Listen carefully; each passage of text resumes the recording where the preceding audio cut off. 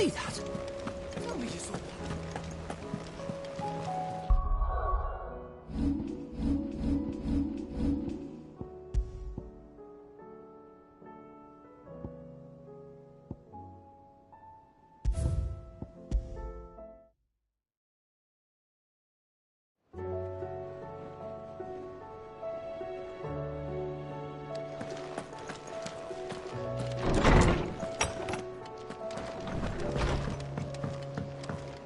Did you see the pair that got hauled into time?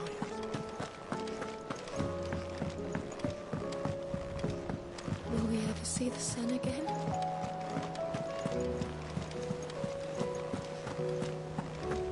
Did you see that? Tell me you saw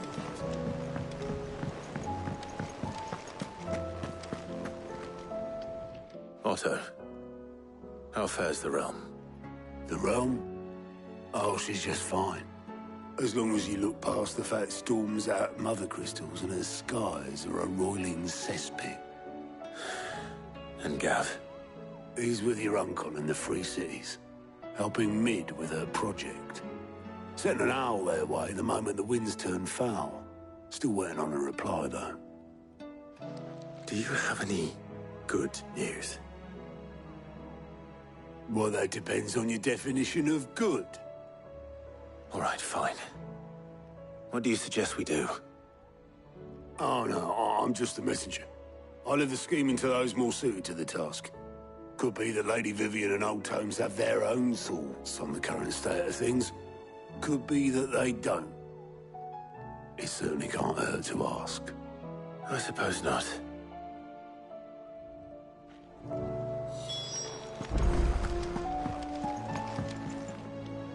How is it that every one of your little excursions presages some inexplicable catastrophe? Not that you are to blame for the Dominion's fate. No one could have predicted the actions of the Crown Prince. I'm sorry I couldn't save your home. My countrymen are stronger than you think. A few toppled clock towers won't break their spirits. They'll be back on their feet in no time. I hope so. Look at us. Bluer than a pair of bog crabs. Tempting though it may be, sulking will not help us find a solution to this mess. You believe there's one to be found? I don't know. But I am certain we're more likely to find it if we first examine the facts.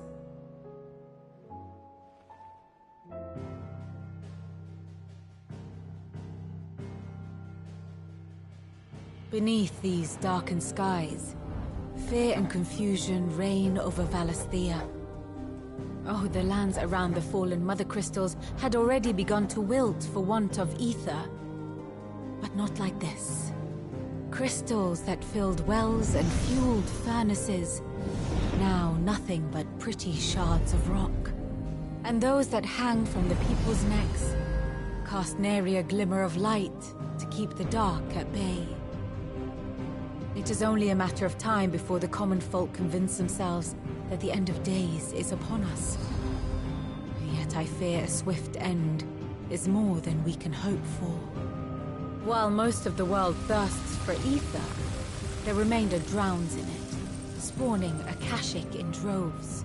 And amidst the hordes of mindless beasts, with magics as like to fail as function, even the strongest nation would falter. Rosaria and the Iron Kingdom teeter on the brink of collapse, while the tragedy in Twinside has all but paralyzed the Holy Empire. Dhalmekia fares little better. Rumor has it the ministers fled the capital after the fall of Drake's Fang, leaving their beloved republic to crumble. Waloed, meanwhile, moves in earnest. The Einherjar has been sighted off-storm. The world, in short, is in chaos. It would seem our civilization was nothing but a castle of sand, to be washed away at the whim of the waves.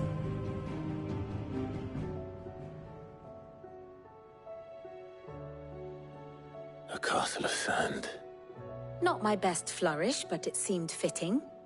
The reports I've received are considerably more blunt in their appraisal. Without the protection of their nations, it will fall to the people to defend themselves against those who would take what is theirs. Which is only ever going to end one way. Defending a farmhouse against a band of chocobo thieves is one thing, but pitchforks and palisades will do little to stall an army's advance. Should the King of Waloed deign to invade, there would be none to stop him. None but us.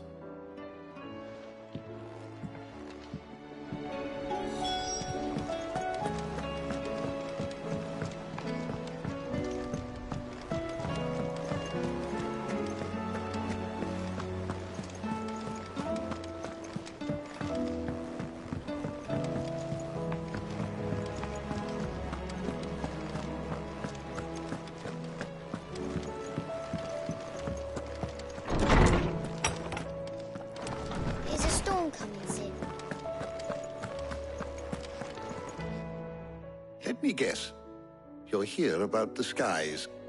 Is there anything you don't know, Lawsman? It doesn't take a court astrologer to augur the obvious.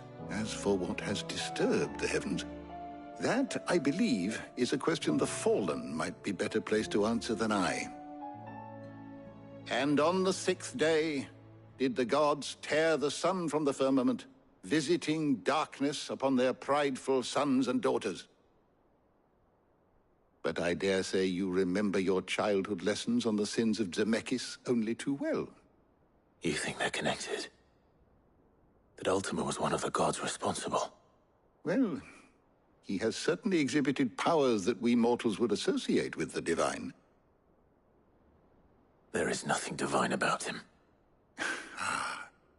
But he wouldn't be the first god of whom that could be said, now would he? Yet for all the fairy tales that tell of the sins, there is almost nothing in the way of actual historical accounts. Had I the Journal of Moss the Chronicler, I may have been able to tell you more, but alas, I fear all remaining copies have been lost to time. You will forgive me, I hope? Certainly not. Because there is nothing to forgive. Even without this journal, you've provided us ample wisdom. And we will always be grateful for it. Perhaps Otto will be more inclined to share his thoughts when he hears what the others had to say.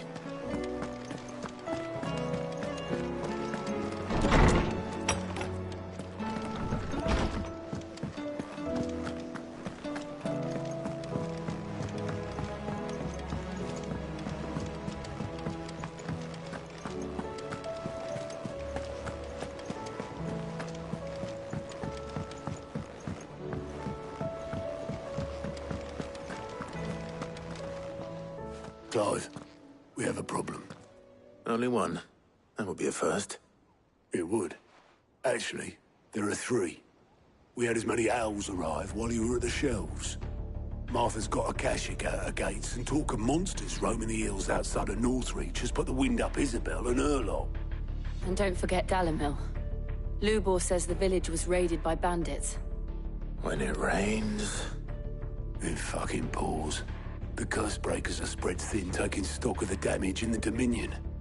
And even if I could get word to all of them, I doubt they'd get here in time to make any real difference. Which means there's only 2 people who can.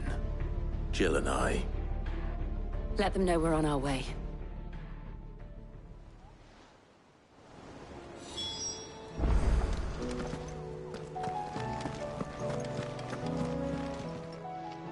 How are you doing?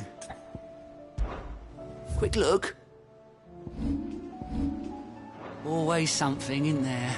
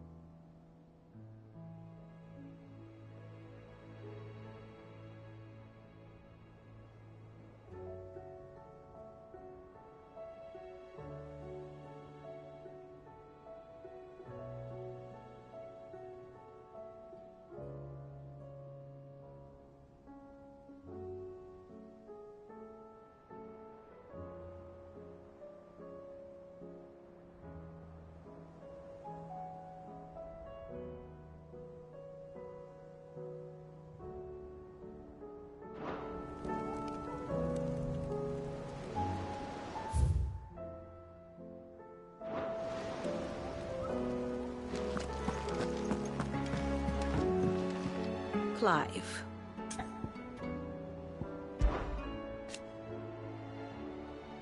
And how could it not? But are we any better?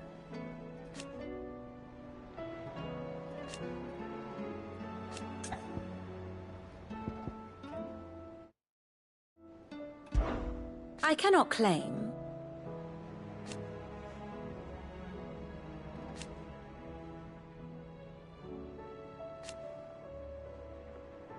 Such are the wages. Ironic, then.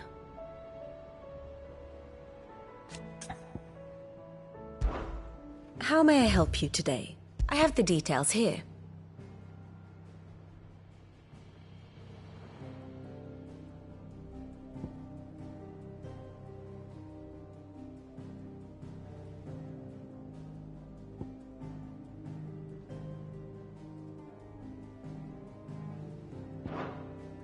Here you are.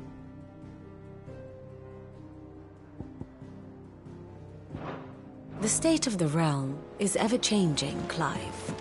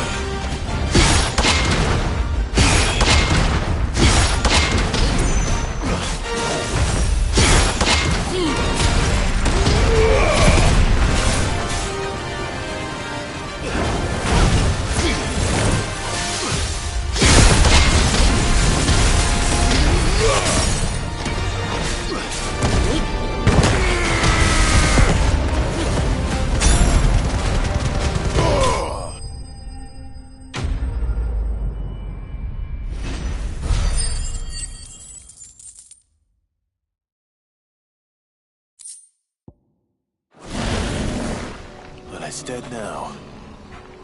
Whatever it was.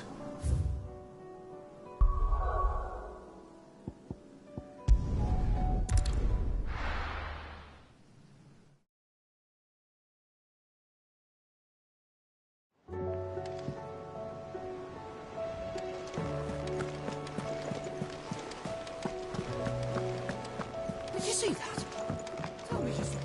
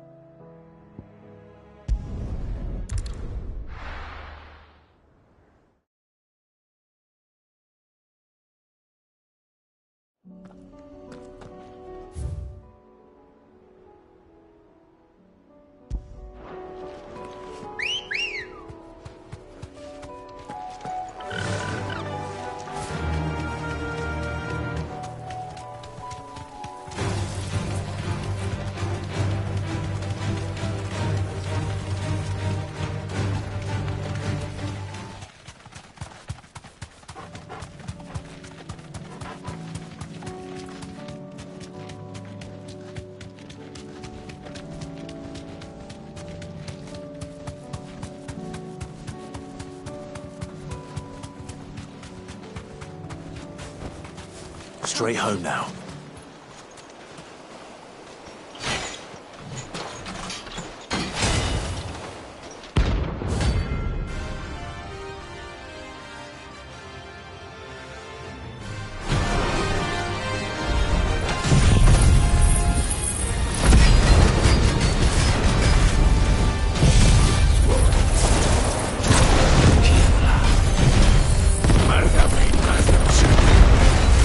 Giant Doom!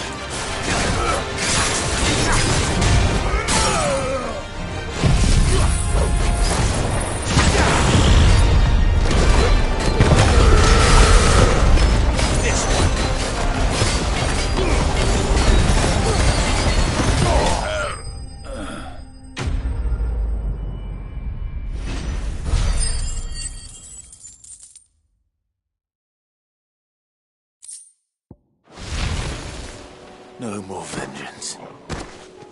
No more war.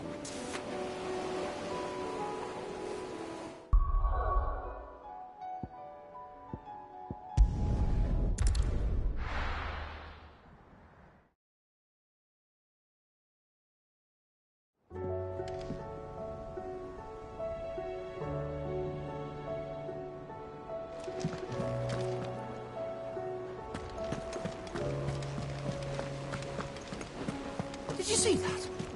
Tell me you saw that.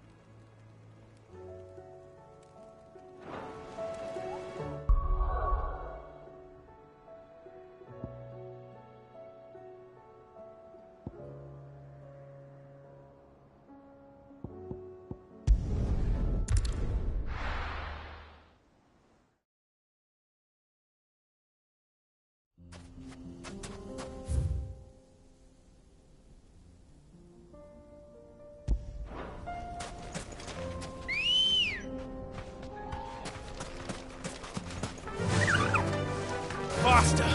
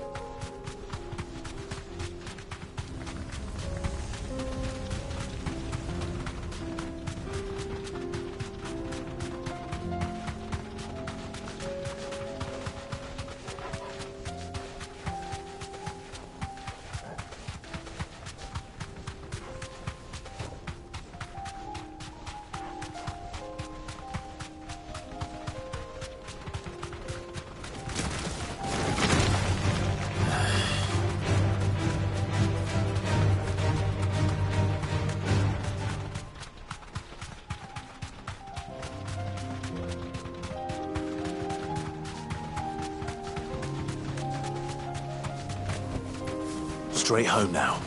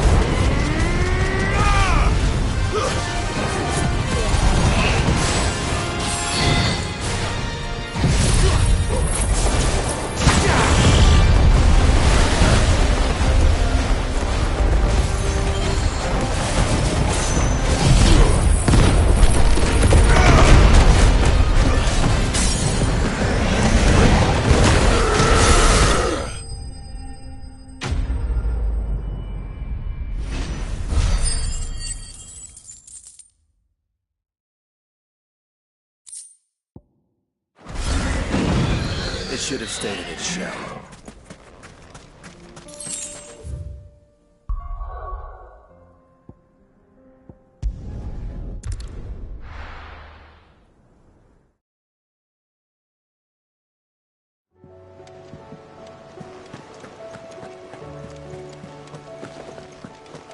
Did you see that? Tell me you saw that.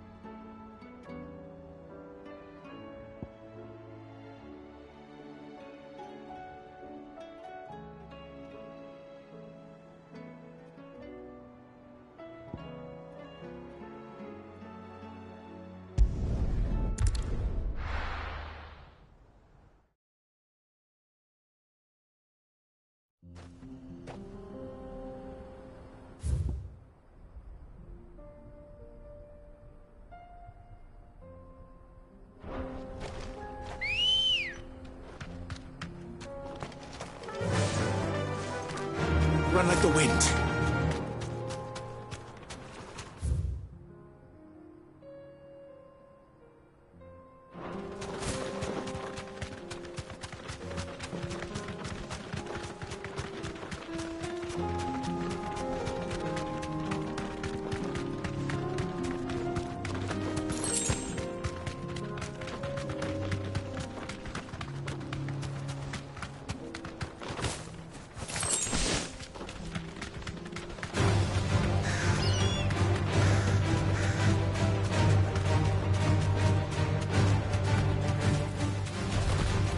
Holding back.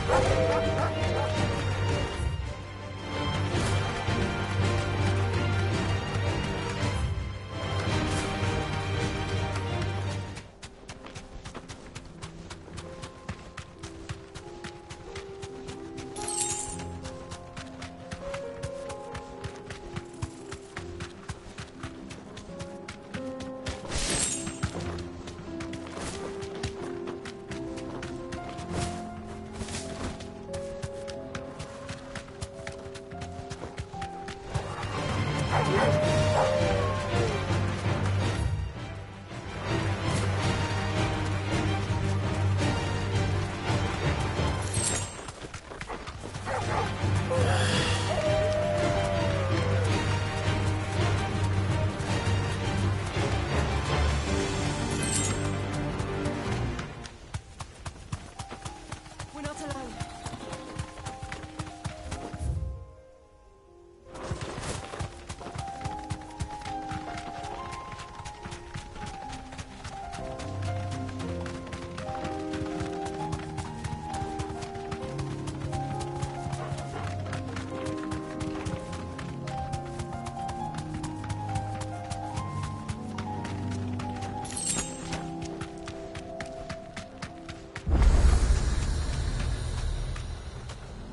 Thanks, Gal. You lost, stranger. Wherever you're headed, it's back the way you came.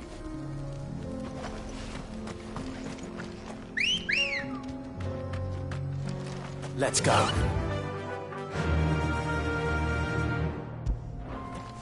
Yeah!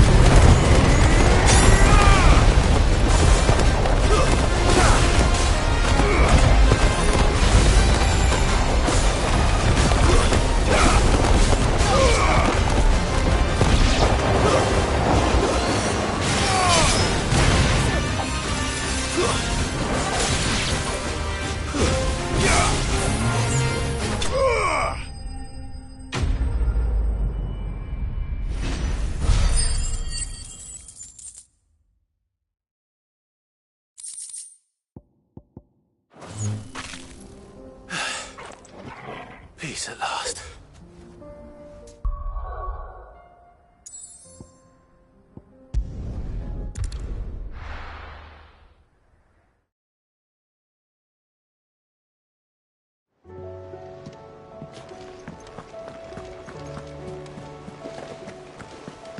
Did you see that? Tell me you saw that.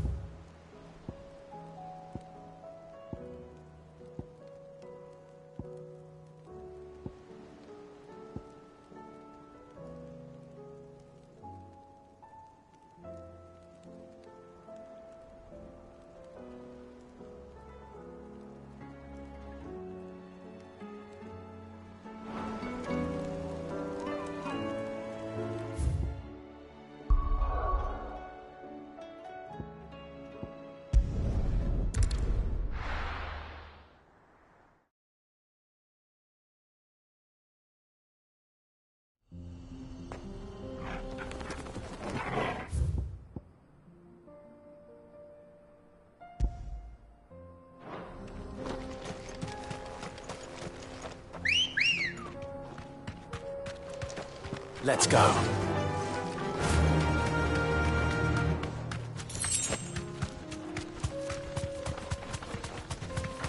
We're not alone.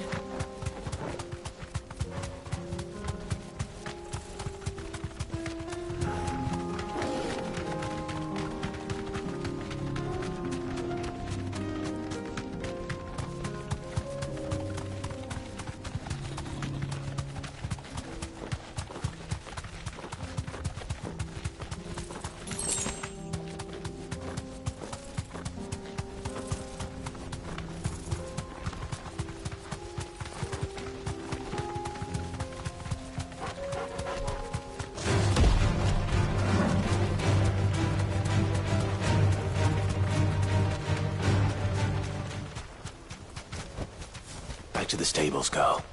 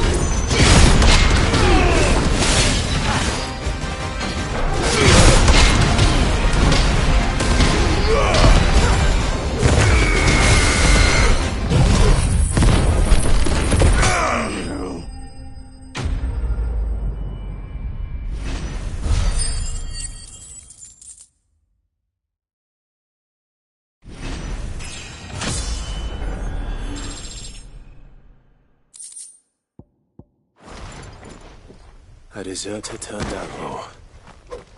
We were more similar than he knew.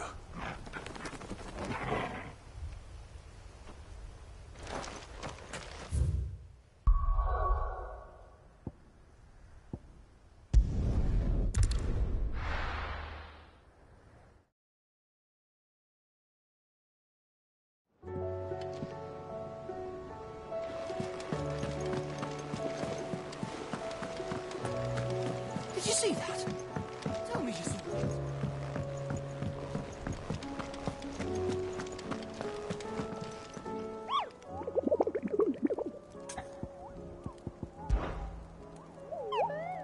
What did you find down there?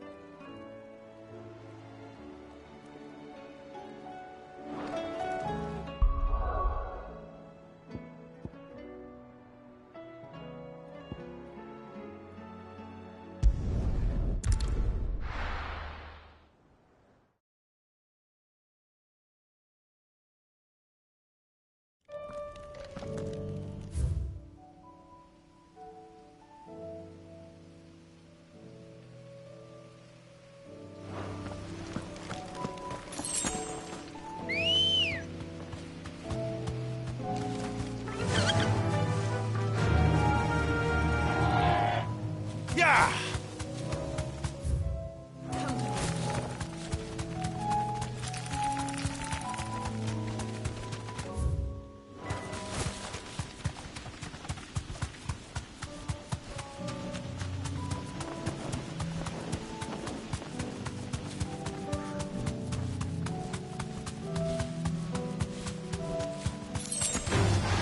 Time to fight.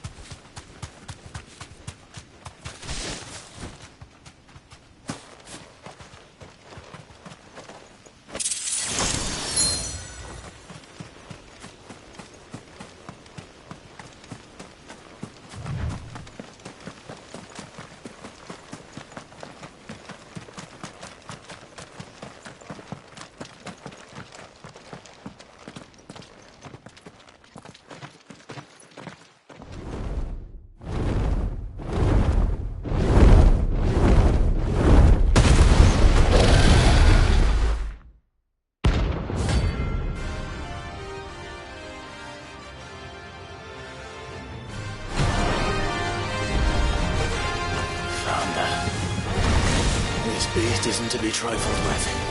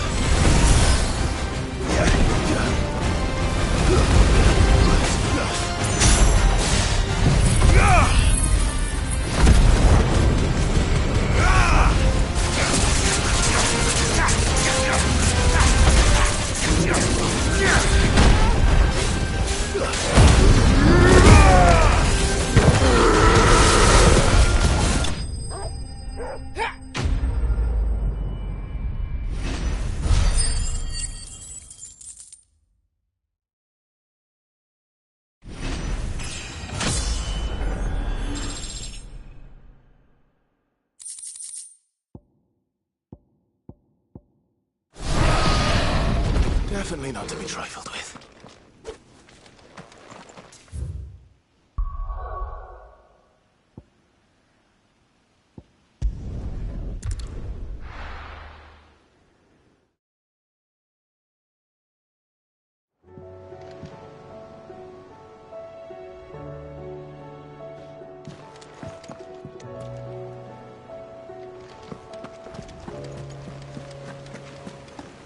Did you see that? Tell me you saw that.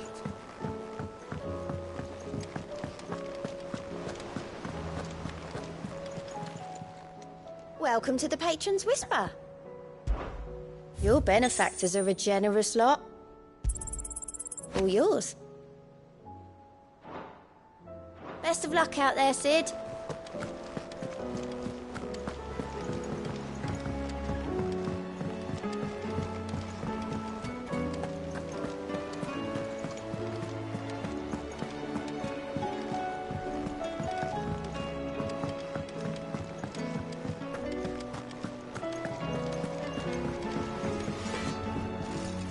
Trouble with your gear, or... So, will it be?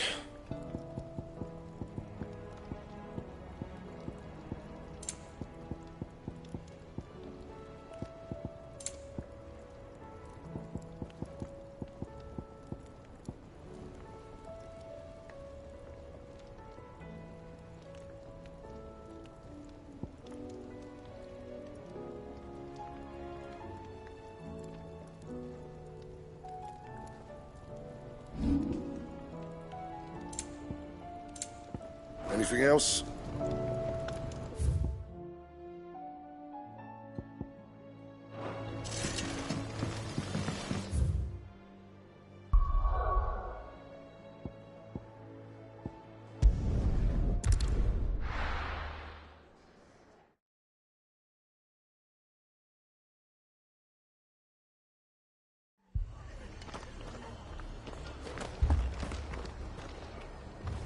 The Akashic attacked us out of the blue.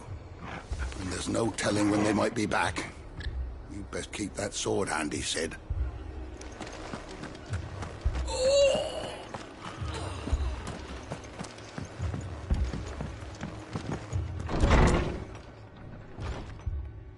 Martha, it's good to see you. And you, Clive. Jill? Otto said you'd been attacked by Akashic. What exactly happened here? Those skies are what happened. Not long after they fell dark, we had our first visit. There were hundreds of them. Tried to storm the hill.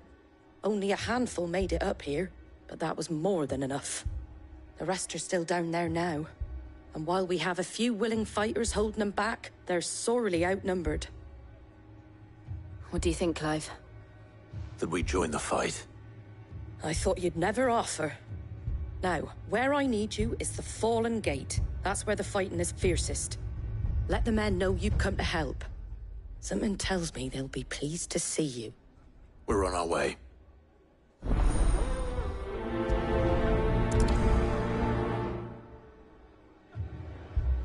Do you think there are as many as Martha says?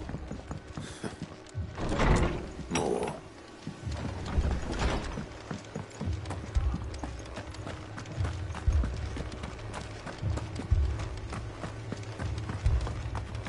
You don't think they've abandoned us, do you? Them not.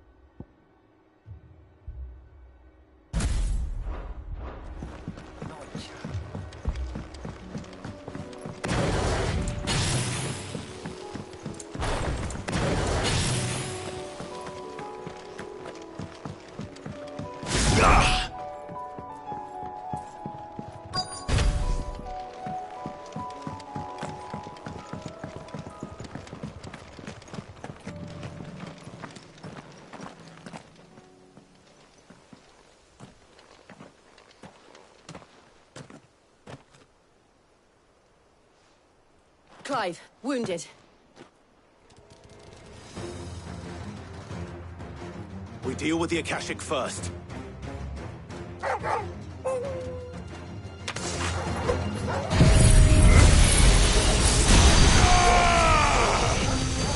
It's over.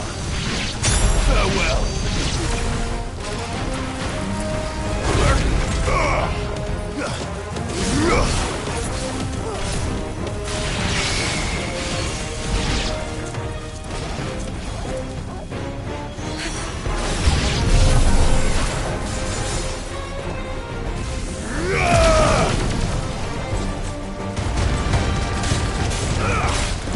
It's over.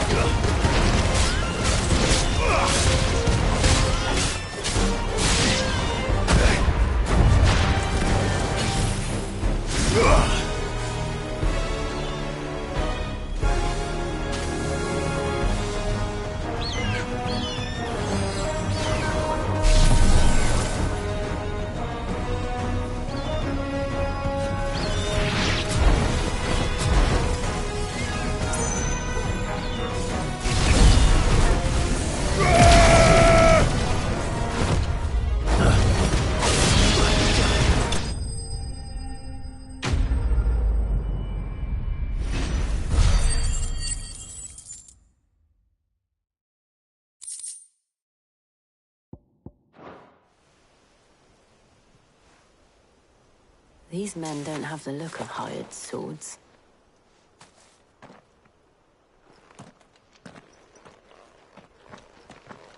If you've come to rob this place, You are mistaken, my Lord Rosfield. We're here by Madame Martha's leave. how do you know my name? Forgive me, my lord. There wasn't time for introductions. We're with the Guardians of the Flame. Wade's men? But how did you come to be here? Where is your commander? Sir Wade left earlier with a scouting party to find out where the Akashic were coming from. Did he? Take your wounded back to the inn. Martha will see you're looked after. We'll join you anon.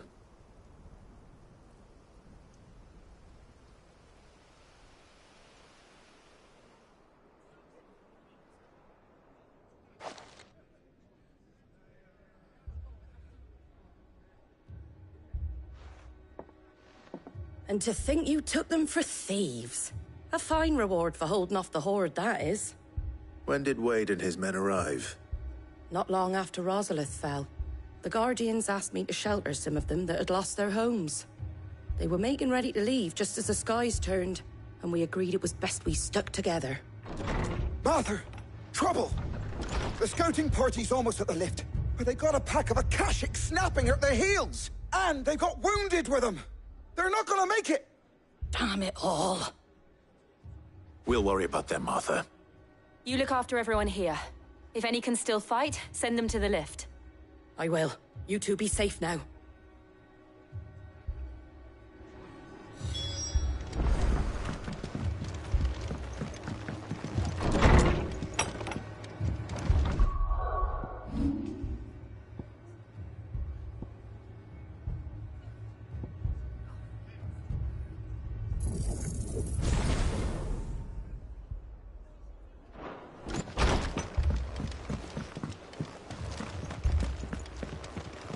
My brothers.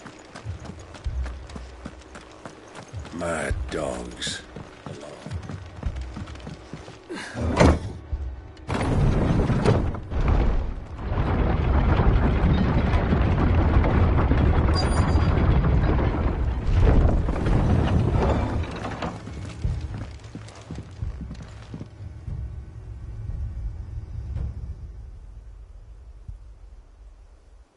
Squire, I need you to get those who can still walk up the lift to Martha's.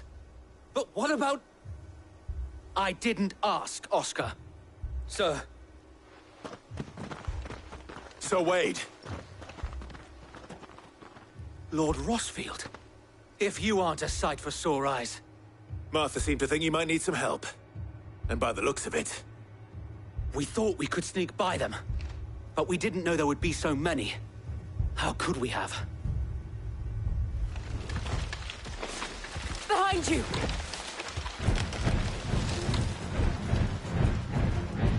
Damn it! We need to get the injured to safety. Do you think we can hold them off? We can certainly try. Are you with us, Sir Wade? Always. Then let's do our duty.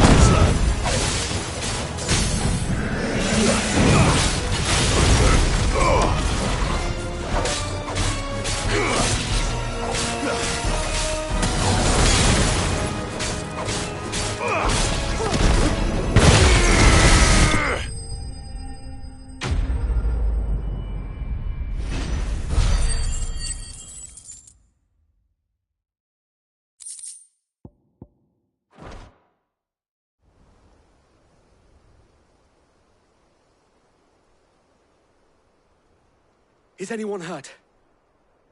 I don't think so. And yet again, you've pulled me from the flames. It's just a pity I keep walking into them. You've never been one to shy away from danger, Sir Wade. Like any shield worthy of the name. I see you're all in one piece. Martha! Is something wrong?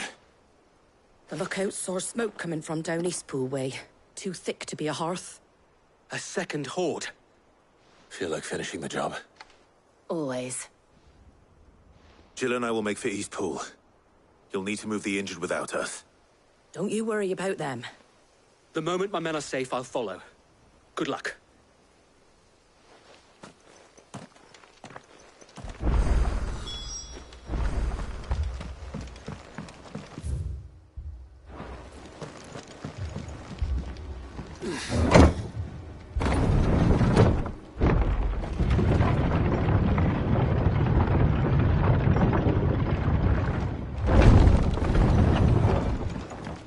Mad dogs.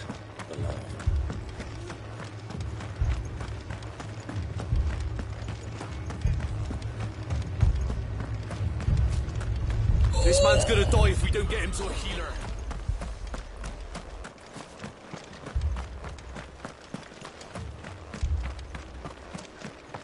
Fiends try to climb the walls here, too. Get me back out there. Founder knows where they're gonna show their ugly faces next.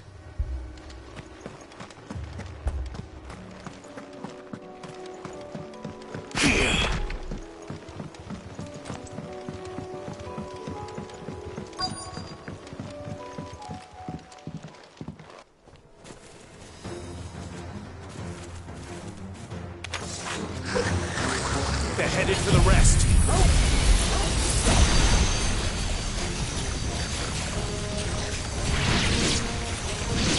We have to slow them down. Martha and the others won't be ready.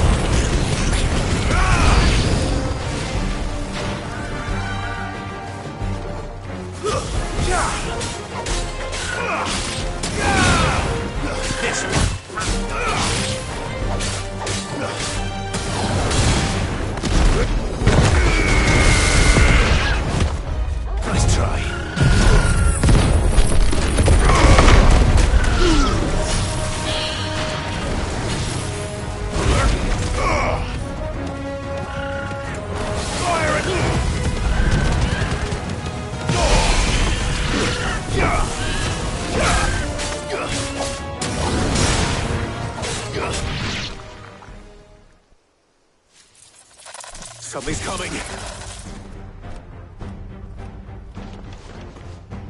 Apologies, my lord. Did I miss anything? Only the first round, so wait. Shall we?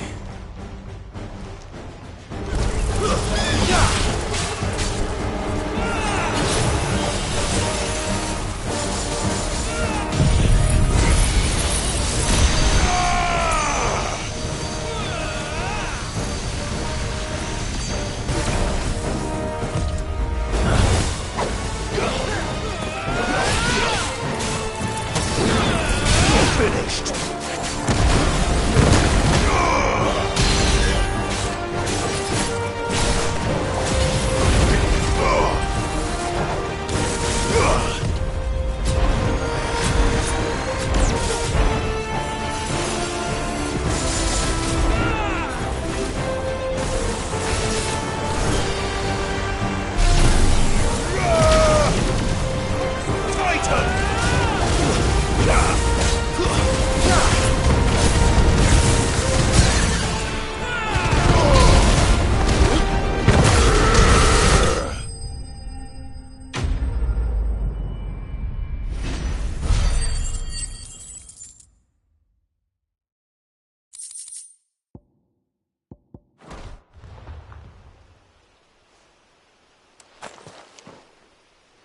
Do you see any more? No. I think that was the last of them. But it won't be long before the next lot arrive. Then we make for Martha's while we can.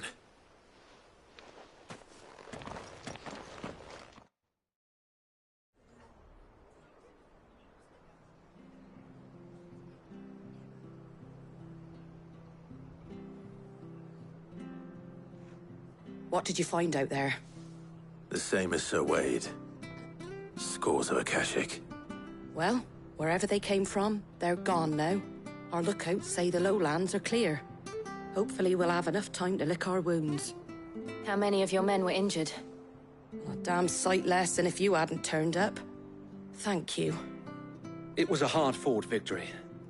But as long as the skies remain dark, I fear the Akashic's numbers are only going to rise. It's not a matter of if the Horde will be back, but when. And whether that's sooner or later, we'll need to be ready. The inn here affords a good view of the land, and is easily defendable. I'd like to make this one of our outposts. What do you say, Martha? You'd have more men to guard the rest. Well, when you put it like that, of course they can stay.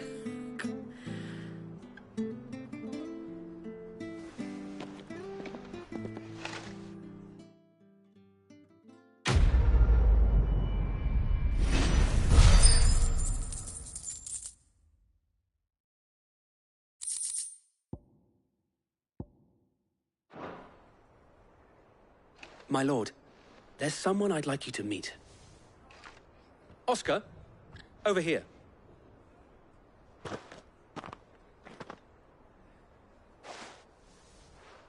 It is an honor to make your acquaintance, Lord Rossfield. I am Oscar. Oscar of House Murdoch. Murdoch? I wasn't aware the Lord Commander had children. Oh, he didn't. But his brother, my father, did. I am Sir Rodney's nephew.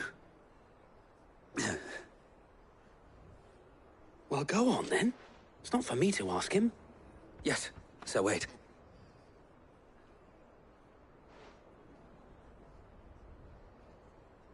If it please you, my Lord Marquis, might you take me as your squire? I would learn the duties of a shield from the finest. I'm sorry to disappoint you, Oscar, but I'm a shield no longer. Nor was I ever the finest. And spending time in the company of an outlaw hardly seems a fitting education for one aspiring to take his oaths. My Aunt Hannah once told me that a man is not defined by his title, but what he does in its name. You have accomplished much since taking on the mantle of Cid, winning no little honor in so doing. And I would sooner serve under an honorable outlaw than an unworthy shield. Not that Sir Wade and the other Guardians are... I mean to say that, they're... It's all right. We know what you mean. There is only so much the boy can learn from me, my lord. But a squire... Would that really be so bad? You were a squire once. And I'm certain Sir Rodney would approve.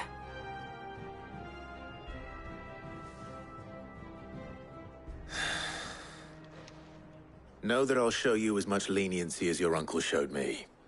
I would not have it any other way.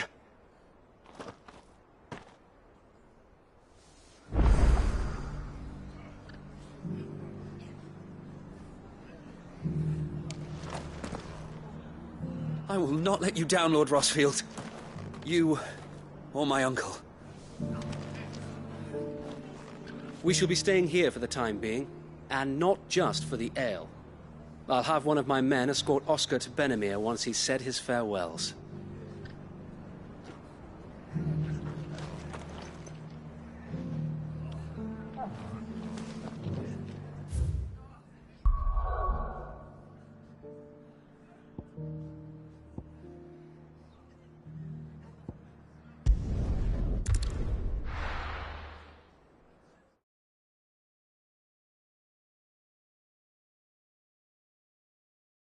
First we find Isabel.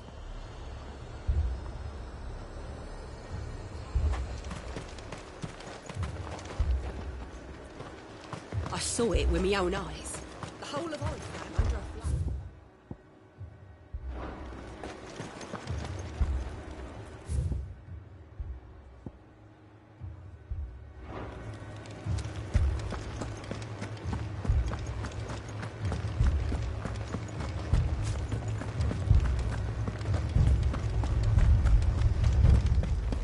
I can't do it. I can't fight those things. But you can. You must. For me. For us. You were right, boy.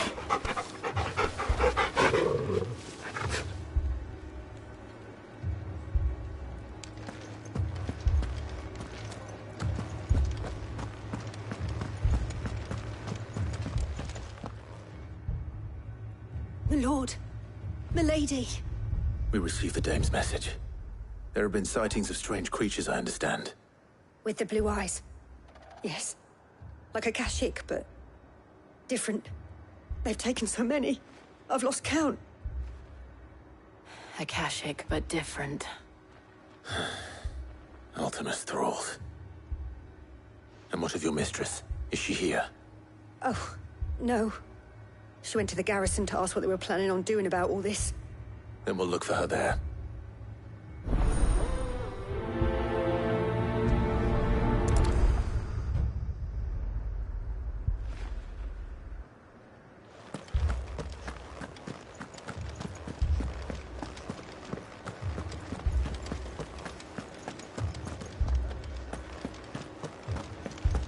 We could leave. The two soldiers were carried.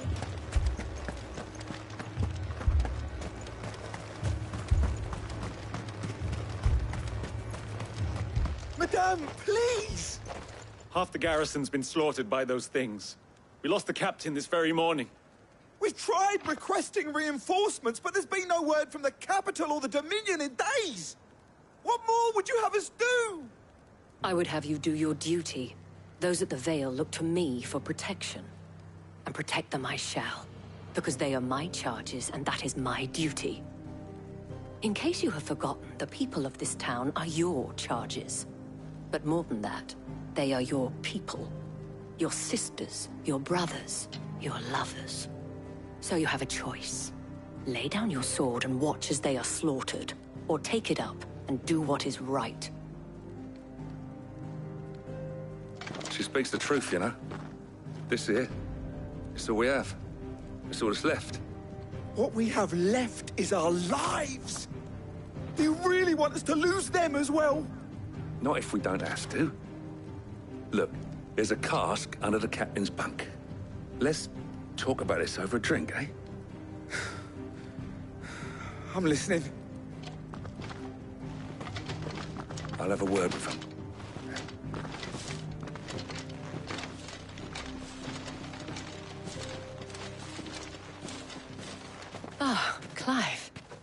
I didn't expect help to arrive so quickly, and sought to take matters into my own hands. It was a noble effort, but I thought you might still need some support. I'd like you to consider my needs. What we need to consider is where the creatures came from.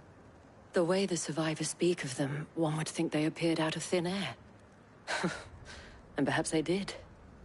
It's hard to know what to believe these days. We'll talk to the survivors.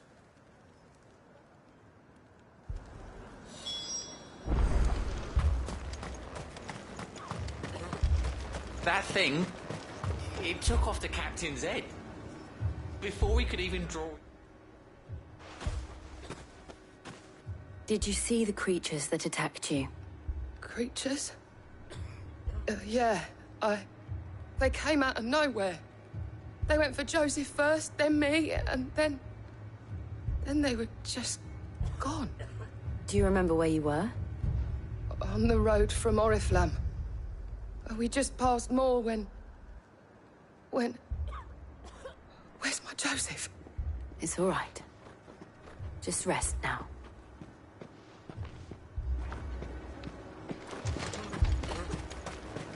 It's all right. Leave me, Pa. Here you are. You're a pikeman, yes? What happened? I've got family in Moor. I heard the flood was spreading, so I went to see if they were all right. And a pack of them glowing things found me in the meadow. I ran for my life. I never did get to the village. Leave that to us. At least we have an idea of where the thralls might be now. We should head for more.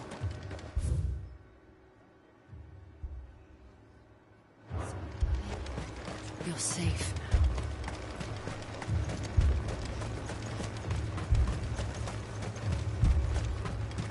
I assume you have a plan?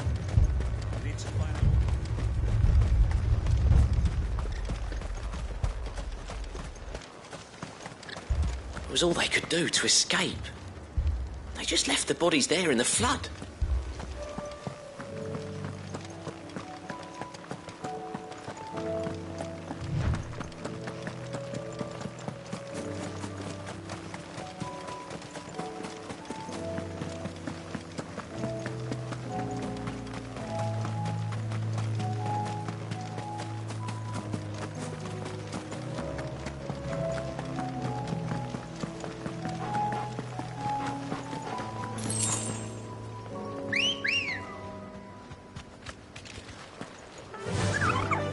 Run like the wind.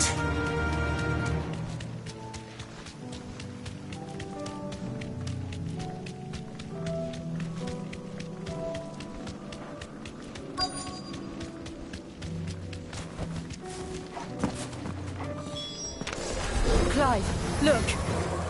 I see them. With me!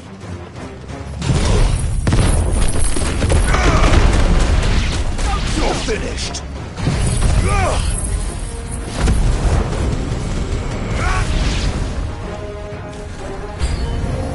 Should I prime? Save your strength.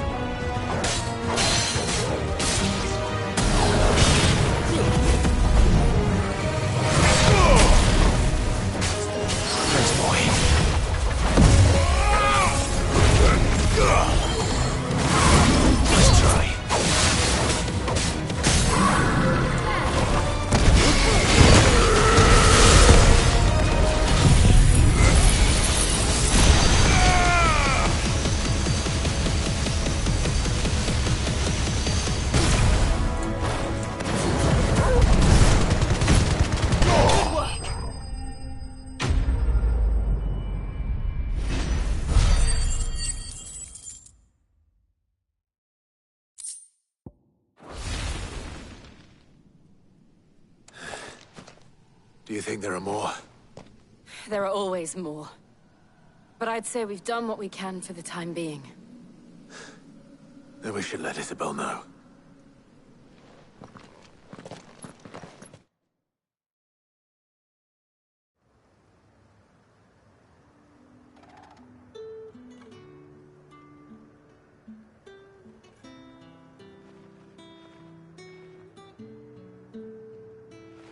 You have the town's thanks. Don't thank us yet. There will be more. Many more. And you'll need to be ready for them. Oh, we shall. Isn't that right, Captain? Yes, milady. The garrison will be ready. Philippe here has convinced most of the men to remain at their posts. For now, at least. Hearing that the Dane would look kindly on any man who committed himself to the task certainly didn't hurt. It's not the most selfless of motives, I'll admit. But whatever it takes, eh? Now me, I never needed convincing. I became a soldier to protect the people I love. And the people I love include the ones standing before me. Handsome and chivalrous. Now, if you don't mind, I have sentries to post. Milady.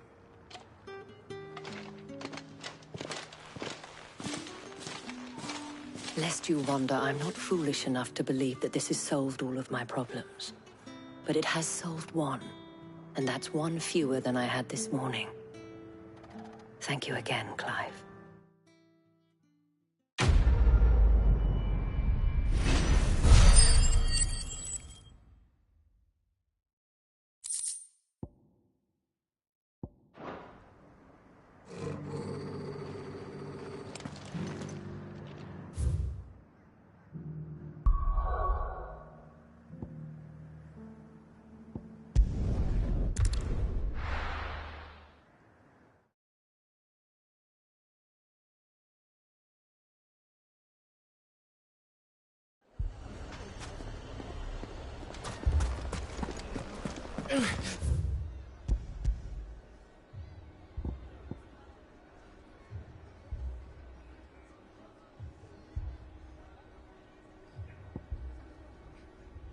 Fucking thieving bastards! As if life hadn't been hard. Poor bastard. Couldn't run because of the weight of his load. Still, better a branded than one of us.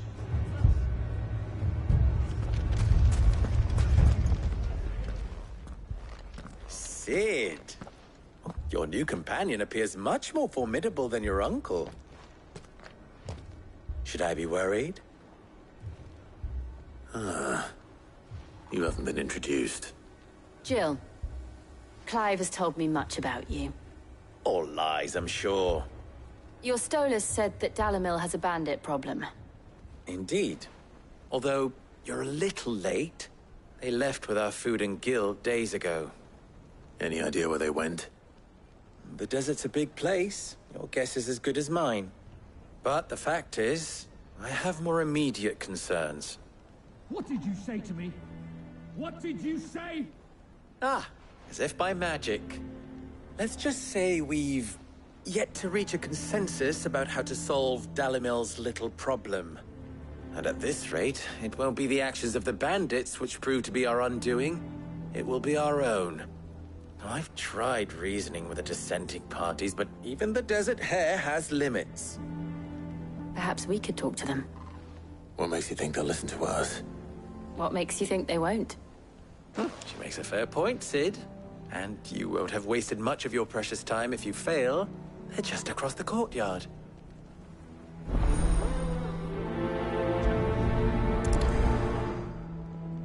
Suppose we just follow the shouting.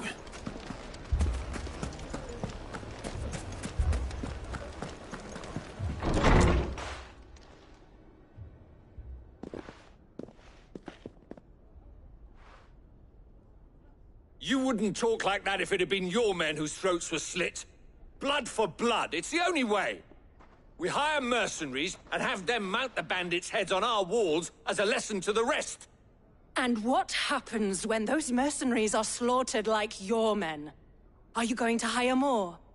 We're better off using that coin to buy food and supplies. If we hire mercenaries, the only thing we're buying is the bandit's ire. And you cannot fill empty bellies with that. Do you hear me? But what happens when they come back? Maybe it'll be your throat that's slit. That's enough. Both of you. Any more of this and I'll throw you out myself. Come back when you're ready to talk like adults.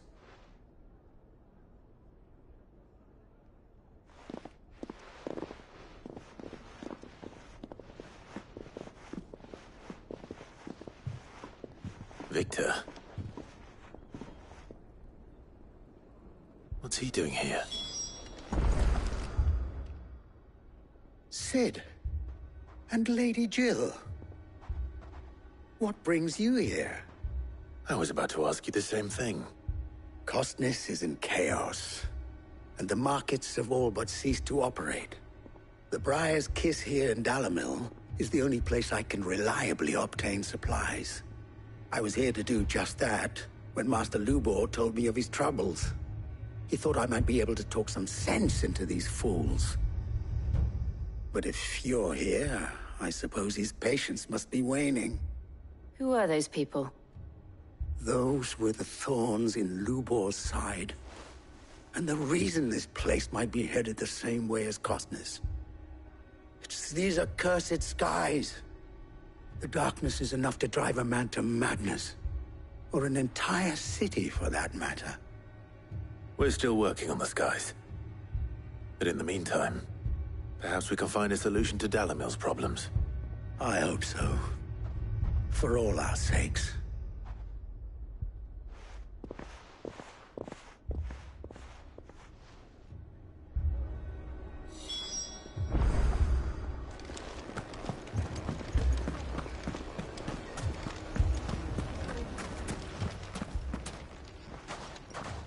So, you see my predicament? What I saw was a room full of people who were angry and afraid. And with good reason by the sound of it. But if left to smolder, that anger and fear could set the entire town alight. My thoughts exactly. What to do? Both sides wish to protect their homes and livelihoods, if only they could agree on how. But as long as they are divided, we are vulnerable. And if there's one thing bandits like, it's an easy target. What would Sid the Outlaw suggest? Well, if it were my namesake,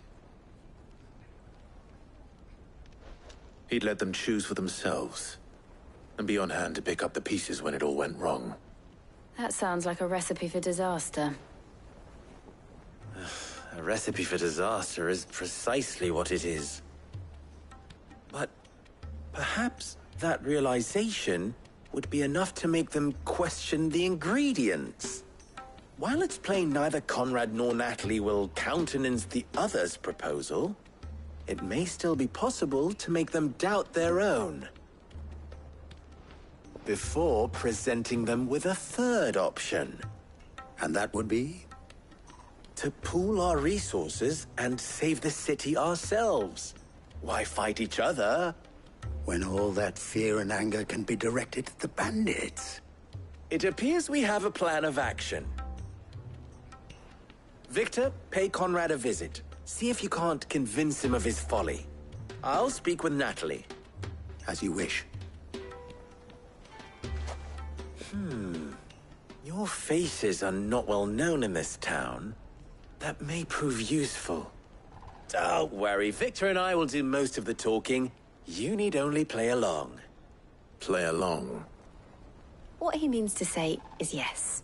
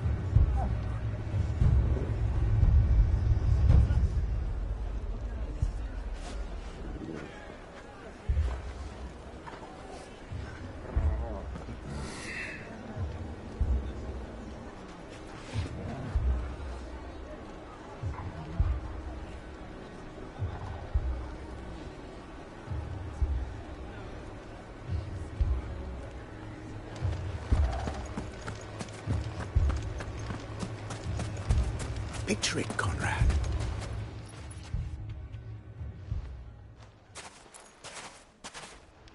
Ah, here she is. The Lady of the Spear herself. Conrad, may I introduce you to Jane, commander of the Red Wings, the oldest mercenary guild in the Free Cities. A pleasure, my lady. The pleasure is all mine. As I told you, I summoned the commander here from Canver to inquire about a contract. Victor says you told him no. That there aren't any men left to hire. Is that true? True as the crystals cracked. Nobles came and claimed every last one worth his salt. And not just from us Red Wings. You know of the 7 high houses. There must be 2 swords assigned each one. Granted, we have a few boys left. If it's boys you're looking for. Well, Conrad, are you saying that Dalamil's finest cannot defend this town better than a gaggle of unblooded striplings? That a band of beardless youths could better avenge the deaths of your brave men than you yourselves? Absolutely not. We'll show those bastards who they're dealing with.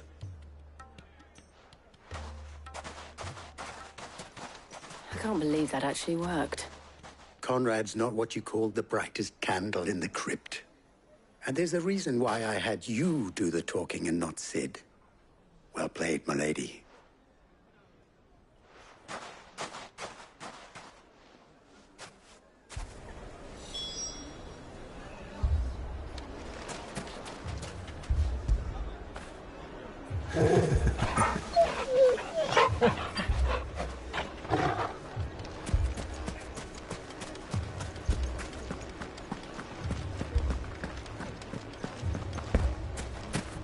My shop.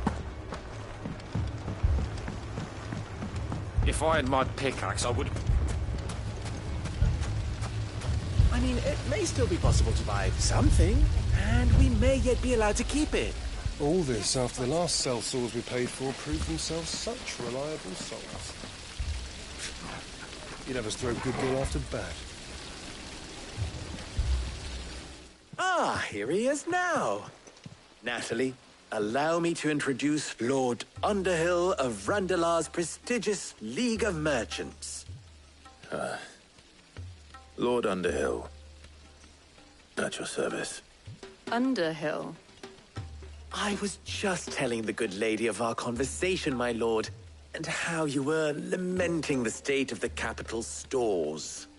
Lubor says that not only are the granaries almost empty, but that war and the Blight mean this season's harvest won't be enough to fill them for winter. Indeed, certainly that is the case. The nobles in the capital are buying up the city's stocks of barley and wine, driving the prices higher than most commoners can afford. It is only a matter of time before the peasants revolt. It is worse than I thought. If what Lord Underhill says is true, I fear we have little hope of supplementing our stores, meager though they regrettably are. And while I applaud your endeavors to dissuade our more bellicose citizens from seeking vengeance, I sense Conrad is not wrong in his assessment of the bandits' likely return. Which means that now, more than ever, we will need to secure what little we still have. Food, weapons, herbs, everything. If our humble town is to endure not only this hardship, but those that are certain to follow, we must stand united. All right. If it will help to protect my home, I'll do it. But you needn't have gone through this charade.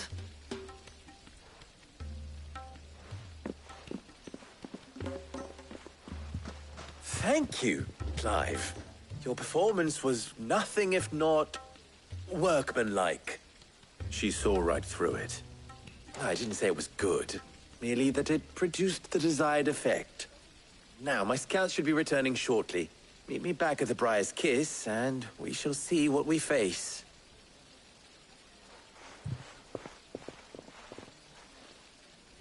I'm not convinced our roles in this ruse were entirely necessary.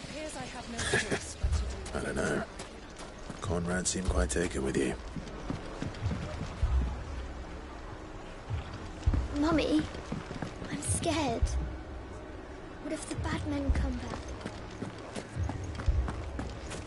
Oh, I'm ruined. Good news, Sid.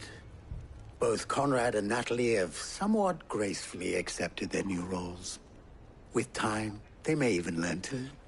Time no longer appears to be the luxury it was before lunch. I take it your scouts found the bandits.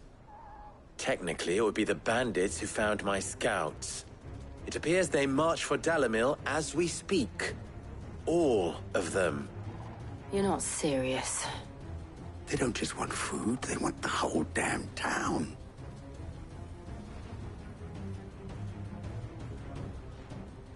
I have a favor to ask. I'm told the bandits march in two groups, one from the south and one from the desert, in a move doubtless intended to stretch our already gossamer-thin defenses. Very well. Jill and I will meet those from the desert. But what of the rest? The rest, my friend, the city shall fight. Together. The stakes, I concede, are high. But if this does not unite Dalimil, nothing will. That is a lot of faith to put into those who had their hands around each other's throats but a moment ago. Then it will be for us to see that their hands are kept occupied. And I do mean us. I thought you might say that. We'll hold them off for as long as we can. And we will do the same.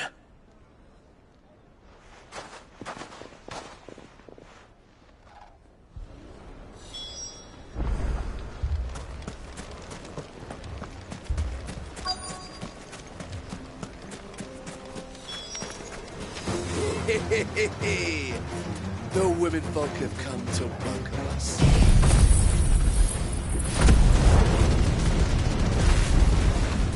I'll take that one.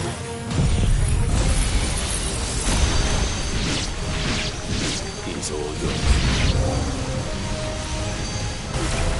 They mean to overwhelm us. It's over!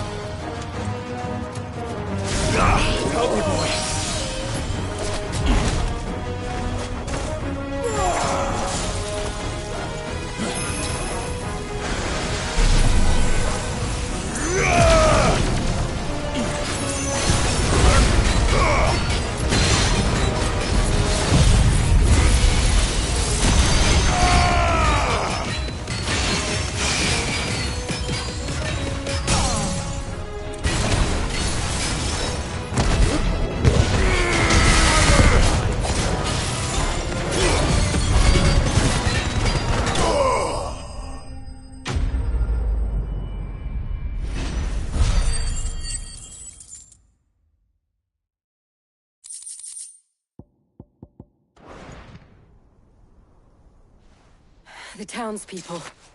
Could they have held out? I don't hear any fighting. What do you think? That we should hurry.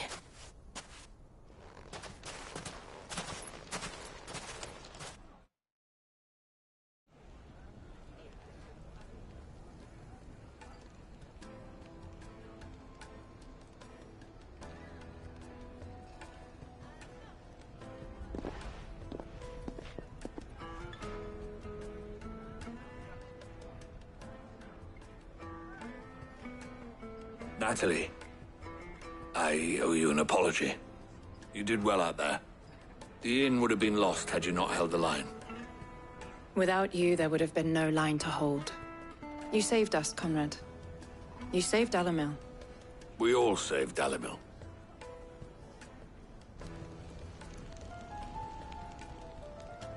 Conrad seems to have had a change of heart. I'd say they both have. I take it from your presence that our visitors from the desert won't be joining us either. Pity. The plan worked, Sid. Granted, it only took an army of bloodthirsty bandits at our gate. Calm now, Victor. Why quibble over the details?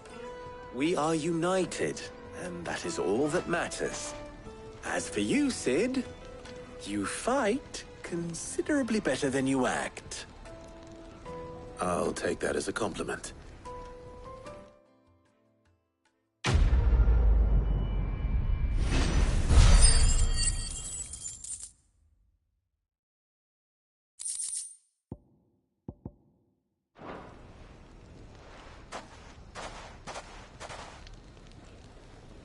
Our friends seem to have things under control.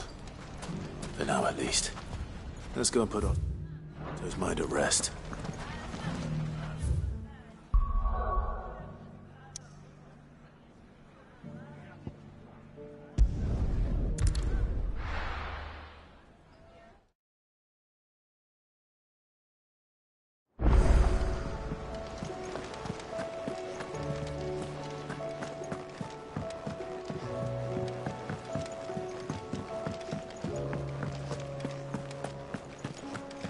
Did you see the pair that got hauled into time?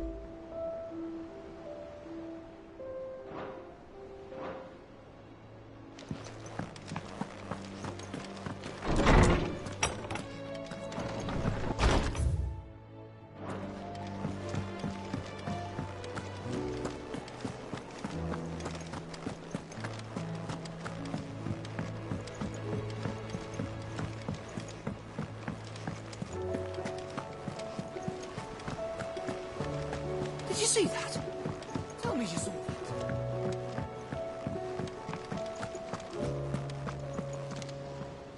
Was wondering when you turn up. Had owls from all our friends thanking you for your timely intervention. How is it you always manage to arrive at just the right moment? Luck, I suppose. Any word on the rest of the realm?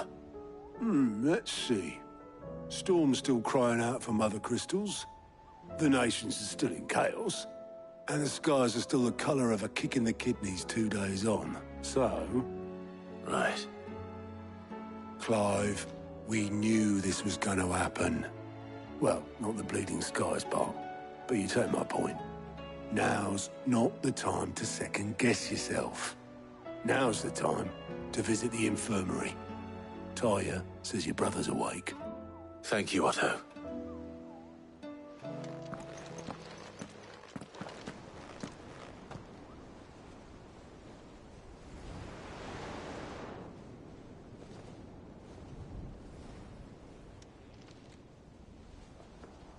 So it was not Sylvester, but Olivier who served as Ultima's puppet. And when Dion learned of this, he sought to slay the fiend.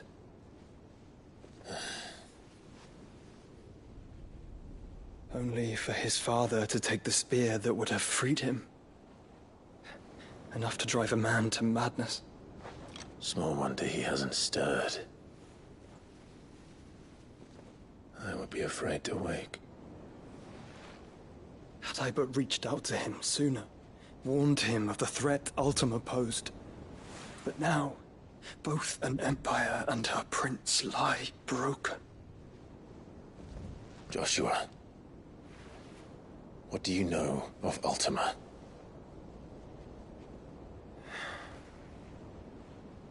Very little, I'm afraid. Despite my best efforts. 18 years ago, as I lay buried beneath the rubble of Phoenix Gate, 'twas not death who came for me, but another. And it was while in my rescuer's care, I first heard of Ultima. I've been chasing his shadow ever since. Ultima is driven by some deep, dark purpose, and for whatever reason, it would seem you are crucial to his designs. He will stop at nothing to have you, even if that means toppling an empire. But why me? What possible use could I be to such a creature? That is one of many answers that have eluded me. Yet, I am certain of this. It is not mere chance. You were chosen for a reason. All dominants carry within them the might of an icon. Nigh limitless power that is at once acutely limited. I wield fire, and only fire. And I only ice. 8 wardens for 8 elements. But you, Clive. You are different. You're special. Your abilities begin with the flames of Ifrit. But they do not end there. The fact Ifrit can even exist goes against everything we thought we knew of dominance. Perhaps Ultima has been waiting for one such as you, whose potential is truly limitless. I've encountered that thing several times now. If it or he, as you say, needs me, why hasn't he claimed me as he did the boy? Were I to hazard a guess, I'd say the two of you are somehow incompatible. His mind not properly attuned to your body. His mind? Mind, awareness, spirit, call it what you wish. But I believe Ultima to be an embodiment of the concept. This is why I struggle and fail to contain him here inside me. I'm sorry. Inside you? With every setting sun, I feel my strength wane. And though the Phoenix's flames mend the prison I have made for Ultima, they do so at a cost. We must find a means to bring an end to him before I meet my own. What were you thinking? It was that or let him take Clive. And I've always had a soft spot for my brother. But that doesn't mean you should sacrifice yourself to save me.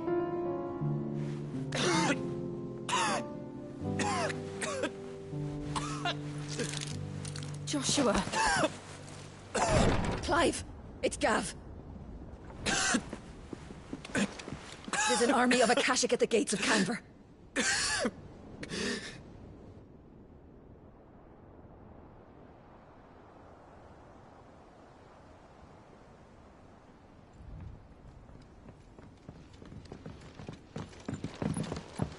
Well, what's the short of it? I thought Tyre told you. The capital of the Free Cities is under siege by an army of monstrosities.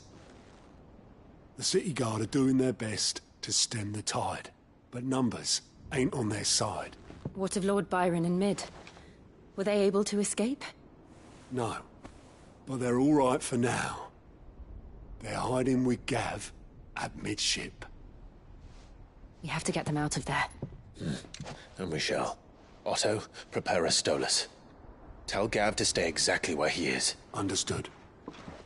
Vivian, what's the swiftest route to the Free Cities? That sounds like a question for the map. Look here. This road, through Tabor, should provide the least trouble. Good. What a coincidence. Tabor is exactly where I'm bound.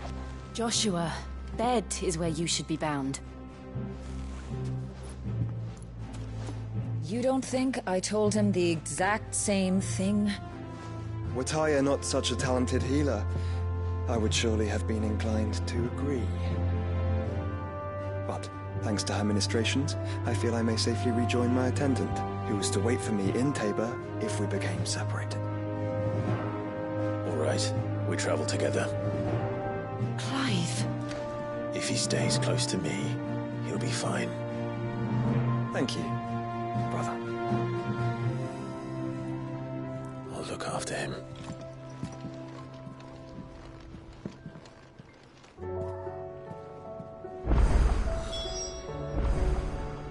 My attendant was with me in the Dominion before I primed.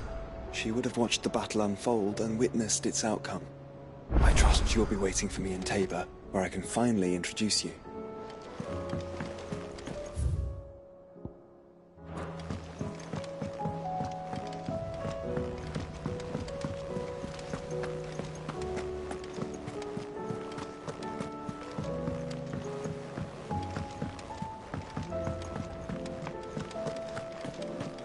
Seems the hideaway is Blasted book!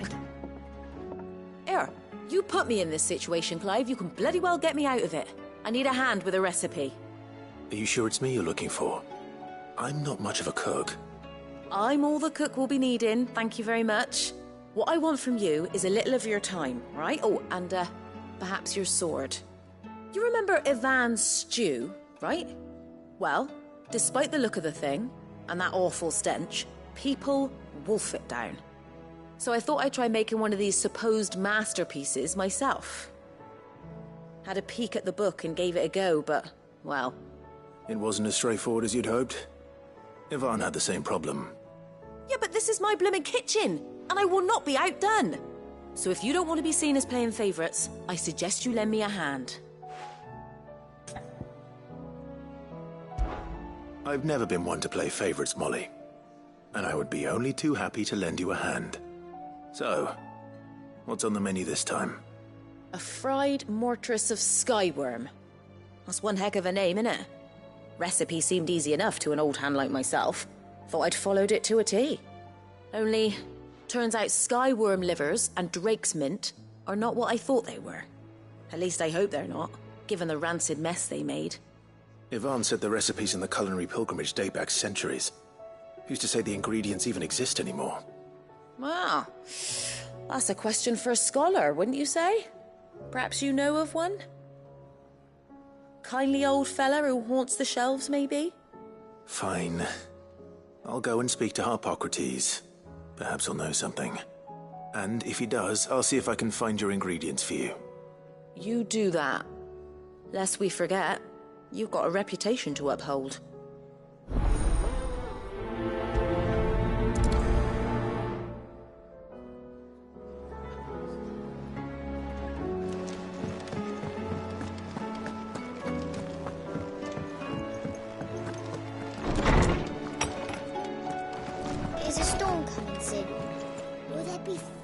Sid, perhaps you can help me solve a mystery.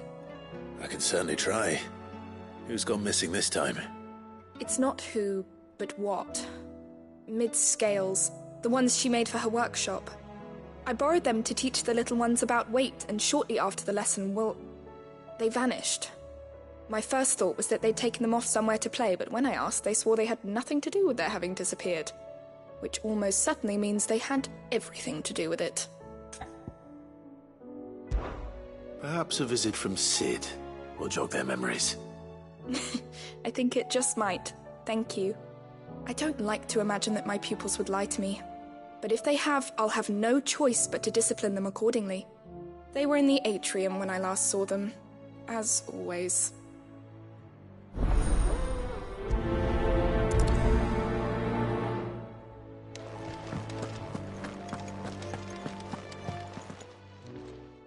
Lawsman Harpocrates. I've come to pick your brain if you don't mind. It's about the book you lent Ivan. Ah, Valisthea, A Culinary Pilgrimage, a classic. One of my favorites, in fact. The young man did a wonderful job with the Chance's stew. I do hope we shall be able to sample more such marvels in due course. That's actually why I'm here. I don't suppose you know where I might find skyworm livers and drake's mint.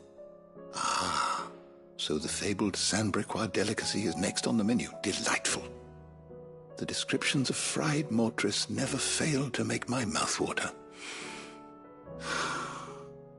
Now, skyworm is a somewhat antiquated name for the wyvern, their ground livers being the paste from which the mortress is made. Dragon livers. How very Sambriquois. One would have thought the disciples of Bahamut would have a touch more reverence for their icon's brethren, but apparently not. I believe the specific dragon the recipe demands is the blueback wyvern, said to be the very color of the sea beside which it resides. So we know where to look for our liver. But what about the drake's mint? Saint's bonnet in contemporary parlance, a herb which grows along the North Reach coast. I gather that one can locate the cheerful yellow flowers by their heady scent alone, so I'm sure you'll have no trouble finding them. I may add that people once believed game was best served with the flora that sustained it in life, in which regard fried mortress of skyworm is undoubtedly a typical dish of the time. Meaning that if I find one, I find the other. To Northreach, then. Best of luck, Clive. And do save me a bite once the dish is complete.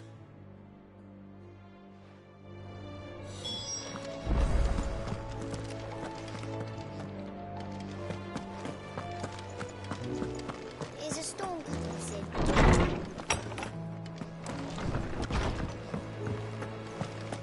Seems the hideaway's lost its...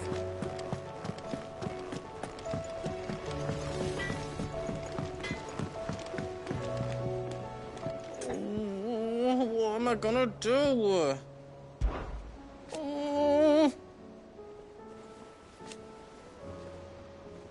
But no more.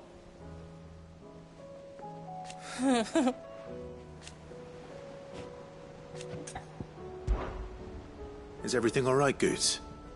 You seem more discomposed than usual. Oh, I don't know what that means, but I'm in a bit of a muddle. Oh, I think Nan might be in trouble, and she's... It's all right. You can tell me.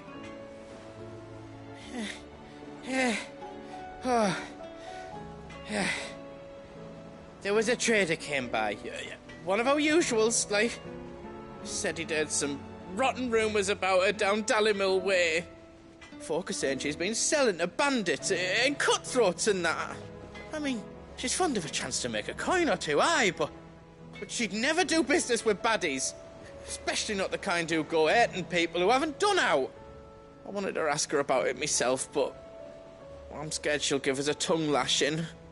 She'd never give your tongue a lashing, though, would she? Don't worry. I'll speak to her. Oh, thanks, Clive. You'll let me know what she says, won't you? Of course. I'm sure it's all just a misunderstanding.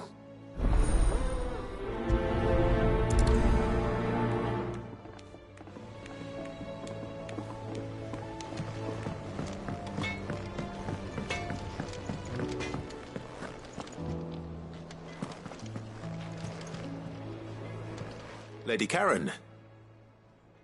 How's business? Not nearly as foul as the weather. You're doing good trade, then?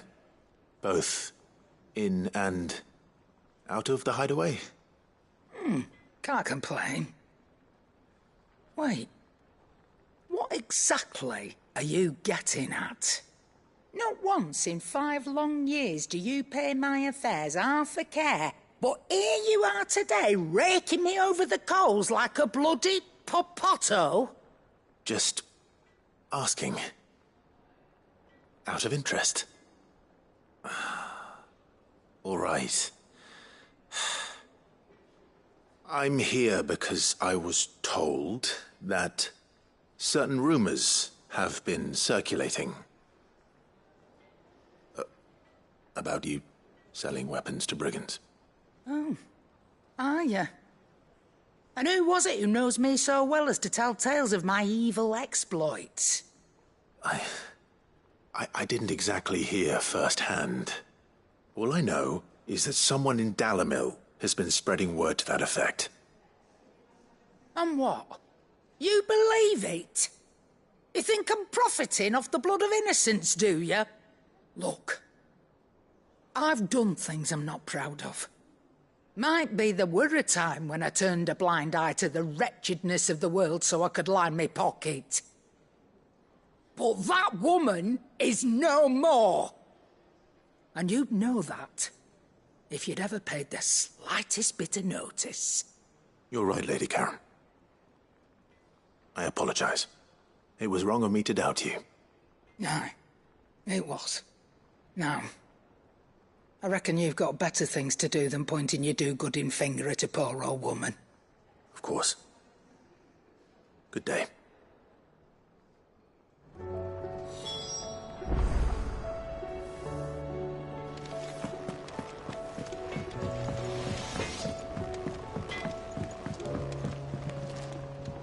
I spoke with Lady Karen. What did she say? That the rumors were unfounded, and that I was a fool for thinking they might hold any truth, along with some other things that made her feelings clear. And while it sounds like she may have done things she regretted in her past, she says those days are behind her. Oh, well, that's good. I knew Nan wasn't caught up in out bad. But why would people say she was? What did she ever do to them? It's not right. No, it's not. But people do things for all sorts of reasons. Perhaps we'll never know. Well, I'm going to find out. That trader, he said they were all talking about her in Dalimil. So that's where I'm going. I'll find someone who'll tell me, you'll see. Are you sure that's wise? Whoever's spreading these rumors means Karen ill. Oh, right. But that's why you'll be coming with me, isn't it, Clive? I suppose it is.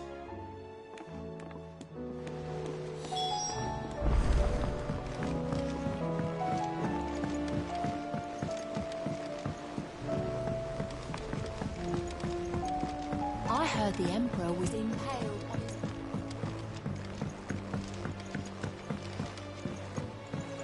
We're all gonna die! You hear me? What do you reckon we should do? I say we should just...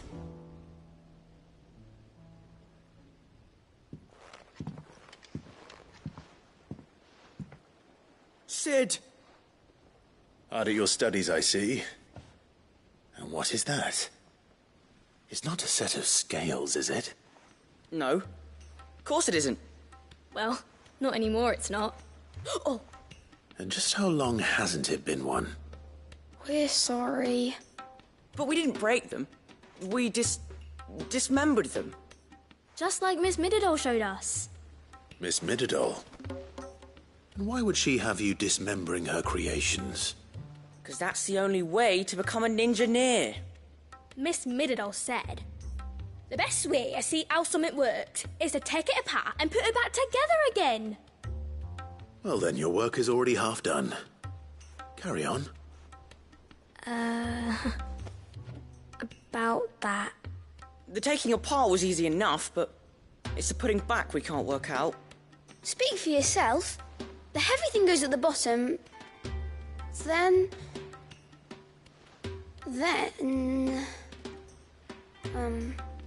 You three need to learn to take responsibility for your actions. So let's have a look at these parts with fresh eyes, shall we?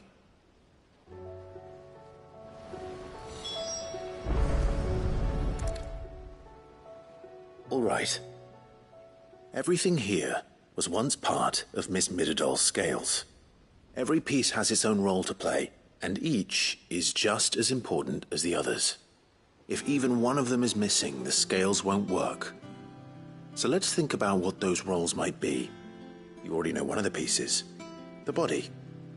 Its role is to support everything else. But what of the others?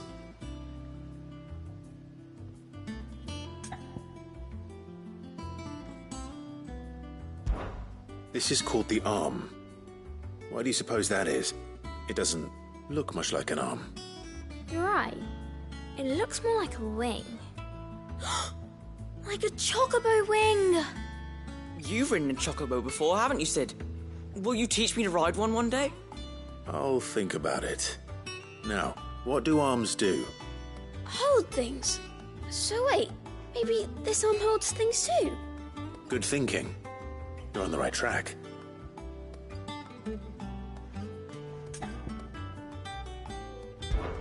These round parts are called the pans. You all know what a pan is, don't you? I do. Molly uses them in the kitchens to fry bangers. But these aren't for frying bangers, you idiot. They're for weighing stuff. But what if I wanted to weigh Goots? I don't think he'd fit on that little thing. Probably not. What are the chains for? Holding the pans up? Well spotted. Which means something must hold the chains up in turn.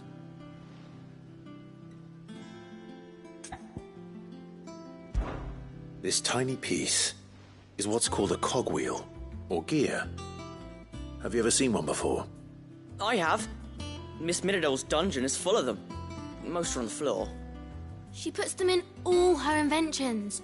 They spin round and round and round and round and... That's right. They're very useful when you want to make things move. Do you remember if there was anything on the scales that moved? I remember the arm moved when I tried weighing an apple. And then somebody ate it. Not my fault. You shouldn't have tried weighing it before lunch. We know what part's supposed to move and how it's supposed to move. So, let's put the pieces together first, see what doesn't move, and then stick the cogwheel to that. Not a bad idea. You see? It's not so difficult. So, now that we've taken stock of the parts and learned what they do, what do you think? I think we've got it. Then here's what we'll do. You tell me what goes where, and I'll put the scales together.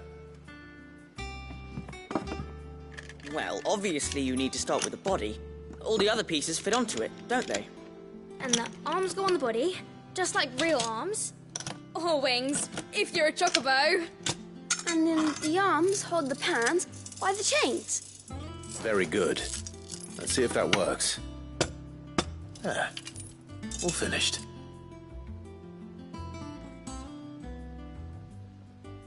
Yes! We did it! Well, with Sid's help. Oh, I just put the pieces together. It was you three engineers who showed me how. That's right. We're Miss Minidole's hares. Her hares? Yeah, hares for the future. She's showing us her secrets now, so we can help out the hideaway when we're older. What do you think, Sid? Are we almost ready? With a little more help from Miss Mididole and Miss Shirley, I'd say it won't be long at all. You hear that? It won't be long. Until then, though, do try to be honest with Miss Shirley.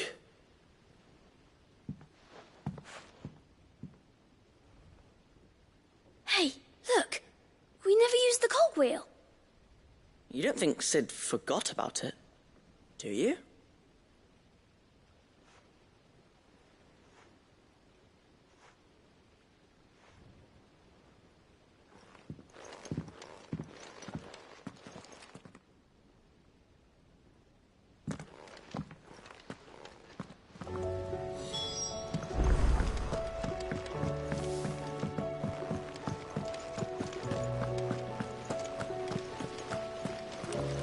The girls here can have Otto and Gav and Gareth and Cole and all the rest. My heart beats for another. Now, if only Lady Taya would let me into the infirmary to see him.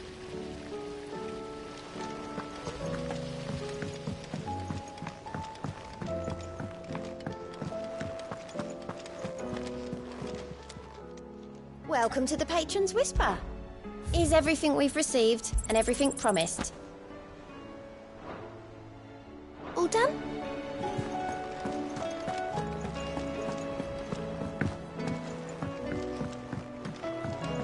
Did you see that? Tell me you saw that.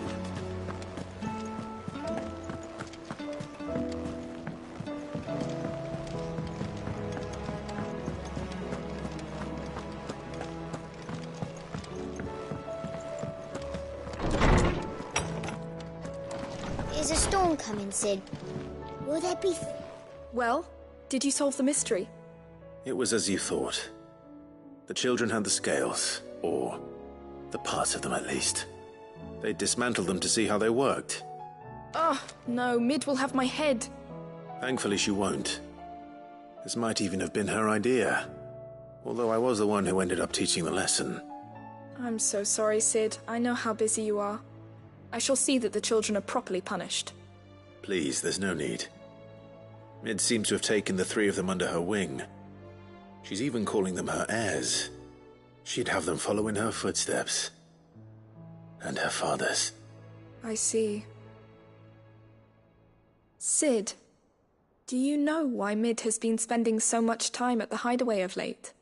She told me it was because her studies have been interrupted by events in Canva. Is that not true? No, it isn't. The university offered her a commission. In exchange for full tuition, room and board, they asked her to oversee the design of several new war engines.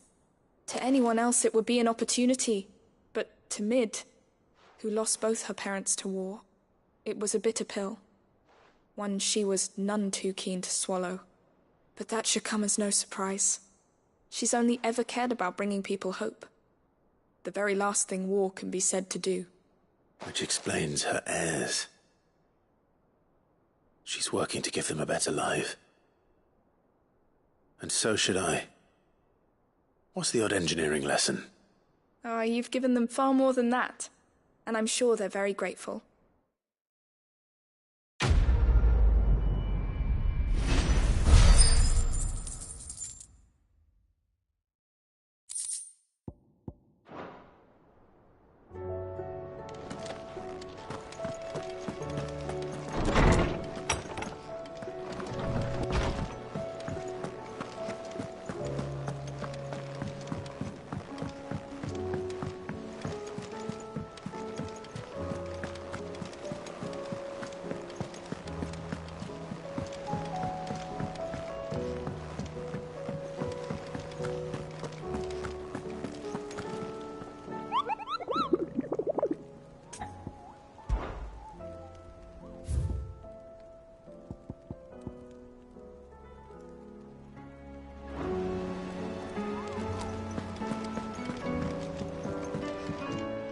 What will it be today? Allow me to educate you. Study it well, Clive. Thus ends today's lesson.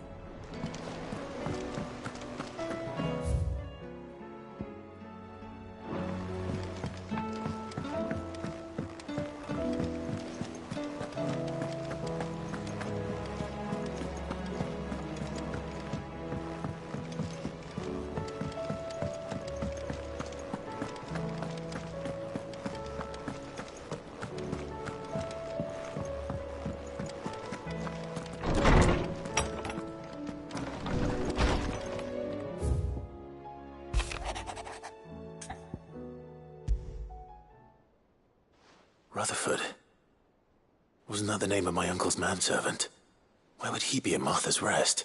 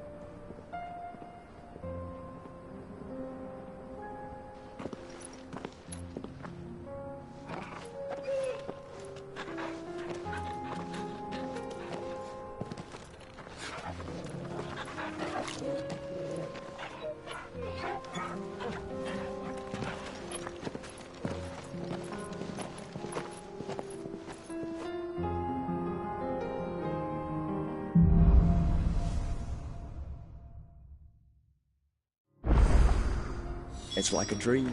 The four of us out walking like we used to. Enjoying this, are you? Gav and the others could be in danger as we speak. You're right. I'm sorry. Yote is a fine scout. If Candle was attacked, she will already have begun gathering information. Tabor isn't far. We should pick up the pace.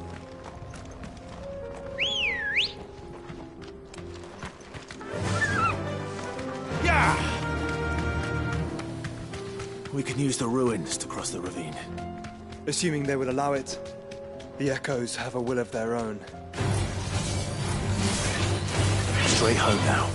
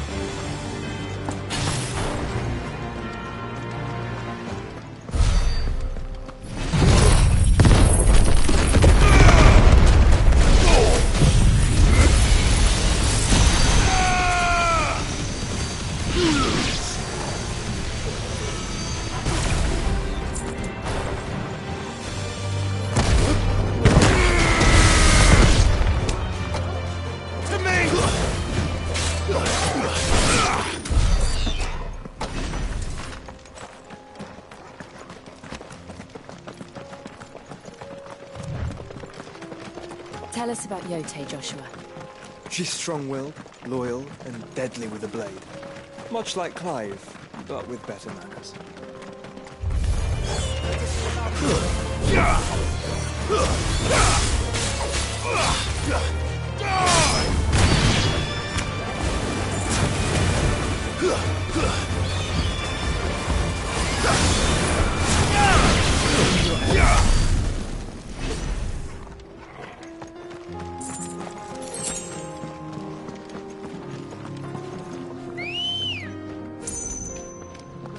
Come on. Fly, Ambrosia.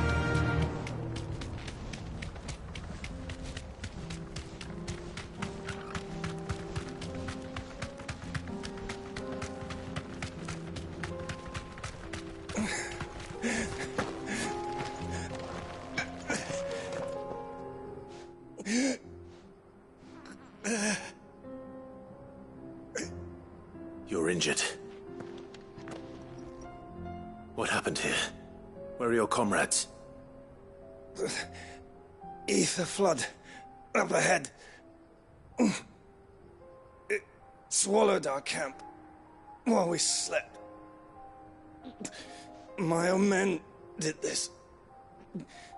Turned every last one of them. There's a village not far from here. Tabor. The people were kind to us. It's only a matter of time before they won't stand a chance. We can't let those monsters reach the...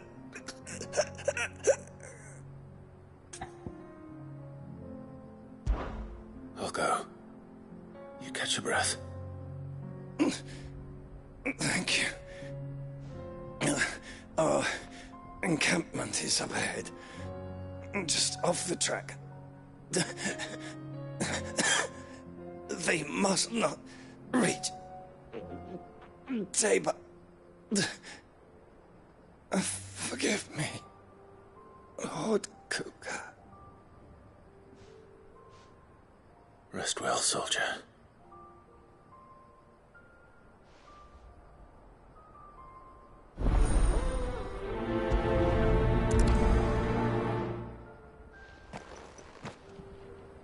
You said the encampment was close. Let's hope the Akashic are still there.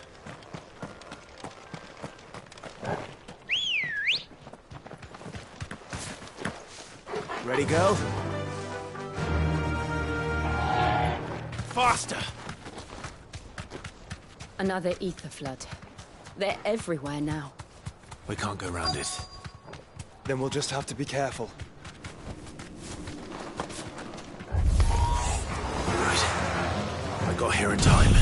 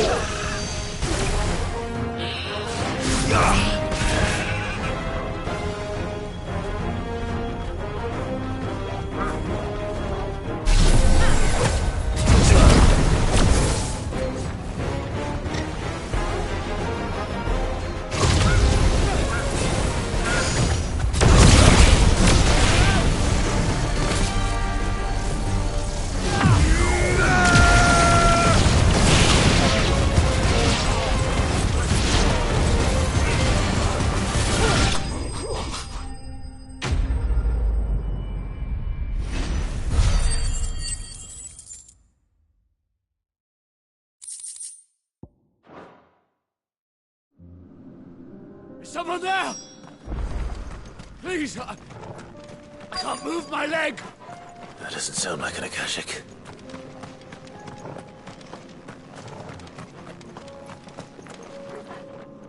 You're with the battalion? I am. I heard the fighting. Are the others? Taken care of. One of your brothers in arms told me what happened and asked for help. Another survivor? Where is he? Tell me. His wounds were too deep.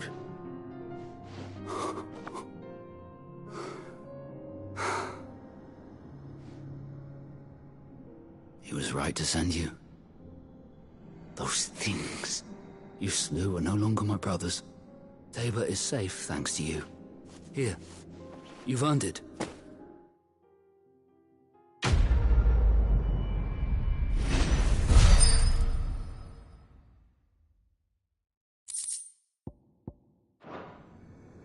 You seem familiar. Have we met? You must have me confused with someone else.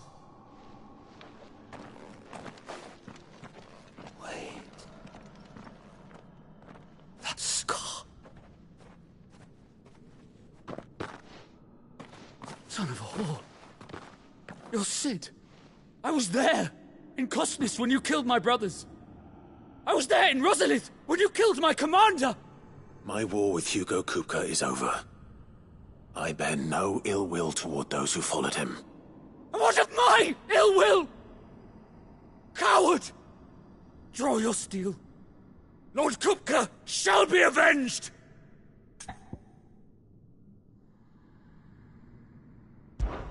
When your wounds have healed and your head has cooled, come and find me if you must. Though I hazard your life would be better spent in service of those who need it. Or have you forgotten your oath to the Republic? My oath? What would you know of oaths? I know how hard they are to keep. Which is why I'm giving you the chance to keep yours. No. I won't be deceived. Lord Kupka told us of your crimes. You are an outlaw. A murderer, not some man. Like you or anyone else. I am nothing like you. But if you're not gonna kill me, then go. Leave! Just know that I will find you, Sid. Someday.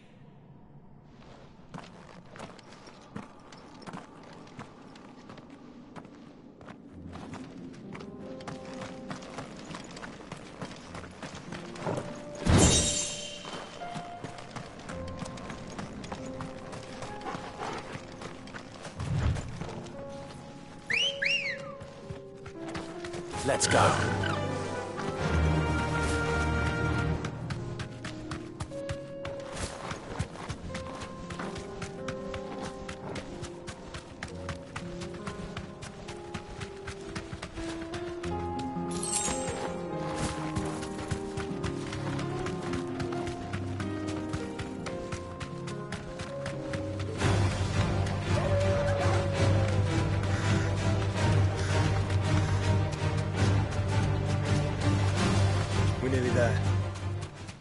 you been to Tabor before?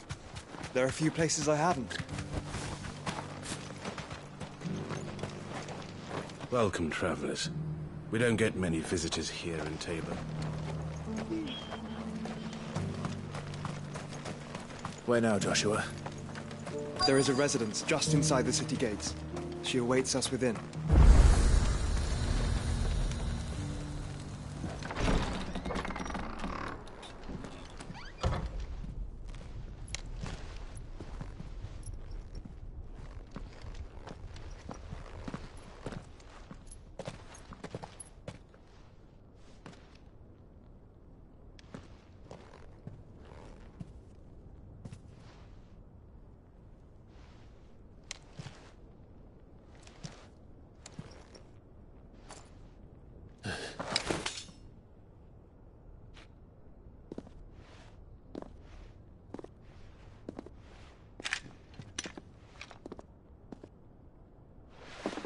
My Lord Marquis, it is an honor.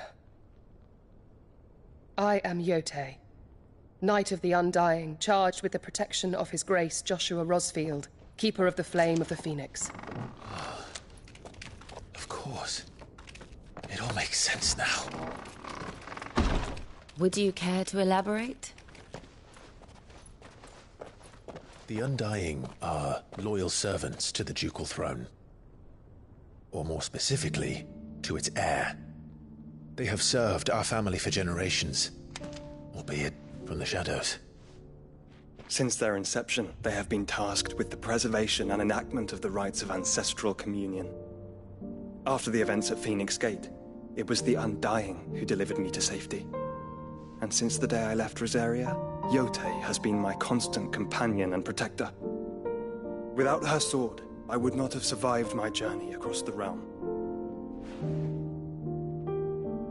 Rise, Lady Yote.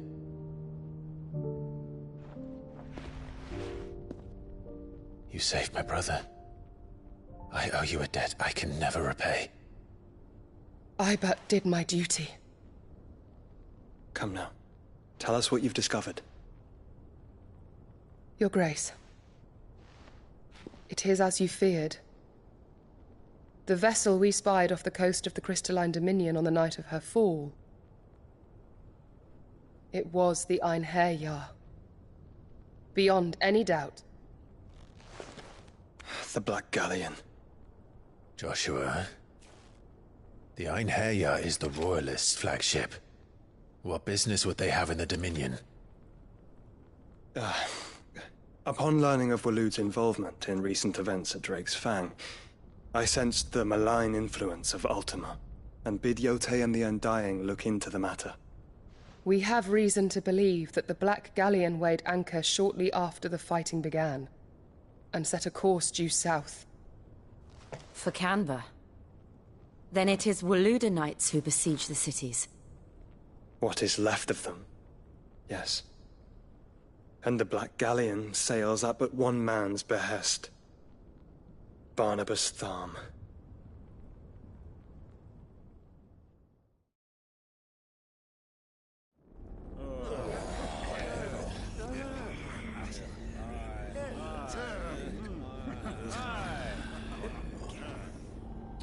But are we truly safe here in the Agora? The city guard have been paid, if that's what you're implying. All the more reason for them to run. Well, you are free to leave, Lord Minister. Markets abandoned, warehouses aflame, blackened hulls choking every port in the capital. Canva is ruined. The realm teeters on the brink of chaos, and all you can think about is commerce! Forgive us! We were not aware Dhalmekia now subsisted on charity! How dare you!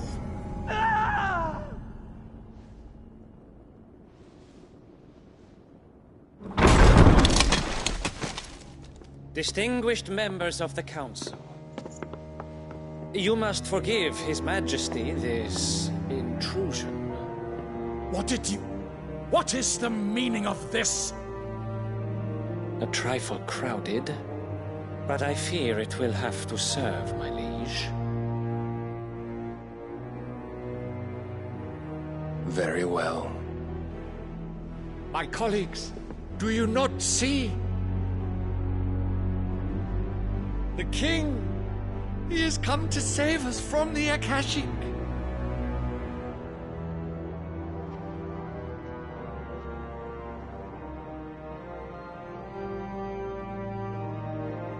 He is a gift from the heavens, divine intervention, our very salvation.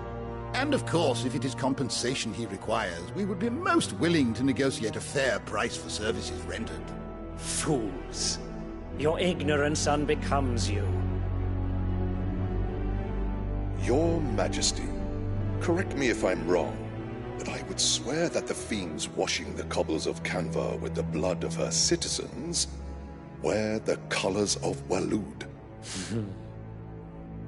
Ha! So you do not deny it. Guards, fetter them, and see our guests to the dungeons!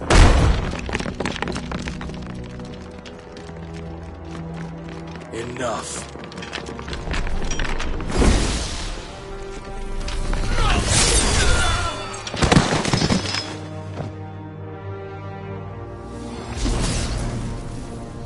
Pathetic creatures.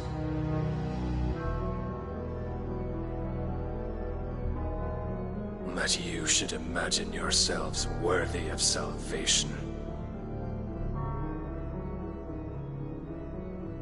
The girl is still here, somewhere in the city, her consciousness fair dripping with her late father's hubris. A consciousness to which Mythos is inextricably bound and inexorably drawn. See that he is made welcome. Yes, Your Majesty. Come, Mythos. Surely the prince's light cannot have sated you.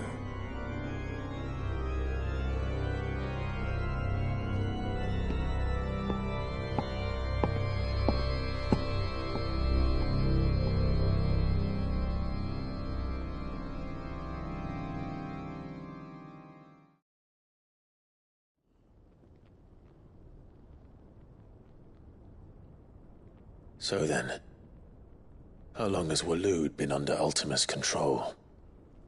How long indeed? Based on what we know of Barnabas's actions, I would guess some few years, mayhap more. But to what end? What does Ultima want? The tapestry. Show them.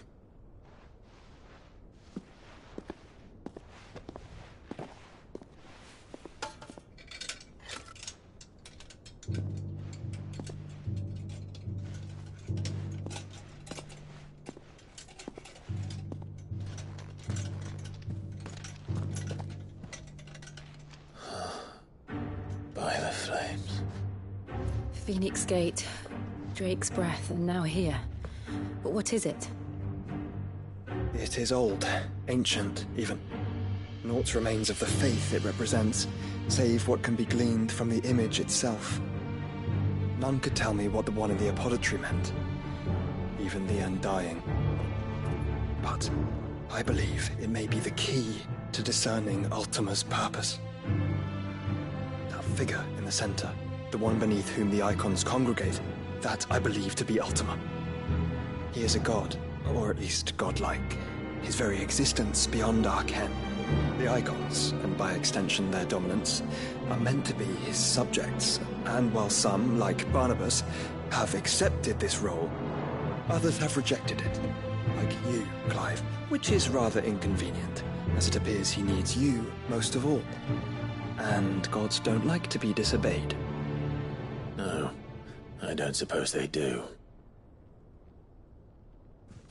Clive, may I tell Yote of the lake?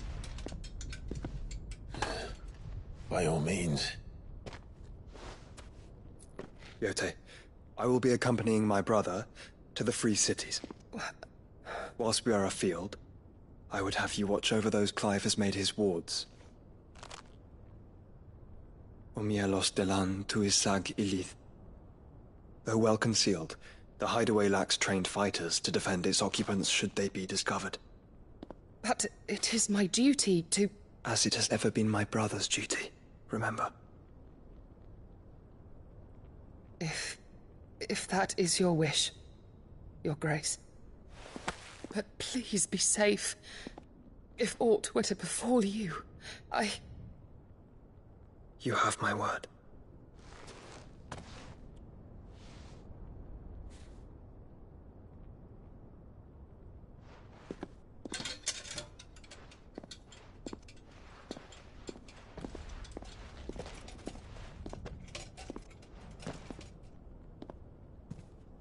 Farewell, my lord, my lady. We are in your debt, Yode.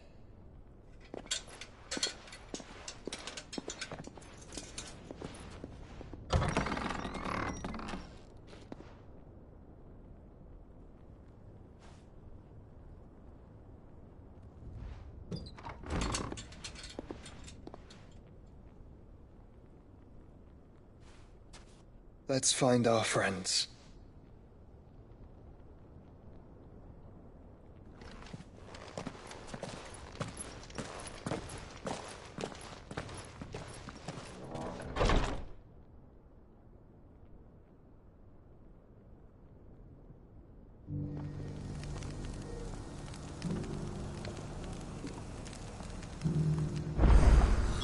It's plain she cares for you very deeply.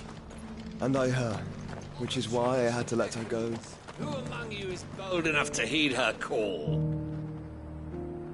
Is that blade for hire, perchance? Because I have a mind to make a killing. Figuratively, I hope. Well, yes and no.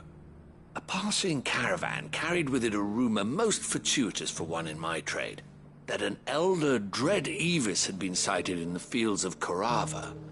Dread Evis are aggressive beasts.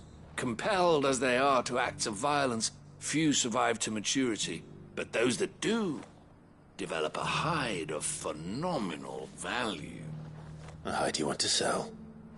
Eventually, yes. Though I would have it tanned first that it might be crafted into marvels the likes of which the world has never seen.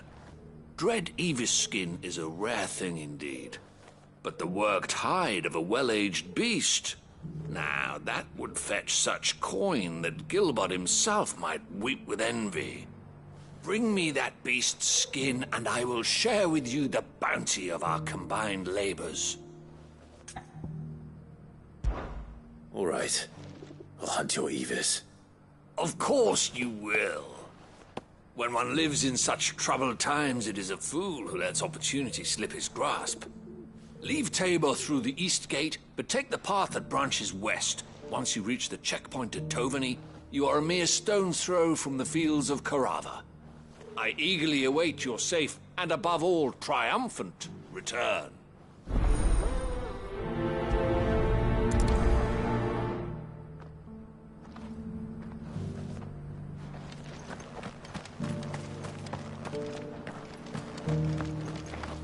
Here, take a look at my wares. Come again.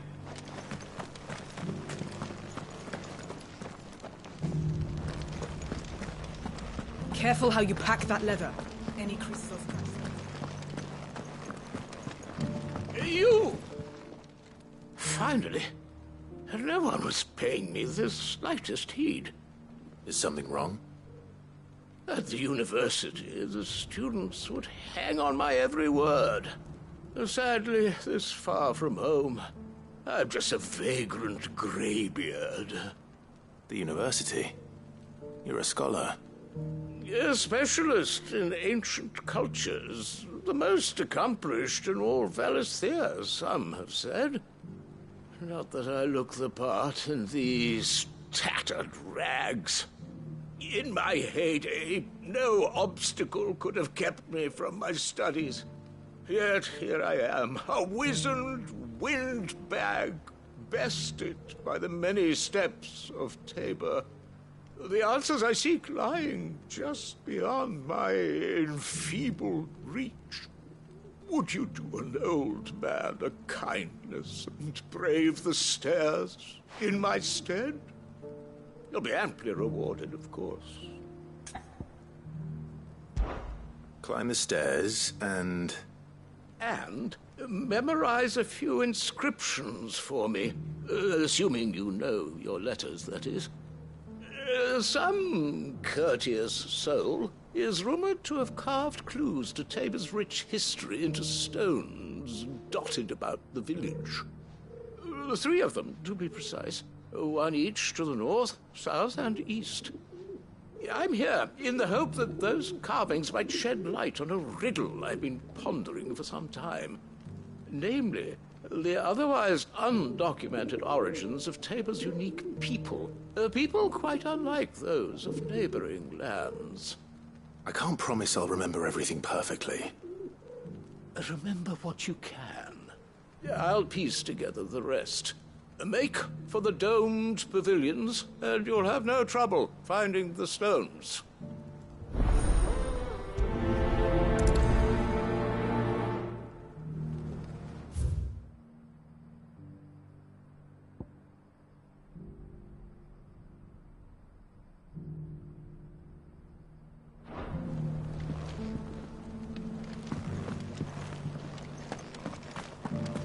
How are those new boots treating you?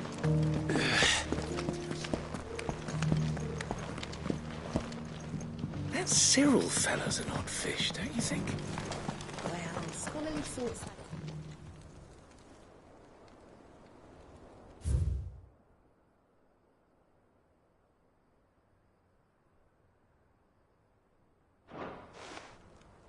No history would be complete without mention of the Mother Crystals. Why won't the sky go back to how it was?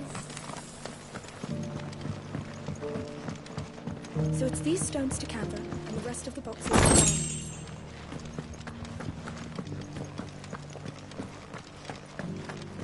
mine. Not a scratch on them. Have you noticed the Elder has been coughing?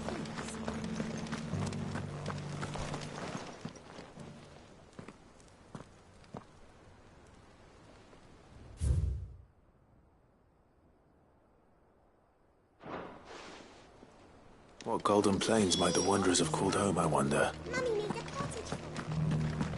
Decent quarry's been hard to find since this place turned. It has indeed.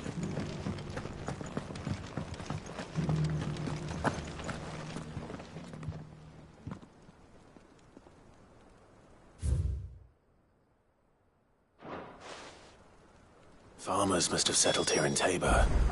I should speak to the old scholar before I forget everything I've read.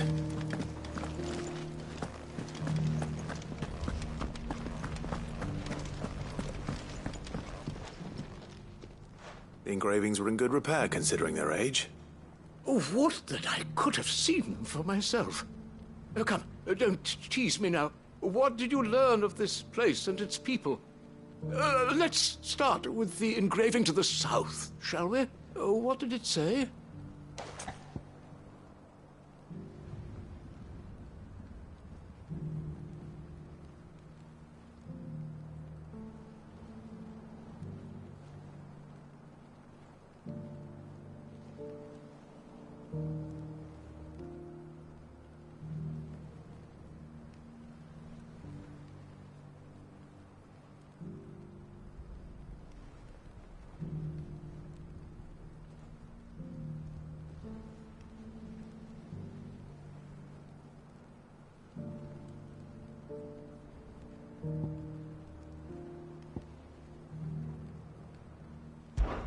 Guardians of the Crystal, the first stones of Tabor, sacred hold thy noble blood, till ends the mother's labor.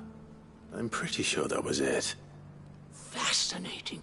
It would seem the founders of this city were descendants of those fallen charged with protecting the Mother Crystals. But whatever could have driven the Guardians so far from their sacred charges, I wonder? The engraving to the north is next, I think.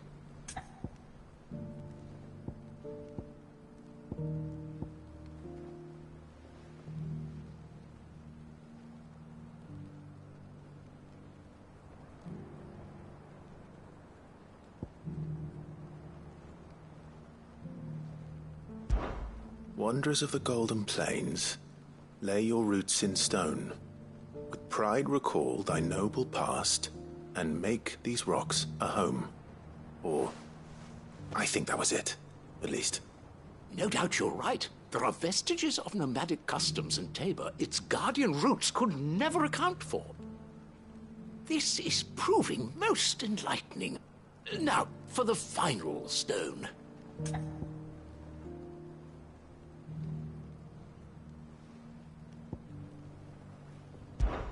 Children of the hunters, now tillers of the land, reap her promised blessing and give praise her gracious hand. That's all three. And so, we add primitive farmers to Tabor's founding peoples, the final piece of the puzzle. 3 engravings, one for each of the 3 peoples to have settled Tabor in ancient times. Guardians of the Mother Crystal, wanderers from across the plains, and last but certainly not least, hunters turned farmers. Little wonder it was so difficult to trace the roots of Tabor's culture. Those roots reach down through 3 distinct traditions.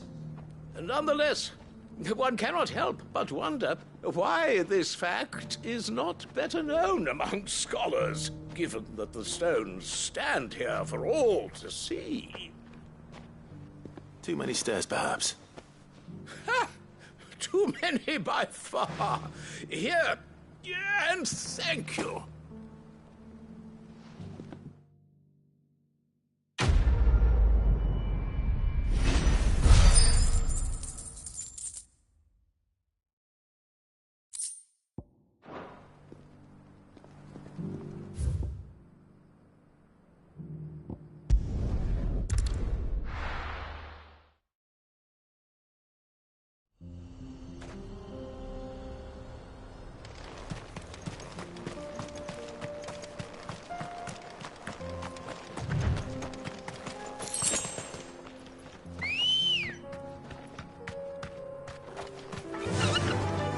Run out the wind.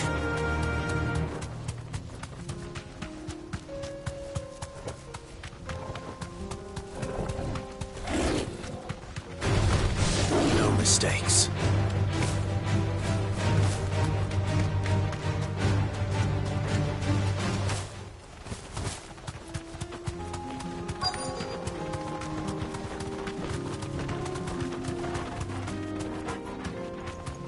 Be safe.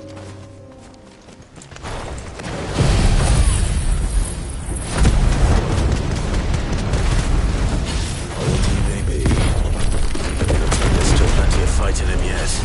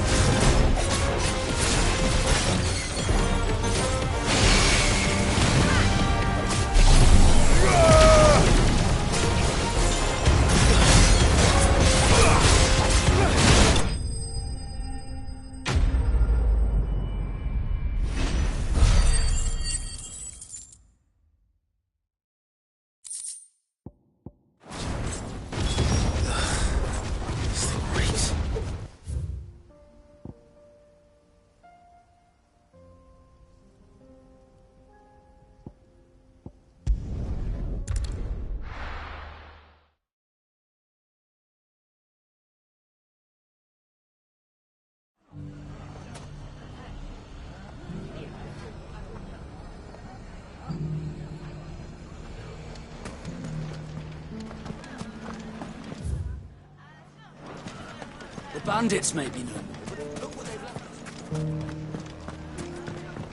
It shouldn't be too hard to find goods. The gentleman of the town guard. Perhaps. But the gentleman of the League of Mad.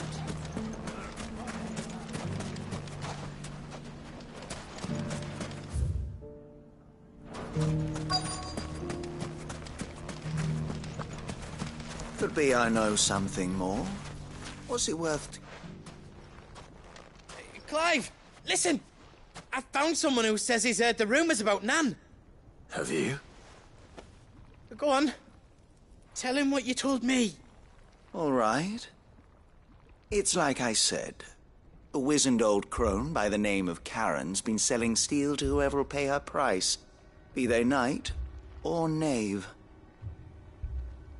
Says the more swords and spears she puts in people's hands, the more war they'll wage. And the more war being waged, the more call for swords and spears. And who will they all turn to keep them in steel? Why, the good Reaper herself. And you've seen this Reaper at work? Aye, it just so happens I have. You'll find her right here plying her trade most days. Here in Delamil? Where exactly? She has a stall here in the market, but if you're not the patient type, you can probably find her at her storehouse on the edge of town. But it'd be a bolder man than me that braved that particular nest of vipers. Feeling bold, traveler? I hope so, for your sake. Now, if that's all, I have places to be. Sorry to have kept you.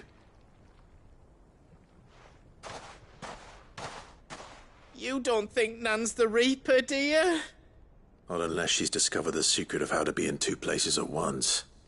Eh? What do you mean? Lady Karen hasn't left the hideaway in weeks. So who has been running this stall he spoke of? Good question. I'll go and have a look. And I'll visit this storehouse on the edge of town. All right, but be careful, Clive. You too, Goots.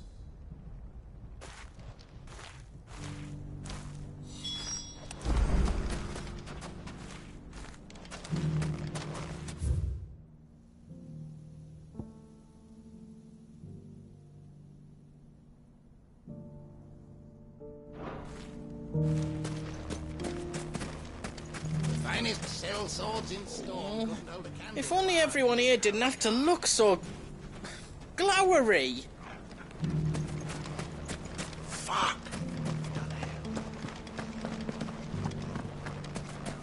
The gentleman of the town guard.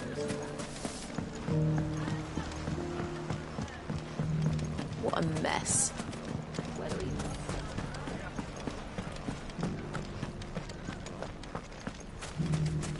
You fought very bravely.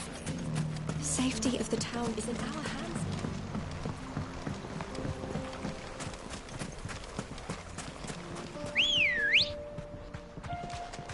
Come on. Yeah!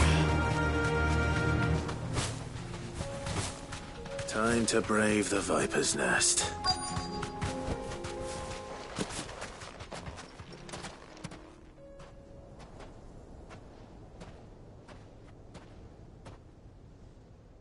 Just you, is it? Thought I might have laid it on a bit thick.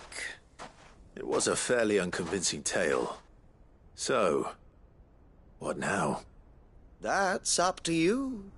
Die a slow death, or a quick one. Boys, he's all yours. But that sword is mine.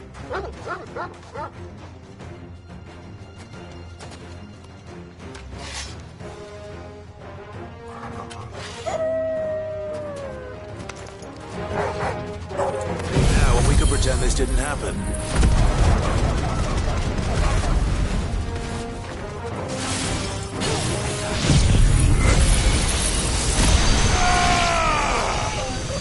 Farewell.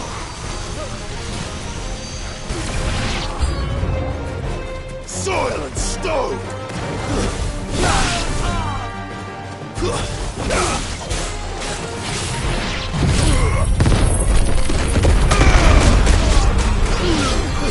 Yeah!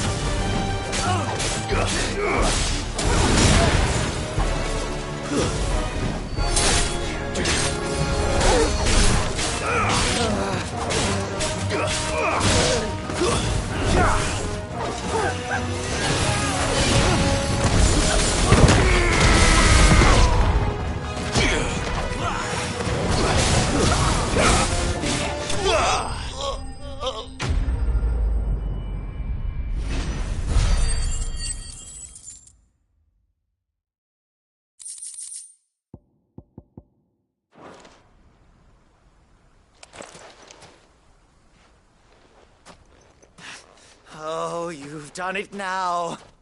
Go on. Tell me what I've done. When the Borgwyn finds out you've killed his men, he'll have your head. He only wanted that bull of a manservant, the dim one always clinging to Karen's skirts. You weren't even supposed to be here. Who the hell are you, anyway? What were you going to do to him? The Borgwyn wanted him to get to Karen. I was only supposed to point the lamp in the right direction once he arrived in Dalamil. But then you turned up. Well, go on then. If you're going to end me, end me. You're not worth the effort. Now be gone, before I change my mind. Fucking coward! I need to find Goots. Right now.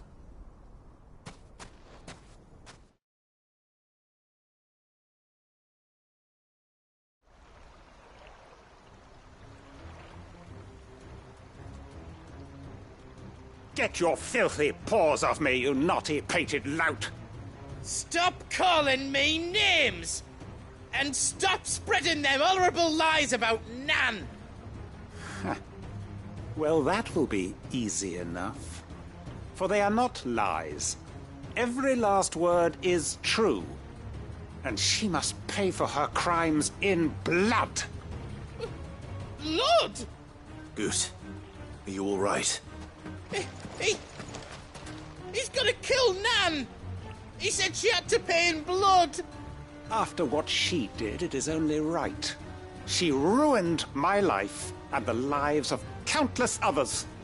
That loathsome harpy's very existence is a crime, and I will not allow it to continue. Goots, was it? I have no quarrel with you.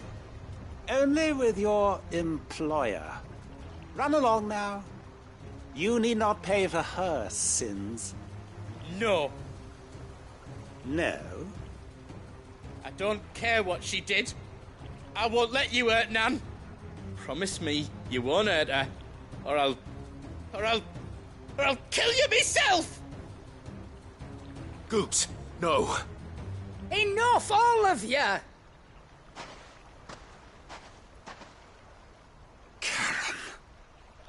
But how did you? You're a sight less clever than you think you are, the pair of you. Did you think I wouldn't notice the two of you slinking off together?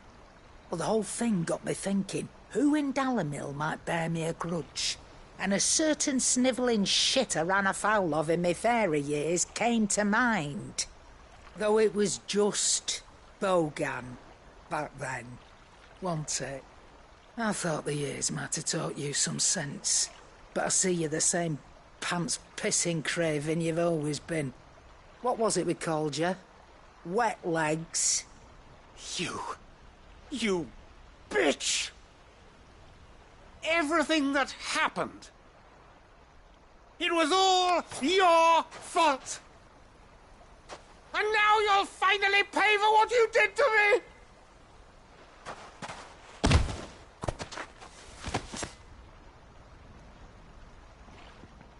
Goots, you... If you want a piece of Nan, you'll have to go through me. Fuck! You great galoot. Out of the way, I can handle this myself. So, wet legs, you remember what you told me when we last met? An eye for an eye. Wise words, Sam. Wise words. And now, it's time to collect.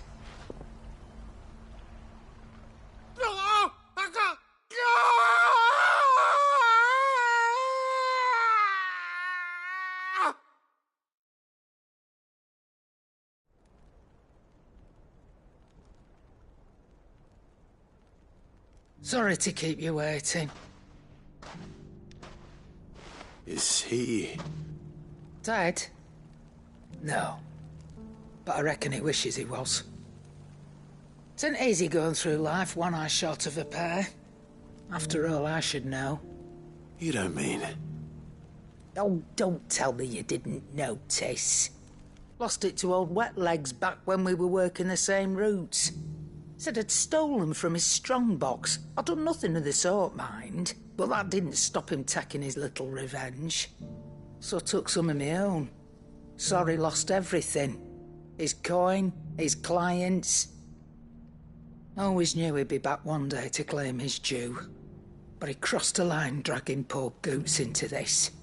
He didn't hurt you, did he? No, Nan. Still got all my arms, see? Legs too. But what if he comes back again? What if he does? First we take the other eye, then we work our way down. He'll learn his lesson soon enough. But something tells me the Wet Legs has learned it already. Right. Let's get you back to the hideaway. You've attracted quite enough attention already. Ta-ra, Clive. Remind me never to cross you, Karen.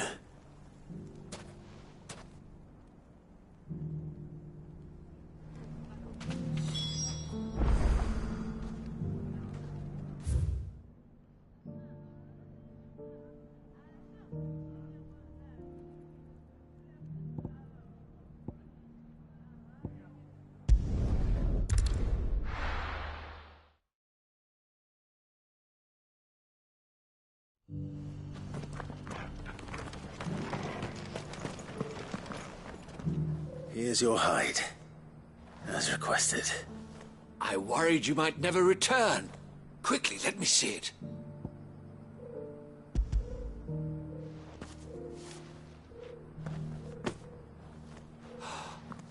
Oh, as supple as a maiden's cheek, yet as adamant as her virtue. This is everything I had hoped for, and more. Clearly, my trust in you was not misplaced. You must be a hunter of considerable talent to have bested the beast with nary a scratch. Join me as my honored partner. With my means and your might, we shall be as wealthy as the merchant kings of Zemeckis. I don't plan on making a habit of this. I'm busy enough as it is. Very well. Though I believe fate had a hand in our meeting, it would be unbecoming of me to beg. Do not allow me to keep you from being about your business. Here, for the hide.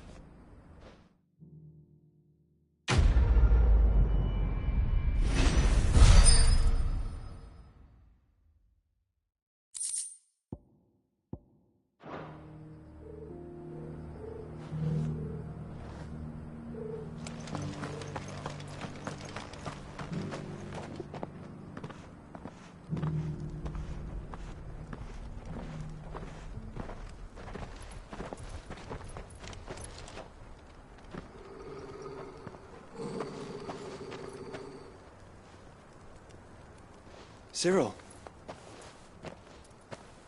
How fares the search? Well, Your Grace, my report shall be with you ere long. Ah, yes. Yotei is otherwise engaged, at my behest. And the duty of wardenship? Fulfilled. For as you see, I've been reunited with my first shield. I am Cyril, Knight of the Undying and bearer of the Burning Quill, charged with chronicling the mortal deeds of His Grace, Joshua Rosfield, Keeper of the Flame of the Phoenix, and rightful Archduke of Rosaria. I entrusted Cyril here with overseeing the investigation into Ultima's origins. Findings from his brothers and sisters afield are delivered here to be collated and catalogued. Just how many Undying are there? Not nearly enough, milady. Yet we are glad to give our all in service to the Phoenix. Such is, and has ever been, our creed. I see. You have your associates, I have mine. But you may now think of them as ours. That won't be a problem, will it? The Phoenix is our sun, and we but the shadows that quicken in his radiance. It is from the darkness that we serve, both him and now you.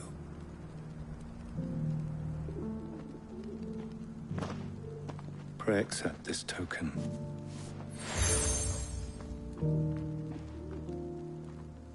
For as long as you bear it, members of our order will reveal themselves unto you. If there is nothing further. No. You are dismissed. Your Grace.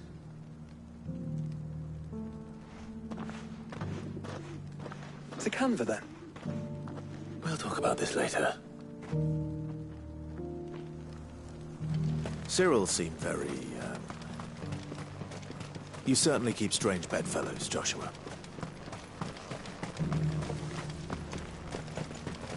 Ah, Lord Rosfield. I'm afraid I cannot stay to talk. I must leave to collect the reports of our spies in the field. Now that you wear the Phoenix down, our brothers and sisters will no doubt reveal themselves to you too. Farewell, my lord, and may the Firebird's flame burn ever in your heart. The free city's under siege?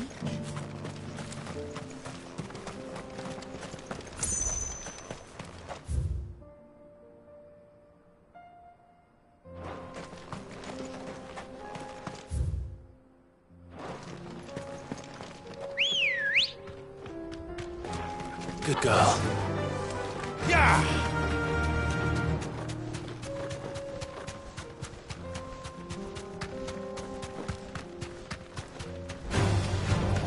Orcs. Then let us be rid of them.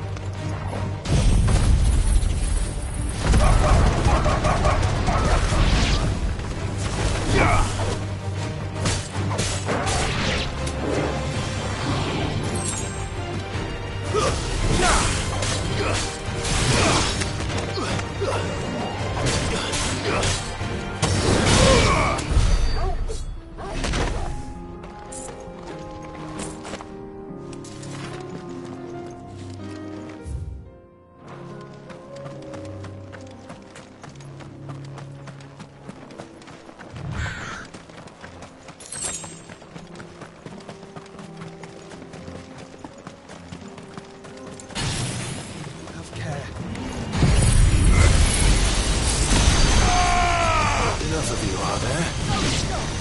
Farewell!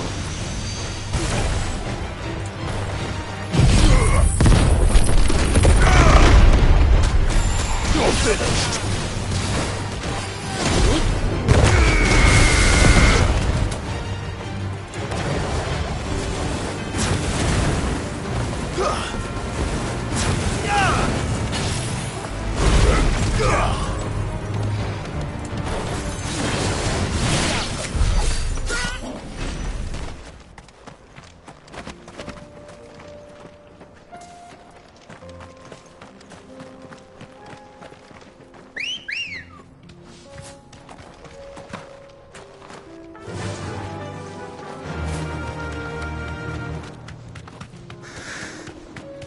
Clive. Smoke. Is the city fallen?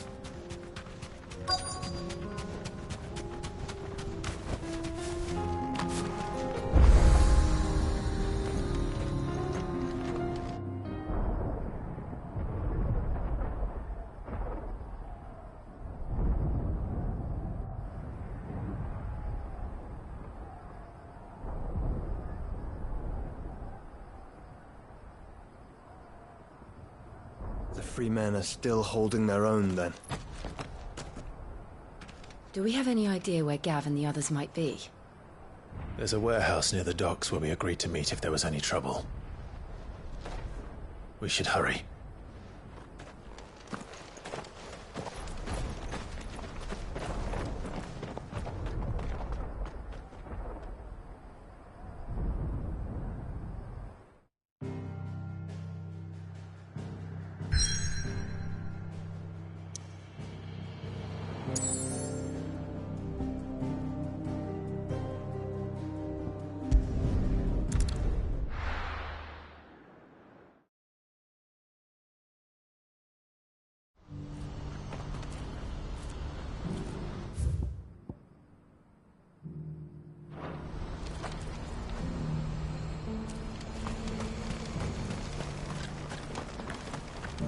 If we're going to do this, we'll need... Clive, your timing is impeccable. It just so happens that right at this very moment, we're in need of someone with your talents. And what talents would those be? Why, your fearlessness, and your skill with a blade. I'm listening. Well, as I'm sure you're aware, when these dark skies swept over the Republic, so too did a wave of chaos and confusion. Randalar has been particularly badly affected. Many of the capital's bearers have lost their masters, or taken the opportunity to flee them. None remain free for long, of course. Most find themselves under the protection of the Fist before they get far. But the army too is in disarray, and finds itself unable to provide for its new charges. Which means it has been looking to sell. And you've been looking to buy, to make sure these masterless bearers remain that way. Precisely. It's the perfect opportunity to free dozens more, and for an attractive price, no less. So where does my skill with a blade come in? Though we may have the funds to buy these bearers, we have nowhere to house them. So we've been searching for a place where they can be resettled. Somewhere far from the prying eyes of those who would see them enslaved once more. And we believe we have found one. Cashlock. A small hamlet hidden in a canyon. The place was abandoned a long time ago, but when the men moved out, the beasts moved in. And so we seek the aid of a fearless swordsman to encourage them to look elsewhere. You'll help, won't you? How could I refuse? Excellent. Theo, if you wouldn't mind making arrangements for the transportation of our guests, as we discussed. Of course. Leave everything with me. Sounds like you'll have your work cut out for you. I will. We have an entire village to stock and furnish. Residents and all. Even if I begin right now, I'll be working day and night. So I'd better get started. Try to clear the place out before the wagons roll in, won't you? I'll do my best. You will find the village in Chairdress Thread, past Lateney's Cleft. My man there will open the gate for you. All right. Wish me luck. I'm sure you won't need it.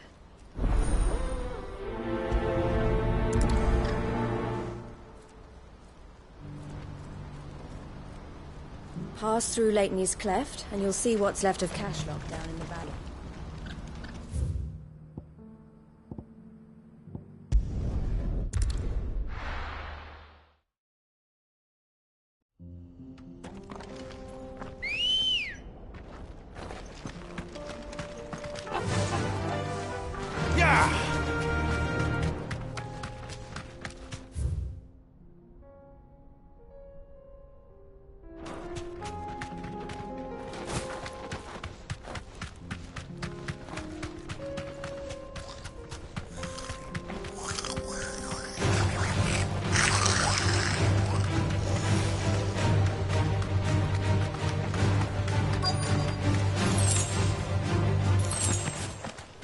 Must have been a nice place once.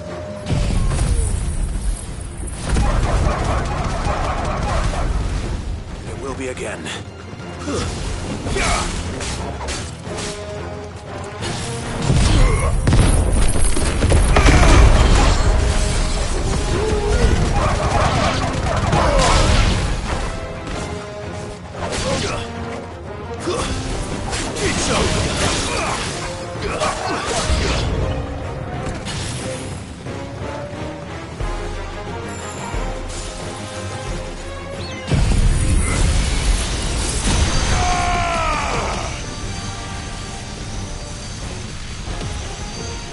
Finished! Titan! Too slow.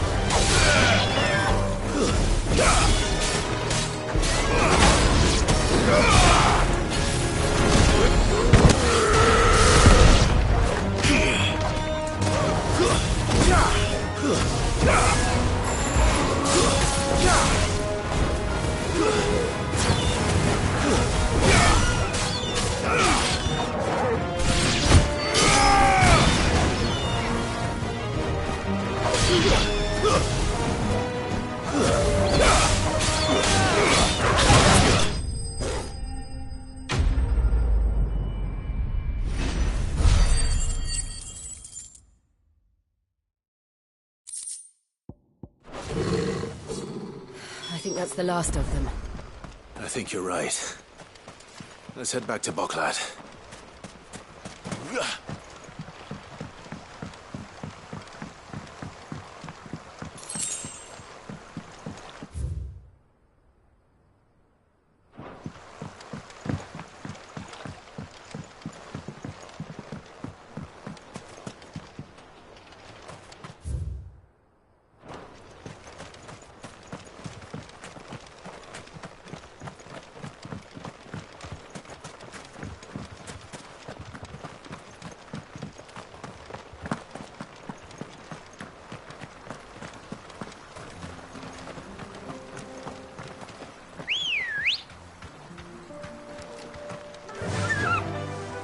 Fly, Ambrosia.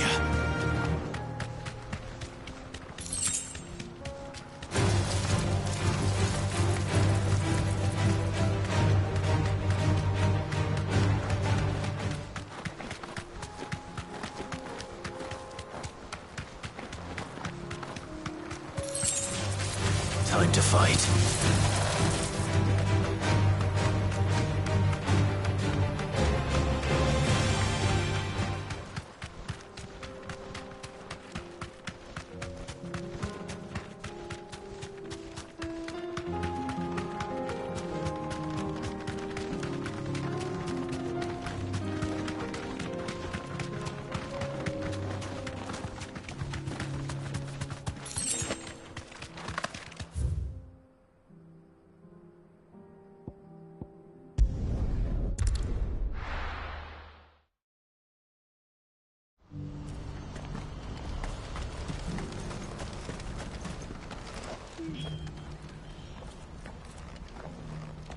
Something the matter, Theodore?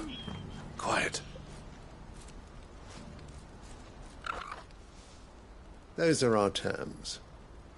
I trust that you will give them your full consideration. I shall. Thank you.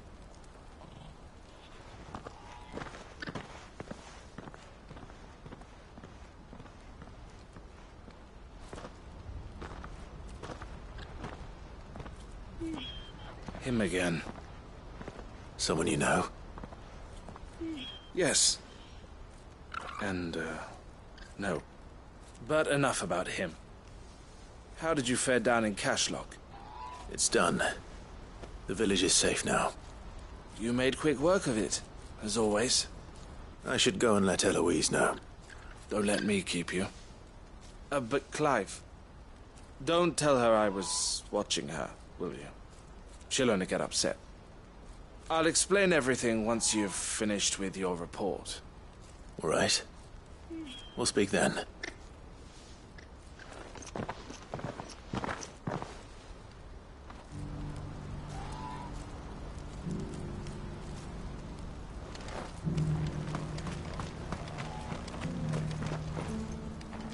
Eloise, I just got back from Cashlock. The village should be safe now. Thank you, Clive. Here, something for your trouble. Well then, now that you have laid the groundwork for our little project, I suppose we'd better finish the job. The first thing we'll need to do is make sure our offer for the bearers is accepted. You're still in negotiations? We are. A trusted colleague has been dealing with the Fist on our behalf, but things have been trickier than we anticipated. I suppose it's to be expected. This is the army we're dealing with. Fighting's what they do. But we shall emerge victorious in the end. Well, if you need any help, you know where to find me. I'm not sure I do. But thank you, all the same.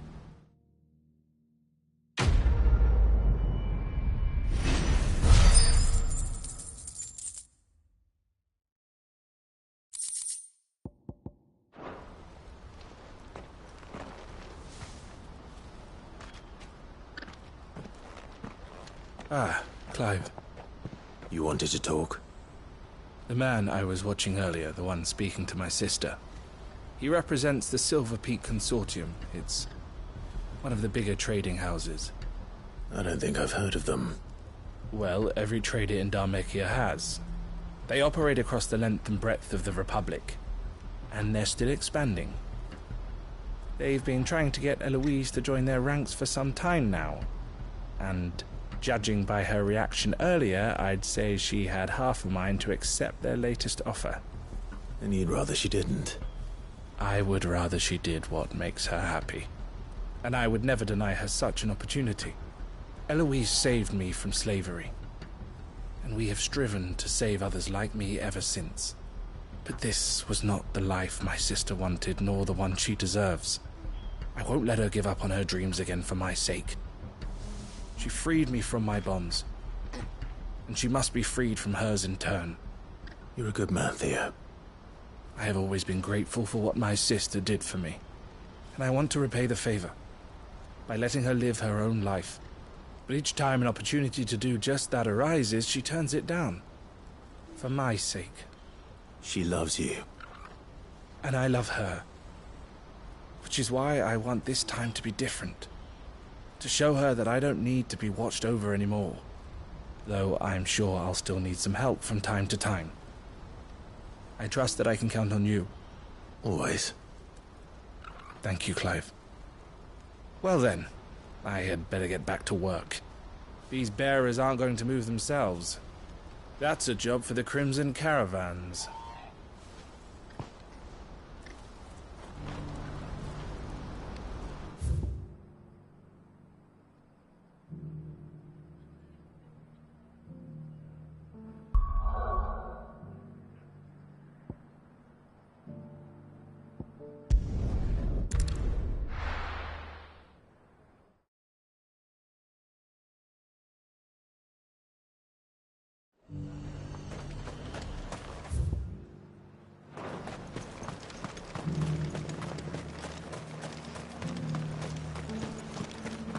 There were ghosts at the gates not days ago. You needn't fret. The creatures have been dealt with. Yeah, but what if they come back?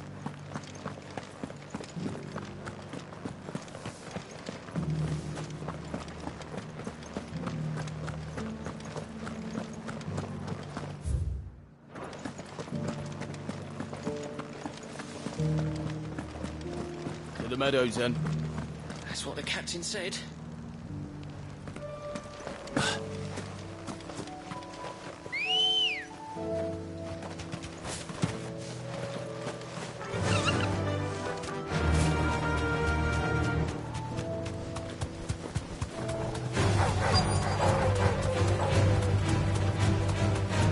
He said I should be able to find what I'm looking for somewhere nearby.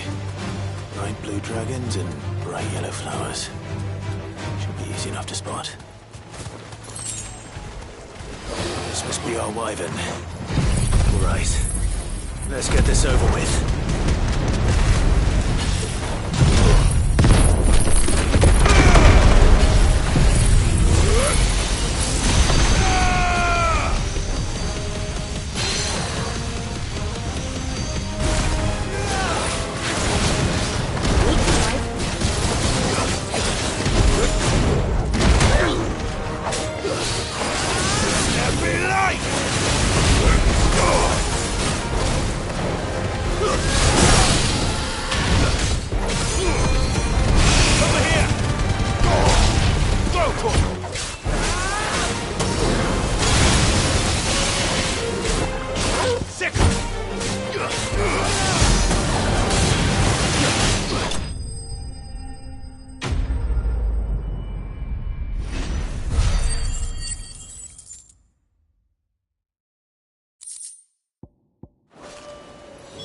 That's the wyvern's liver. Now I just need to find the herbs. Bright yellow with a heady scent.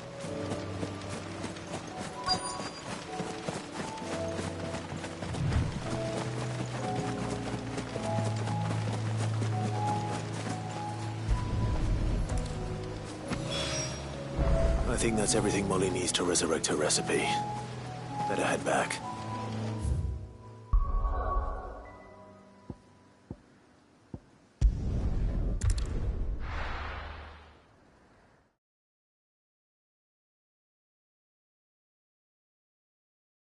I'll be taking you all to a storehouse in the Vale.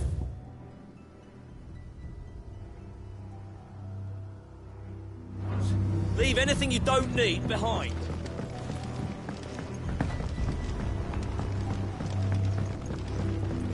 You know what you have to do. Clive, I fear that I must bid you farewell. As you know, our time grows short. The Lord Chief Justice's vultures are circling. We must strike now. Before we part, I want you to know that, though I may not always have been your most vocal ally, I trust you, as I trusted your predecessor. Thank you. I appreciate the sentiment, and I understand more than anyone how you feel. But is revenge really the answer? It is the one I found, and it is all that I have lived for since that day. But what of Lostwing? Everything you've built. I built Lostwing to achieve this aim. Once it is done, the village will have served its purpose.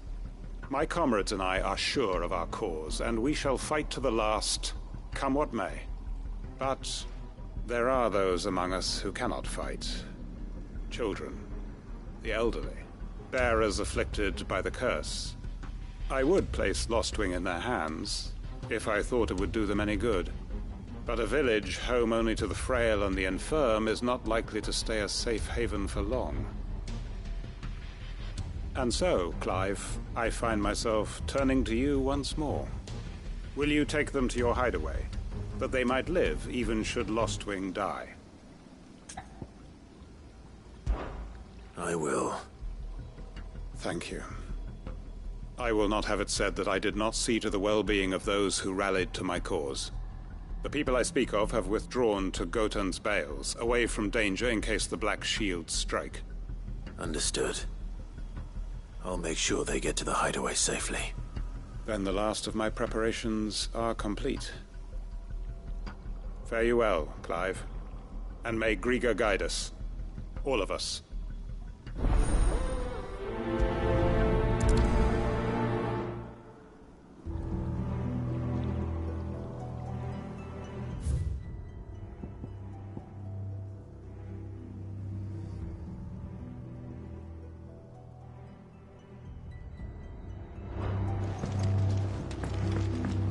Come then, brother. We are awaited in Gotan's Bales.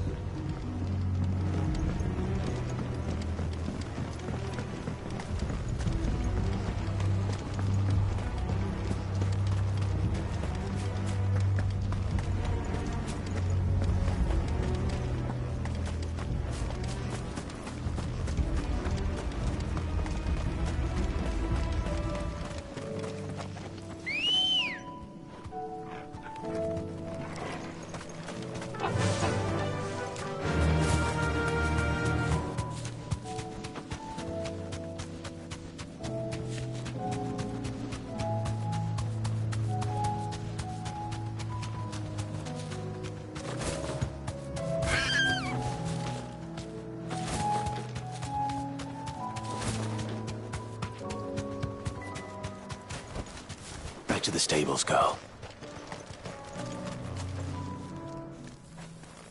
Everyone, Quinton has asked that you come with me. He can no longer guarantee your protection, but I can. There's a safe place I can take you to. Well, if that's what the Master thinks best. Sid, none of us would be standing here today if it weren't for Master Quinton. We owe him our lives. So we ain't about to start telling him what he should do with his. If he's saying we ain't safe in Lostwing no more, it's 'cause he ain't coming back. And if that's what has to happen, then so be it. I only hope he can see this through to the end. That we get to see justice done. I hope so too. Oi! You lot! Where's everyone else? They ain't already left, have they? They've gone with Master Quinton. Fuck! Fuck! Fuck! What's wrong? I've just come from the Justice's manor. We have to get Quinton to call off the attack. It ain't just the Black Shields protecting the place. He's got a guard dog and all. A fucking monster. They don't stand a chance against that thing. If I don't get the message to them, they're all gonna fucking die. We can't let this happen. Sid! Don't worry about us. You've got to catch up with him.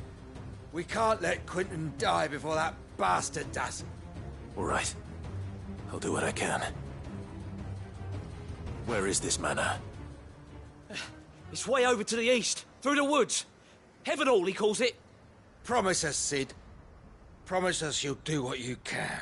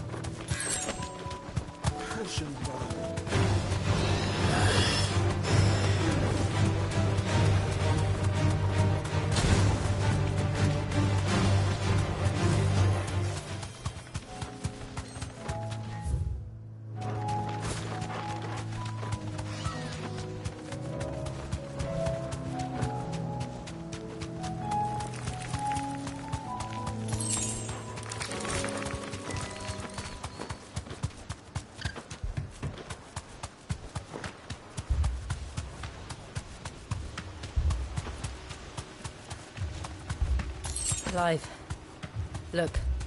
No. Don't tell me we're too late.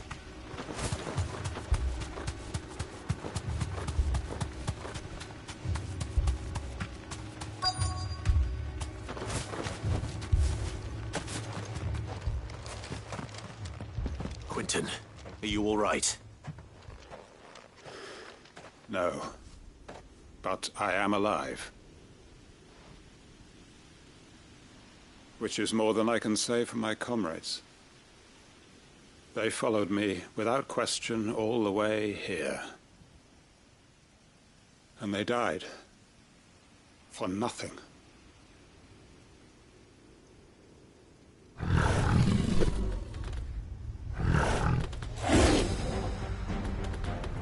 This must be the guard dog. Quentin. I'll hold it off. You go. But... your comrades didn't die for nothing. They died for you. Don't let their sacrifice be in vain. I won't. Come on, then. That is no mere guard dog.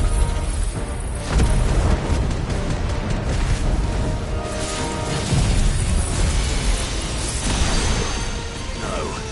Just a rabid beast that needs to be put down.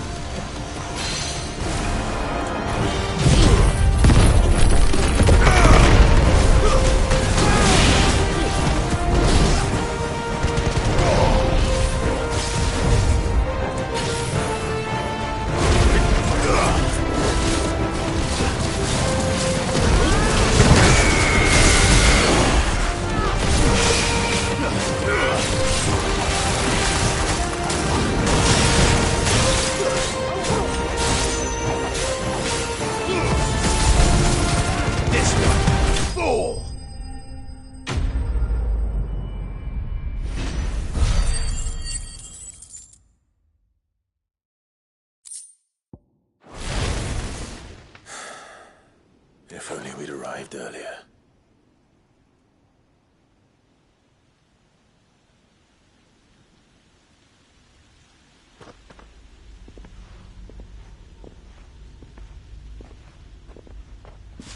Is it over?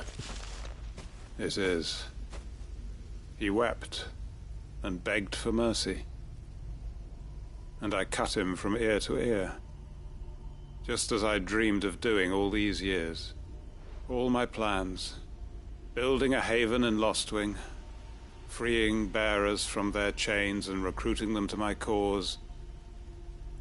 It was all for this. But what is this?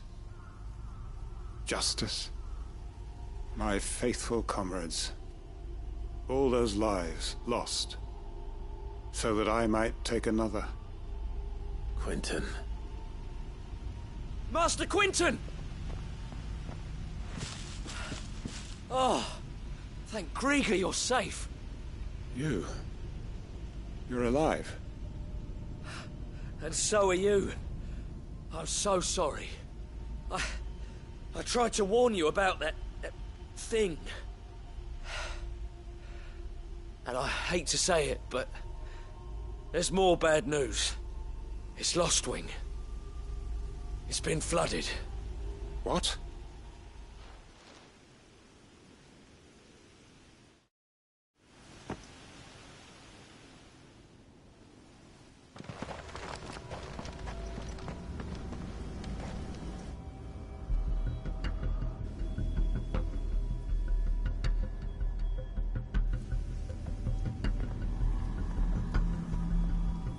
Lostwing.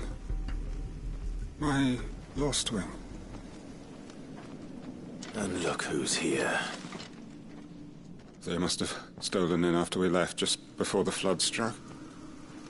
What if there are still people in there? Don't be a fool!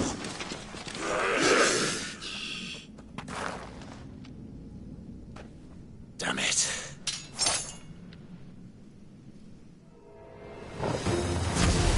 It's not going to last long in there. Then we finish this quickly.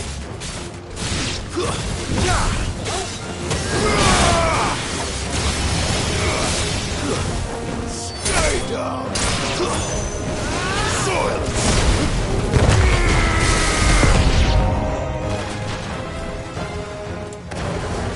Let there be light!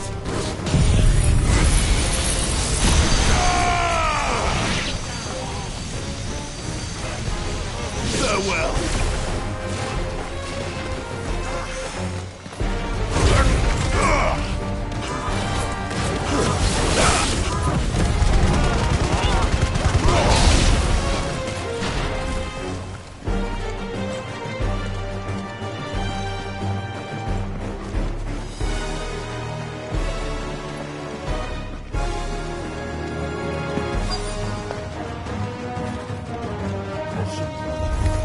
Don't get surrounded.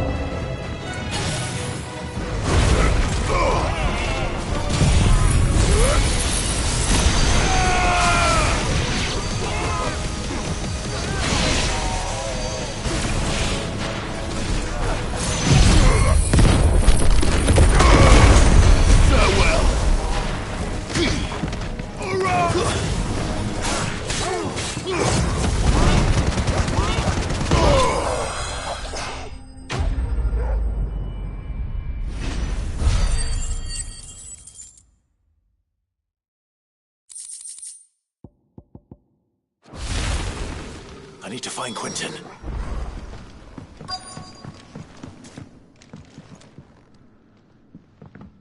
Quentin! Quentin! Look at me! Thank the Founder. He hasn't turned. I'm going to get you out of here.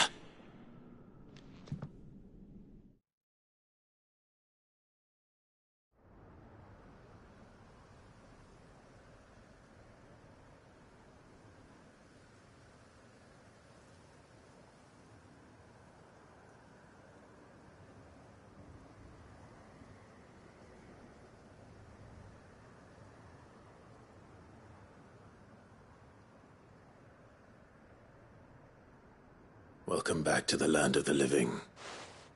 Is Lostwing? The flood has filled the valley. I see. Then all is at an end.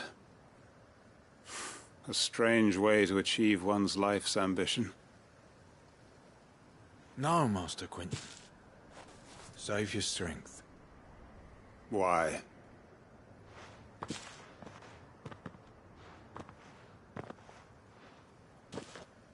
All that I strove for is gone. Only emptiness remains. I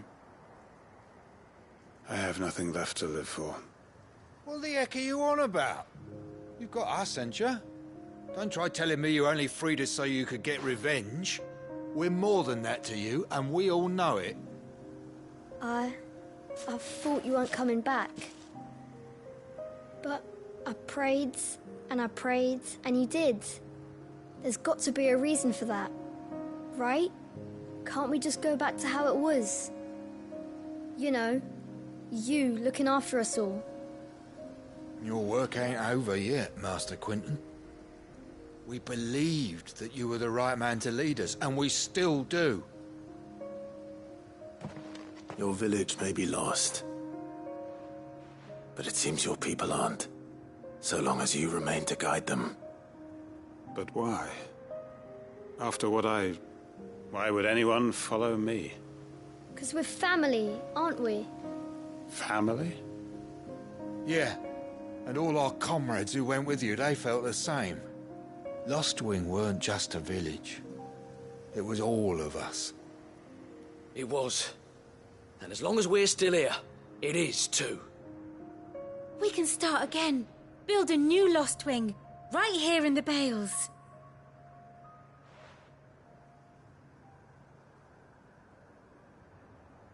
A fresh start. One life ends, and another begins. Why just a village? We could build towns. A nation, even. What's to stop us? That's the Master Quinton we know. Please. I am nobody's master. Quinton will suffice. After all, we are family.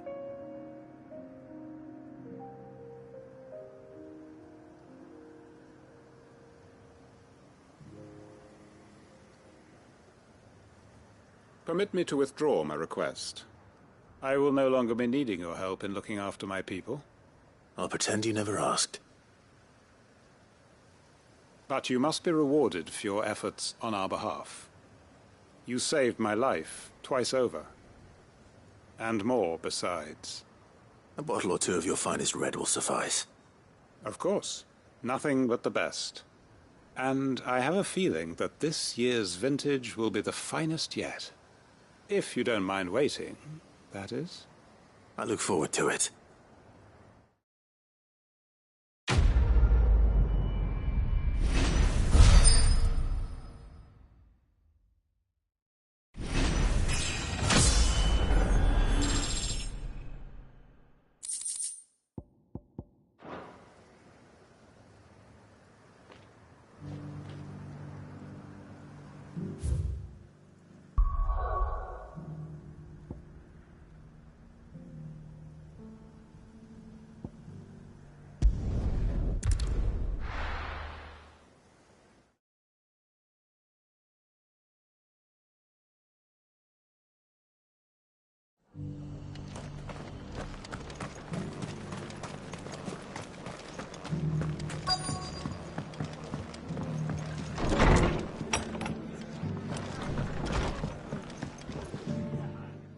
Clive, just the man I was hoping to see.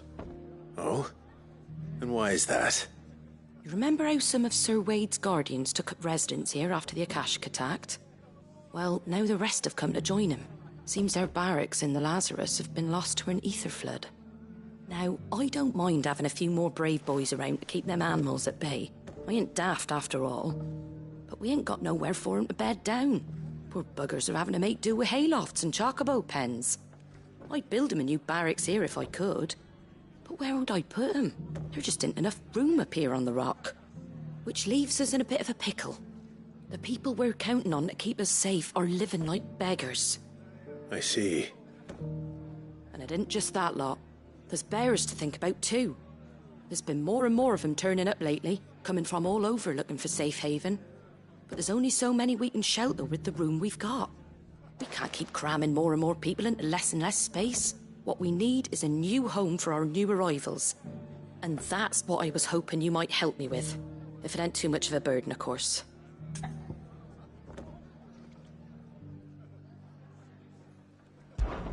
It's no burden. Thank you, Clive. So, Where were you thinking of making this new home? Well, I reckon we could do a lot worse than Eastpool. Eastpool. It's been a long time since I thought about that place. It was a tragedy, what happened. And if any of us could have done anything to stop it, we would have. But what's done is done. And those who lived there wouldn't have wanted the village they loved to be left in ruins. I suppose you're right. The blight might be pressing in, but I reckon it's got a good few years left in it yet. There's just one problem. A band of cutthroats have made it their den, and they don't seem like they'll be moving on in a hurry. Nasty bastards they are too. I've lost some good men to their raids. Would have sent someone to clear 'em out sooner if my boys didn't already have their hands full fending off the Akashic. But now we've got a few more Guardians of the Flame to call on. I reckon it's time we made our move. What do you say? Fancy leading a raiding party? I do. Eastpool was once home to people I loved. I won't have bandits sully those memories. I'll gladly drive them out of there. And I know the men will gladly follow you. I've already shared a few thoughts with Sir Wade about how we might be able to win the place back. And I dare say he's got some ideas of his own too. Why don't you go and talk to him? Of course.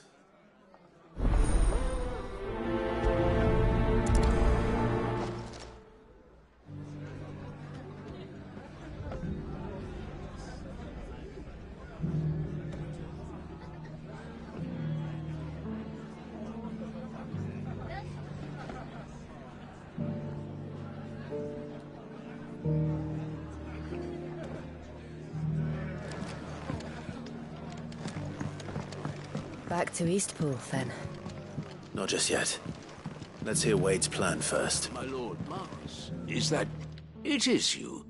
Then you received my letter. I am Sebastian Rutherford, Chief Steward of your Lord Uncle's estate. Of course. We met once before. Yes, my lord. Thank you for coming. And what was so sensitive that you couldn't put it in writing? 1,000 apologies, my lord. I did not mean to offend. I merely... It's all right. Continue. I am here at Martha's Rest, at the behest of your Lord Uncle, tasked with learning what I am able of the realm's current state of affairs. And what I have learned is grim. The fall of the Mother Crystals has left Storm in a state of utter disarray. The subsequent darkening of the heavens has only made things worse. Akashic attacks, once unthinkable, are now commonplace. The gears of governance have ground to a halt, and without a steady hand on the tiller, the realm threatens to drift into utter chaos.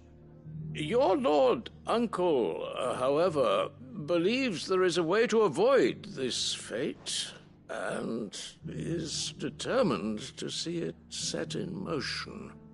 That sounds like quite the undertaking. It is. Hence my having enlisted the aid of several colleagues serving the 7 high houses. Alas... Alas? I have lost contact with 2 of those colleagues already. They are both able-bodied and trained in the sword, yet in these dark times even that may not prove sufficient to keep a man safe on the road. So you want me to find them? I'll need to know where they went. One I sent to investigate the Republic, the other the old Imperial capital of Oriflamme. That doesn't exactly narrow it down. I suppose I'll start in Dalamil and work my way east. Thank you, my lord. I shall pray for your success and safety.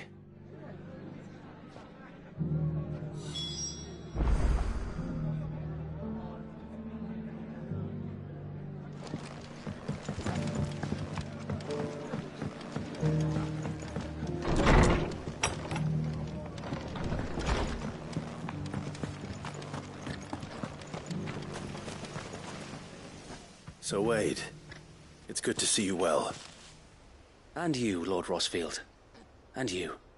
I spoke with Martha. She tells me you have plans to free Eastpool and make it your own. That's right, though it was mostly her idea. I rather fear my men have been treading on her toes somewhat since joining us, not to mention each other's. And then there are the bearers, men and women who found the courage to flee their masters and sought refuge here. We need somewhere to settle them, and I can think of worse places than Eastpool. As can I. Which is why I agreed to help you win it back. That's very kind of you. I'd be most grateful if you would. With you beside us, we shall soon send that rabble of rogues running for the hills. So, what can you tell me? That thankfully there aren't too many of them. Fewer than a dozen at our last count. And rather less, thankfully. The road that leads there will more than likely still be crawling with Akashic. A small force would suffice to clear the village, but if the Akashic were to follow them in, that force could end up trapped between a rock and a very hard place indeed. I'll head into Eastpool and deal with the bandits. You and the Guardians can stay outside the village and fend off any Akashic who come too close. Make sure I'm not taken unawares. I can't ask you to bear all that risk yourself, my lord. The Akashic are the bigger risk. I can handle a few bandits. Well, if you're sure, I shall summon my men at once. Shall I wait for you here? No need, my lord. You go on ahead. We'll be with you before long. All right. I'll meet you at Eastpool then. We shall see you there. And may victory await our coming.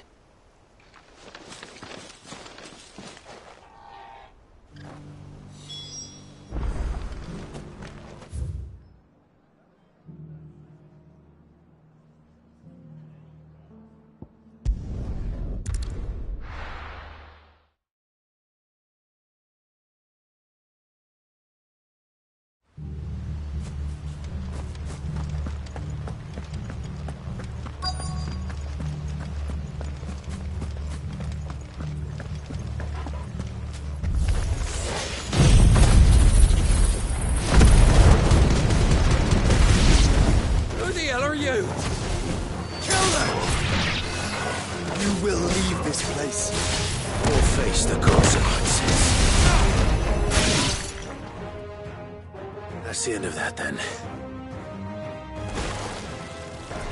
Or maybe not.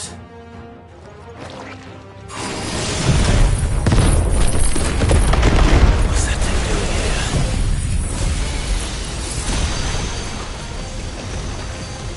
here? Doesn't matter. It goes too.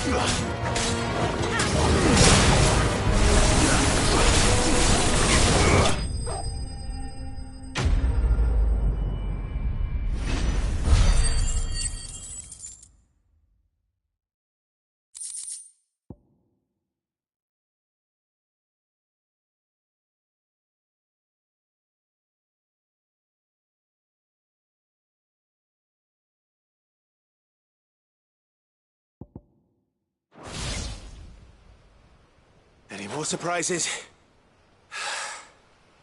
I'll take that as a no. Bravo.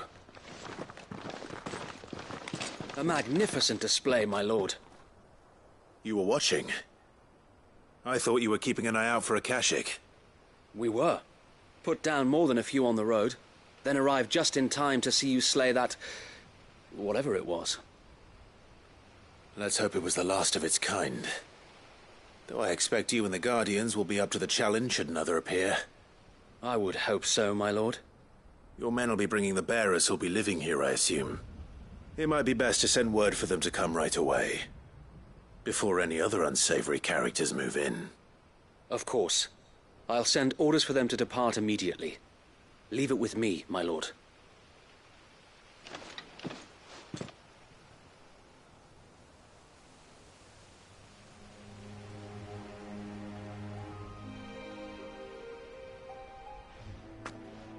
Home. Without masters. No. We're the masters now. Our lives are our own at last. That's all of them, and not a single Akashek in sight. Now to begin the important work of rebuilding the place. It won't be easy, especially not after 5 years of beasts and blackguards having their wicked way with the place. The masonry might still be sturdy enough, but half the beams are rotted. Those that weren't lost in the fire or burned by the bandits, that is. It'll take a bit of elbow grease, but we'll see Eastpool rise again. Just you wait. So wait. Lady Hannah is buried here. If you don't mind, I'd like Oscar to join the rebuilding efforts. He should be a part of this. Of course. I couldn't agree more. I'll let Martha know that everyone arrived safely. If you need anything more, you have only to send a Stolas. And we will, my lord. Safe travels. Eastpool lives again. Let's go and tell Martha the good news.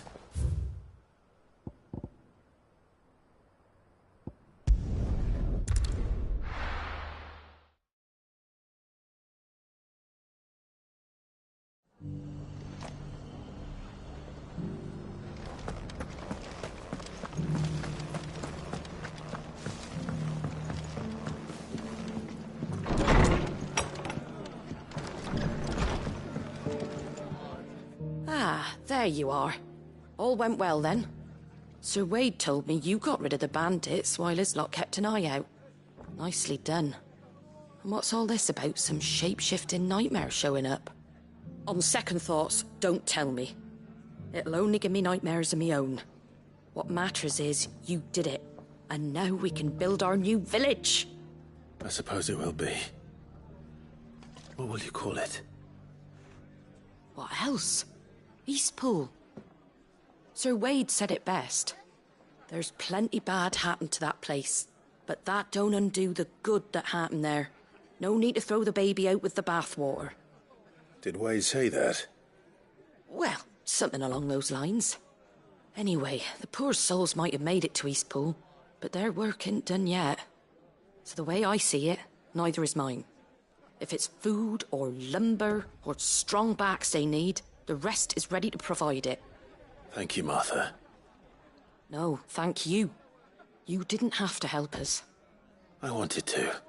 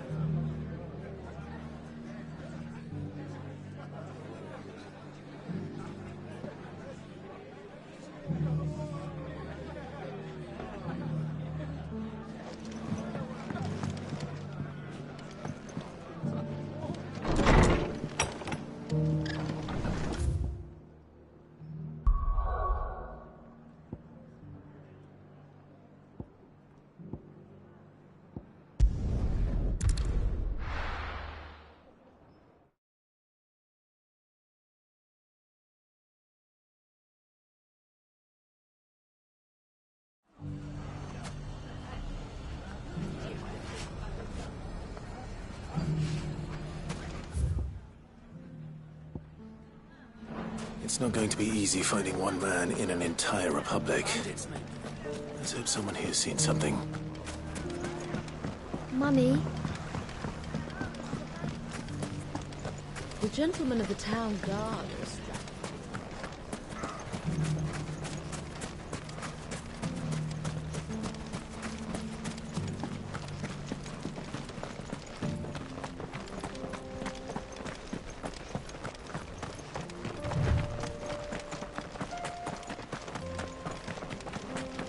Someone's got himself in trouble.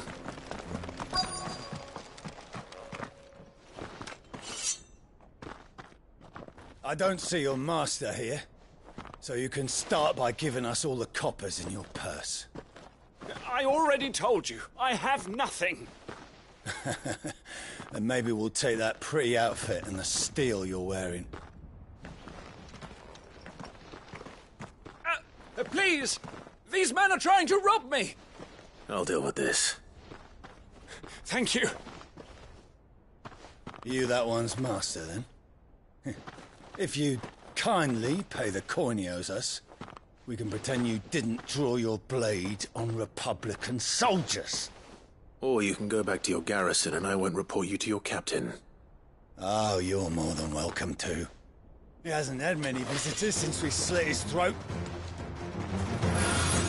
To me, Blade!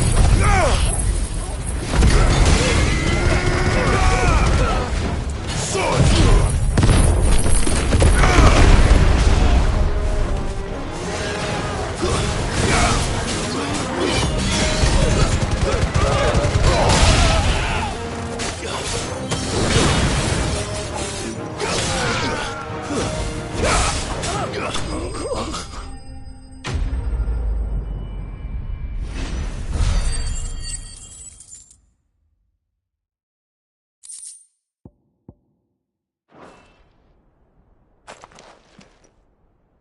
I'd expect as much from Hugo's faithful, but these were men of the fist. Much has changed in the Republican army since they lost their rock.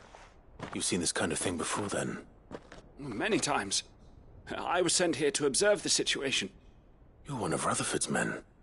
He sent me to look for you. Well, then you have my thanks.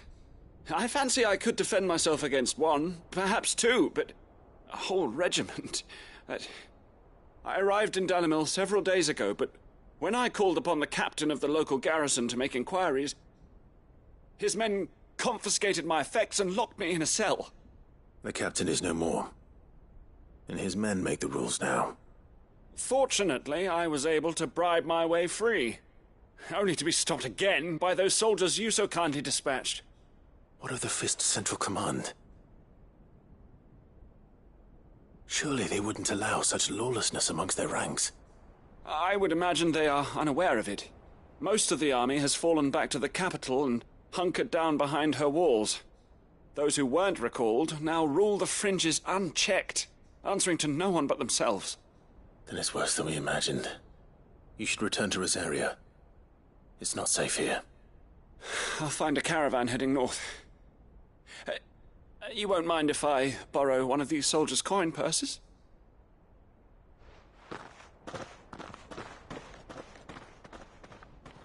Not at all.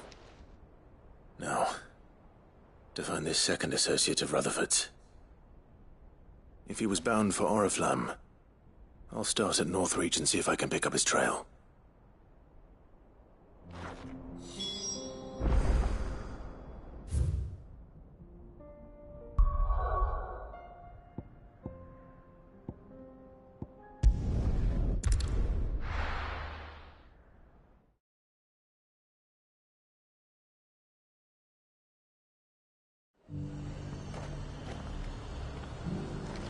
There's a lot of road between here and the capital.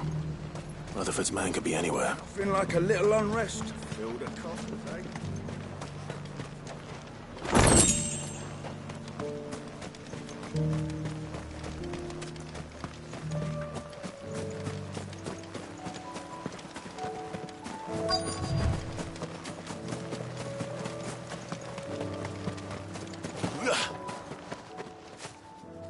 What happened here? If you're with the others, they've already relieved me of my belongings. I'm not. I'm looking for someone who was sent here by a man named Rutherford. And then you found him. I am Alistair Rockford, attendant to the Lady Ariane of House Wellesley. Of the 7 high houses of Rosaria. It's been a long time since last I saw my great-aunt. Is she well? My Lord Marquis? Yes. Yes, she is. The Lady Dowager has granted me leave to assist your Uncle Stuart. I was on my way back from the old capital when I saw some villagers being robbed on the road here. Bandits? They looked more like field hands, but it didn't matter in the end. I did what I could to help the victims, but all it earned me was a pommel to the temple. Which way did they go? South, toward the gate. All right. I'll take care of them. Founder knows I've met enough of their kind. You head back to Northreach, visit the Vale, tell them I sent you. Thank you. I shall. Founder be your shield.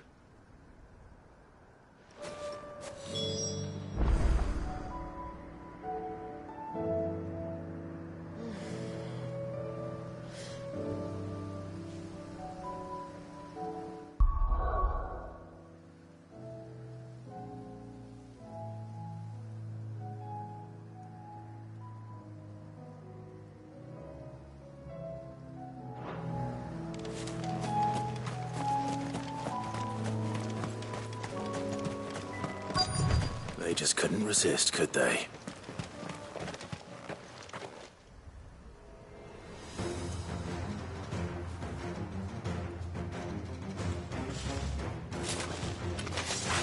This one's ours, pretty boy.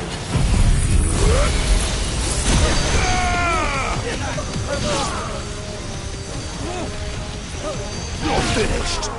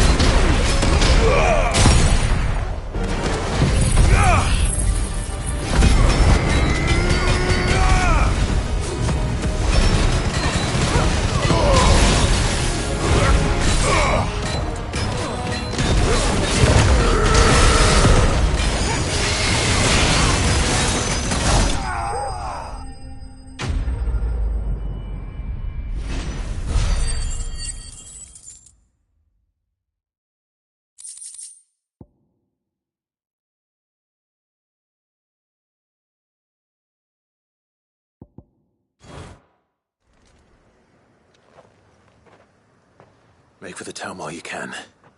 There may be more bandits nearby. You don't need to tell me twice. Many thanks, traveler. This looks to be all of them. I thought I told you to make for the Vale. And stand by as ill might befall the heir to the ducal throne. It's just Clive, and I'm fine. Which is more than can be said for you. I will survive. Strange that the garrison wouldn't intervene in such a brazen attack so close to their gates. The garrison have their hands full inside the city. Some days they don't even send out patrols.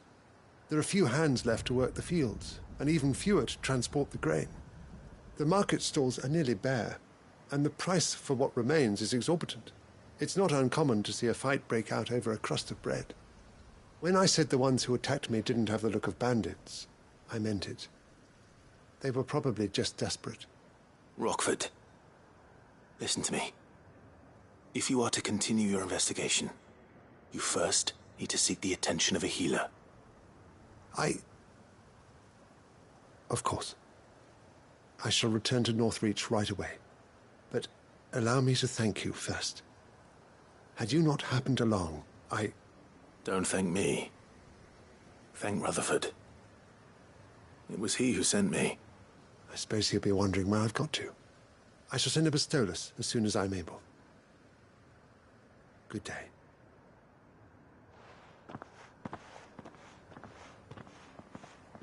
My uncle certainly has his work cut out for him. If it isn't already too late. I should go and tell Rutherford that his colleagues are still in one piece.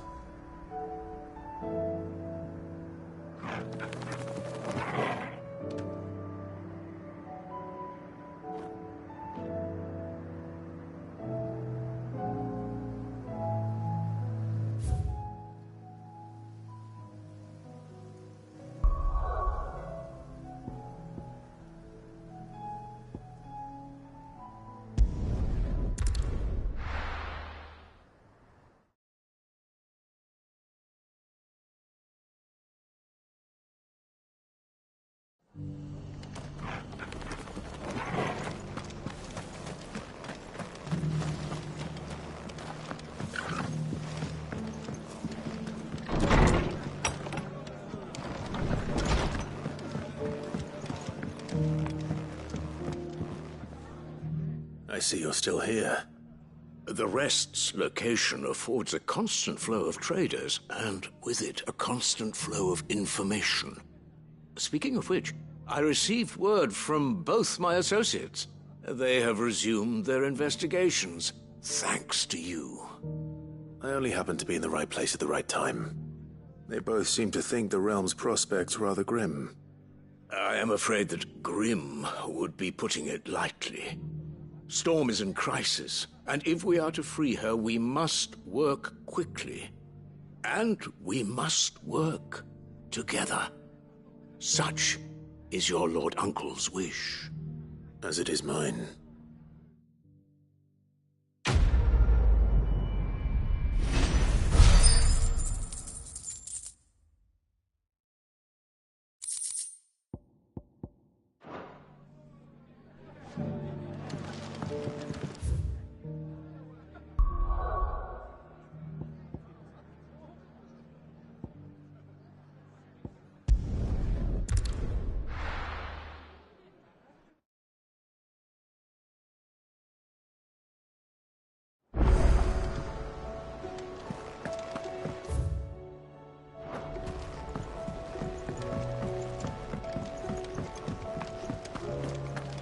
Seems the hideaway's lost its appetite.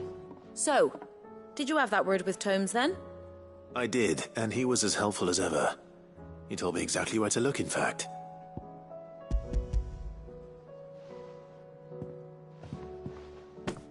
And what precisely will I be cooking up? Or is it better not to know? Blueback wyvern liver. And, a herb known as Saint's Bonnet. Ah, wyvern livers, was it? Well, at least it weren't actual worms, I suppose. Now then, you stay right where you are. I've got some cooking to do. Let's hope these grand old chefs of yore knew what they were on about.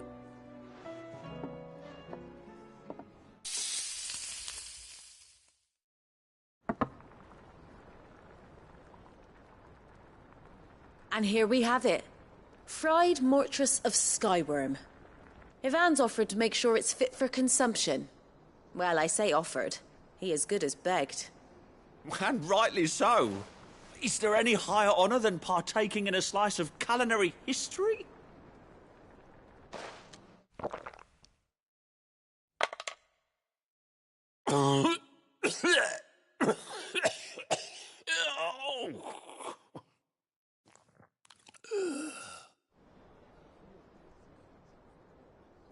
So, not fit for consumption then?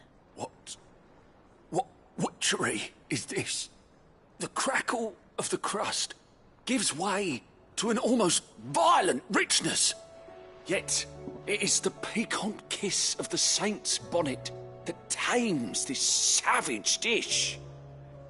It is a tour de force, a force of nature even, a maelstrom of flavour and sensation, a graceful beast emerging from centuries of slumber. I think he likes it. Well, I can't quite tell with all that nonsense he's talking. But I reckon you might be right. It was decent then, I take it. Decent? It's remarkable. And I defy any man to say a word to the contrary. Sid, might I suggest that you command a party of your finest men and women to procure a dozen blueback wyverns forthwith? I'll give it some thought.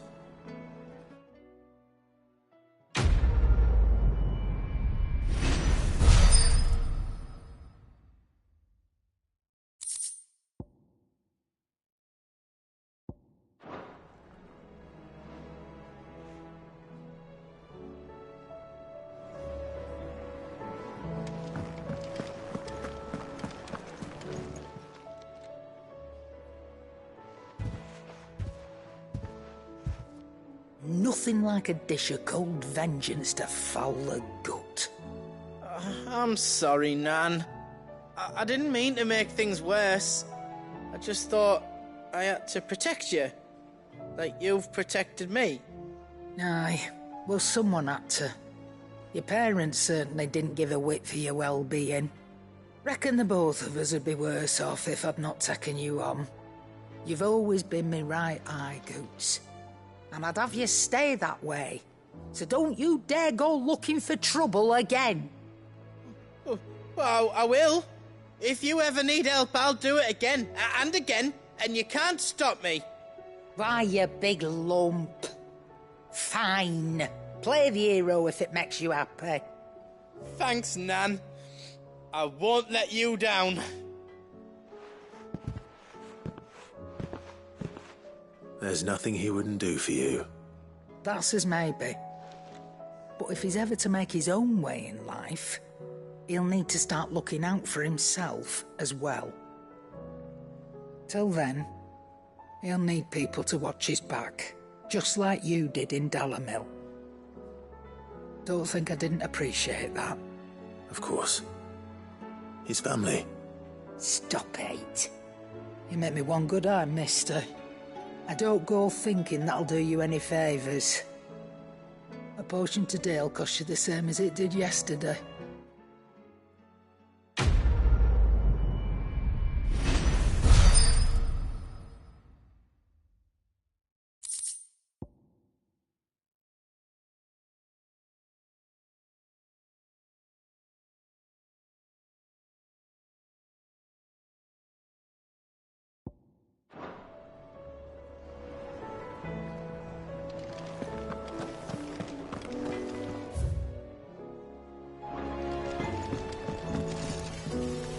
What do I owe the honor?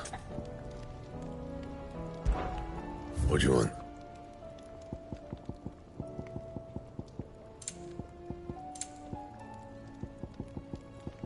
And?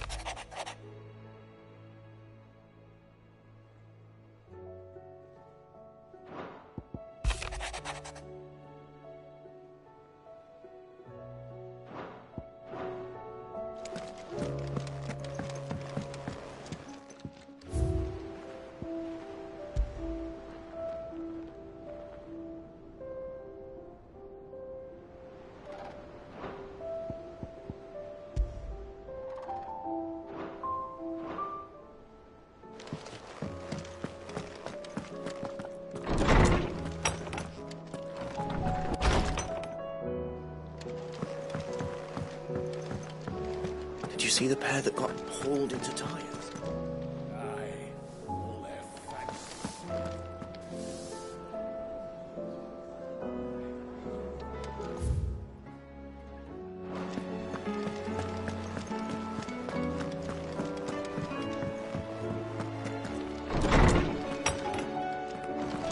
Is a storm coming soon? Knowledge hoarded is knowledge lost. I have compiled some new entries, if you would like to see them. If you have a question for me, I should be happy to answer it. Did you learn everything you needed?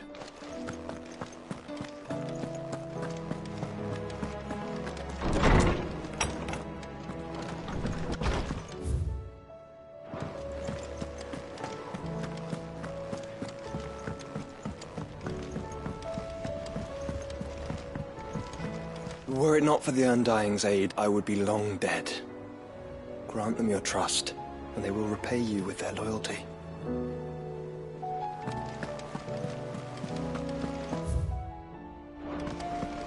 Did you see that? Tell me you saw that.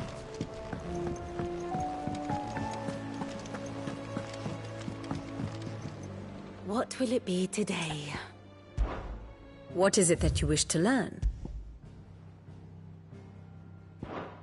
One must understand one's place in the world.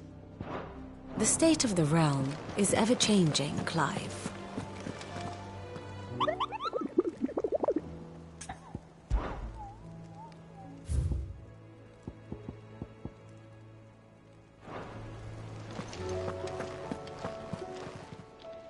How may I help you today, Clive?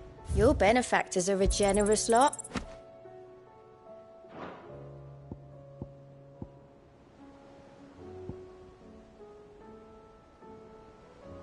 Come again. I may have more for you. Fancy a look at the list, do you? Quick look. Always something in there.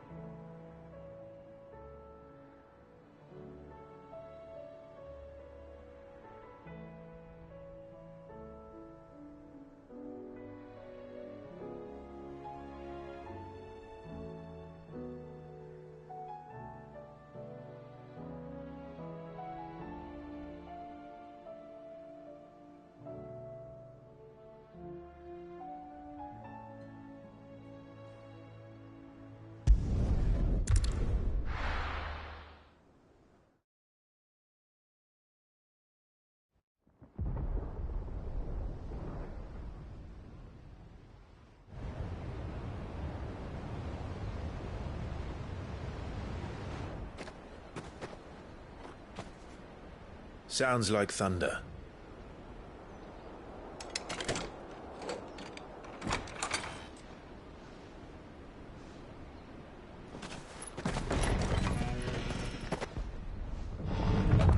You're late.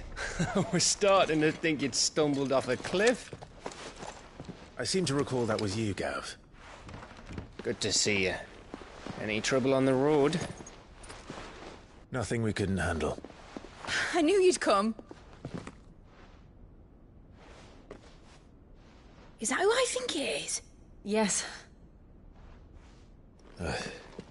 Allow me to introduce my brother, Joshua. Clive's told me all about you. Or even listening most of the time. Name's Midadol, but everyone calls me Mid. My lady. Eh?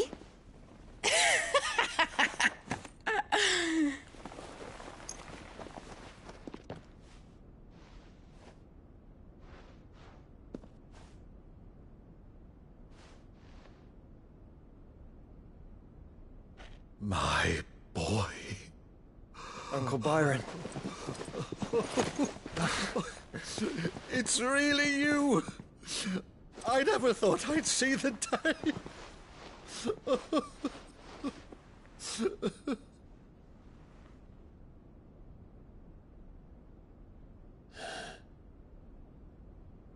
So these Akashic are being controlled? That's what it looked like. Empty eyes, eerie blue glow. No doubt they were turned, but silent as monks, every last one of them. Your man here speaks true, Clive. We saw more than a few in the city. They moved in ranks with a purpose, and not of their own.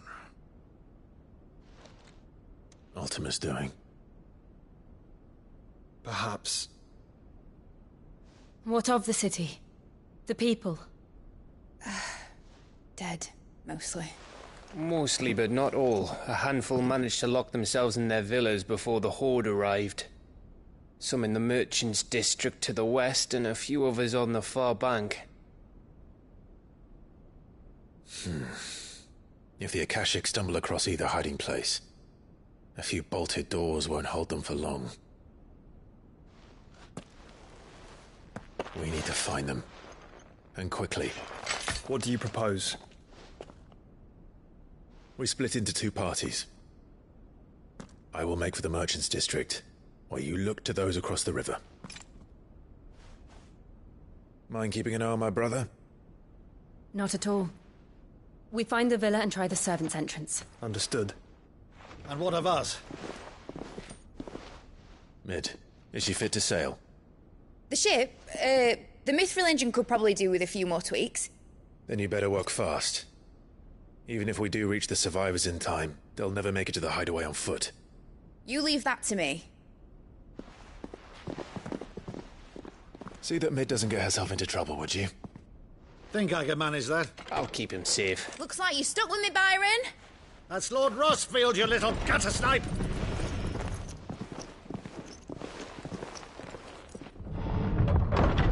Shall we then? And you keep Clive safe.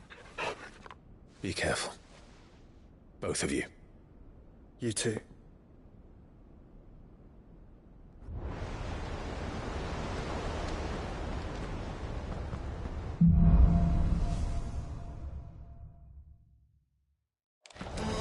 All right, Torgal.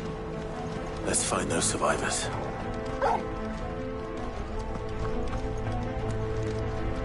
They don't stand a chance against those things.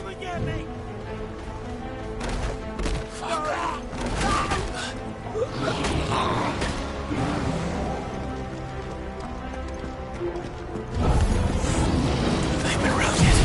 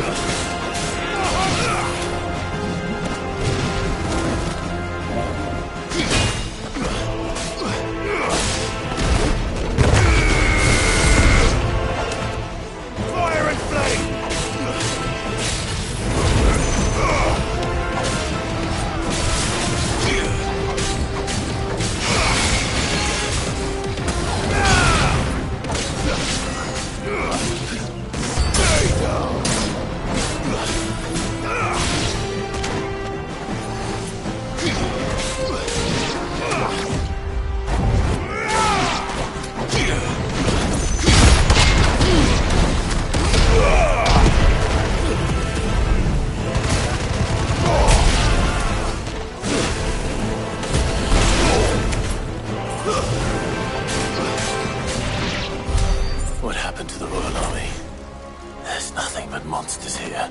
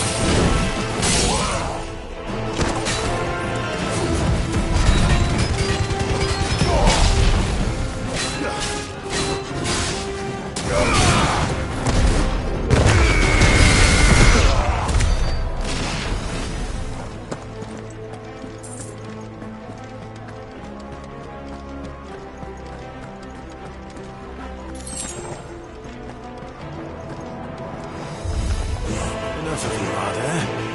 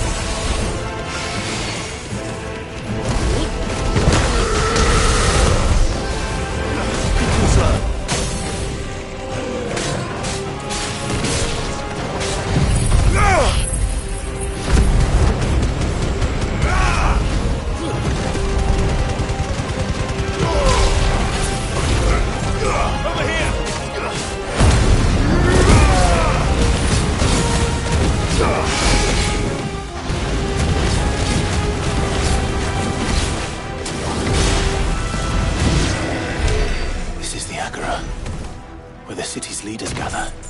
There may still be survivors inside.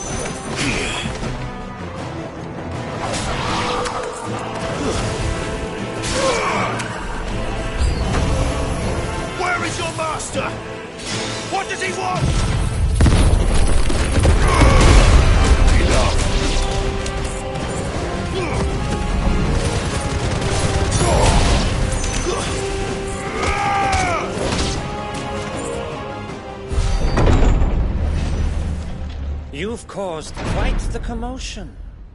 But then I would expect no less from you, Muthos. You again. I don't believe we've been introduced. You were in my family's crypt, and now you're here, with an army of Akashic thralls. Manners, Lord Rosfield? They are men, like you and me. albeit ones unburdened by the wills that drive our kind to madness. They are pure. They are divine. What? And they are all that remains in this once raucous city. You'll pay for what you've done. As you wish. I confess I have been very much looking forward to this.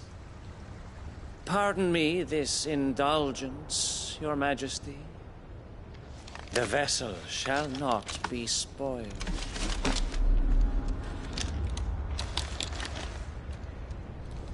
I am Sigmund of House Harvard, and you will yield. Or not. As long as you don't hold back.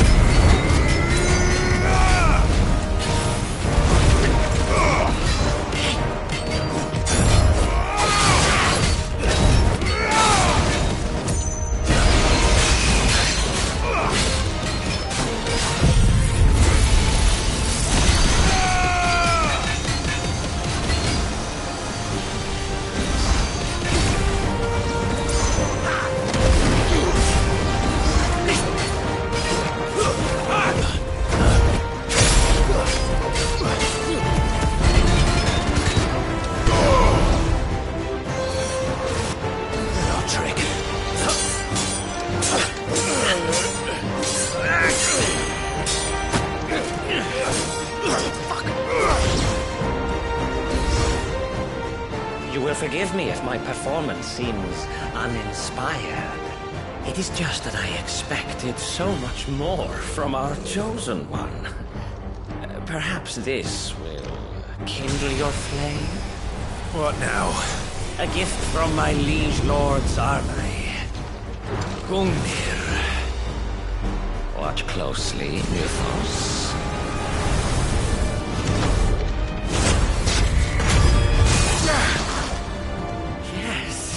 Yes!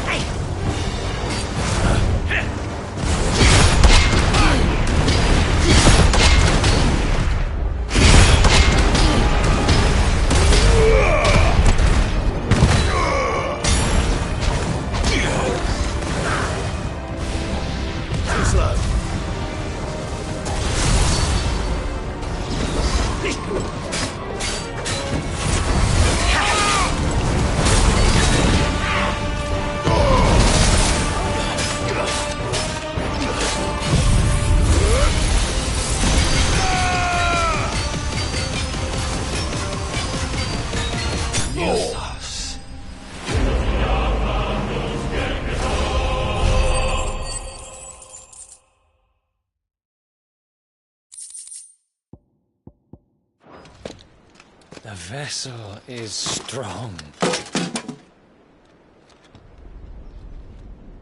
My liege.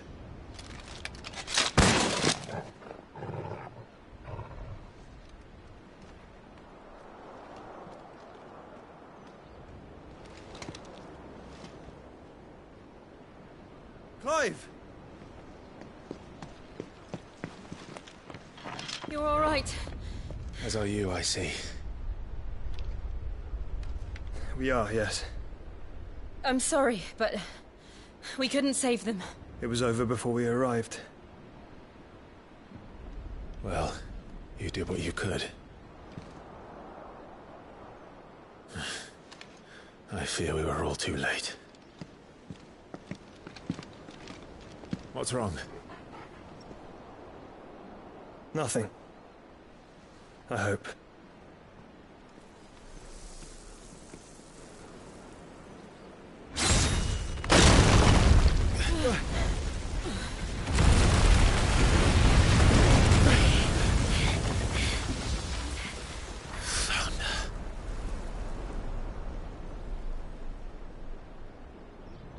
Leaving so soon, Mythos?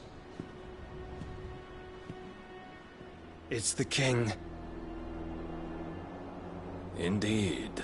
You may kneel before Barnabas Tharm, Warden of Ash and King of Walud. Get back.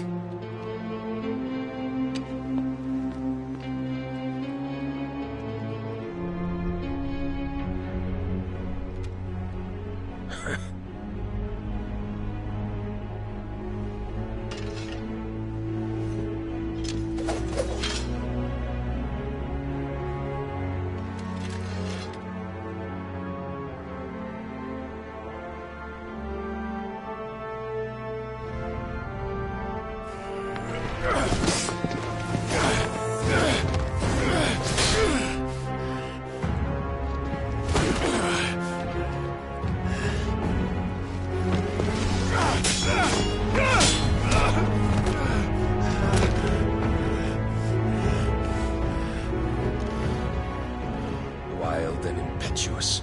I expected more of the boy who bested my Lord Commander. Yet I see why my master covets you so. The power within you, Mythos. The potential.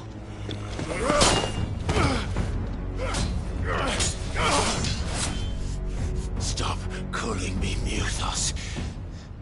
But Mythos is everything. The cornerstone of all creation. The Lord's vessel. Your purpose. My purpose? To surrender my mind and body to that thing.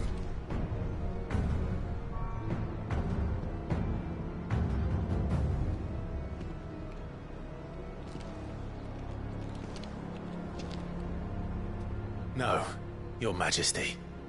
My purpose is my own. I made a promise to my friends, to my people. And nothing is going to stand in my way. You would allow this delusion of free will to bar your path to greatness? Truly, your volition is a cancer. One that must be excised.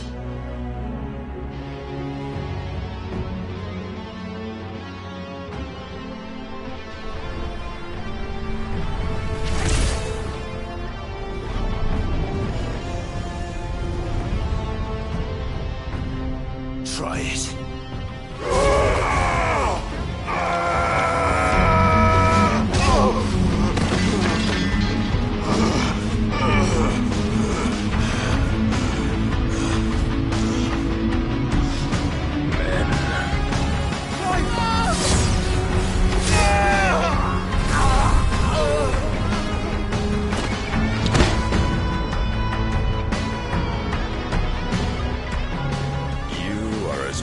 As all the rest.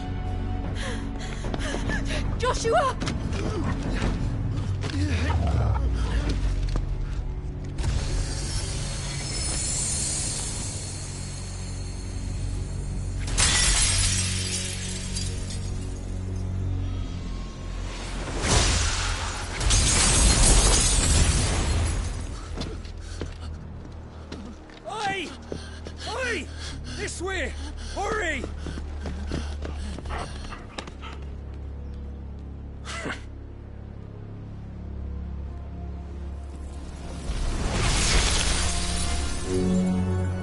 beyond reckoning, and they use it as a crutch. Such a waste.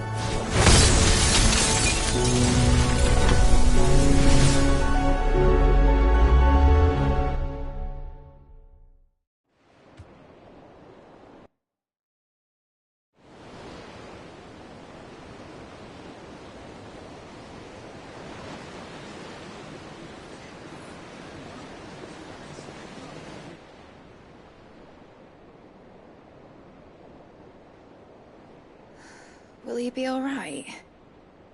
The phoenix can mend flesh, but the spirit must recover on its own. I'm afraid the rest is up to him. This place is remarkable. Outfitting it must have been no small feat. But why go to such trouble?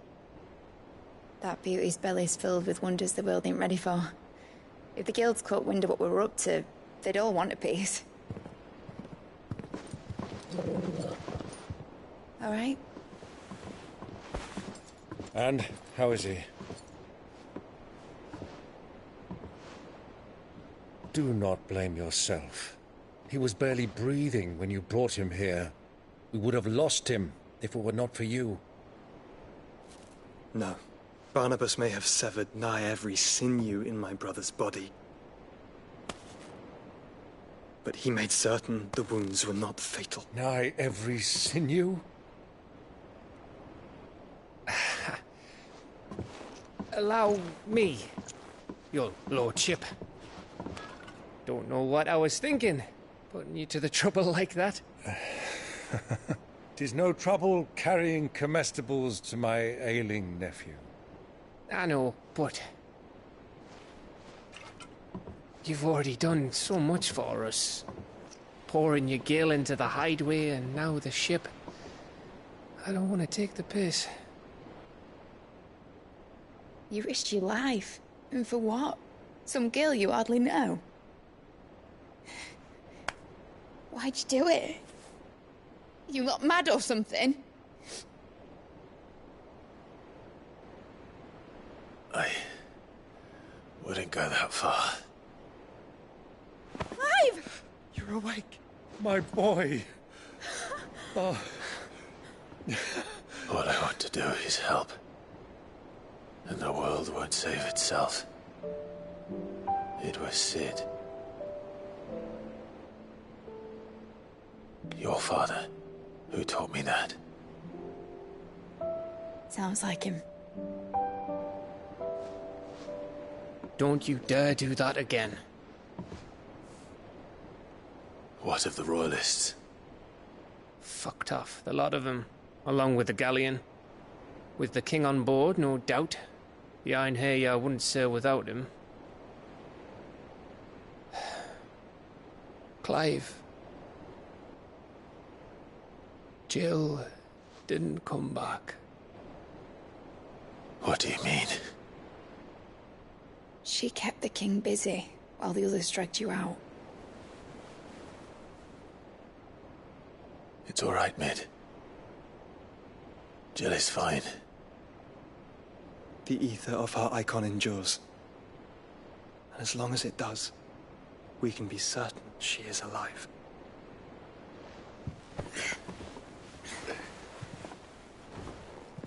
We must pursue the Black Galleon. Jill will be with the king, I'm sure of it. Well, good luck catching him, because my ship's going nowhere. It's the Mithril engine. She's got a kick like a wild chocobo and a mind to tear the hull in half. But do you have an idea? Well, of course I do. My dad'll have seen this coming a league off. If I had his old writings... If you had his old writings, you'd be sitting under a fuckload of rubble. The ones Otto didn't save anyway. I suppose you might still have a few pages in his stores. We'll have to hope it's enough. Do what you can to ready the ship. I'll speak with Otto. In your condition, you really are mad. Perhaps. But the world really won't save itself.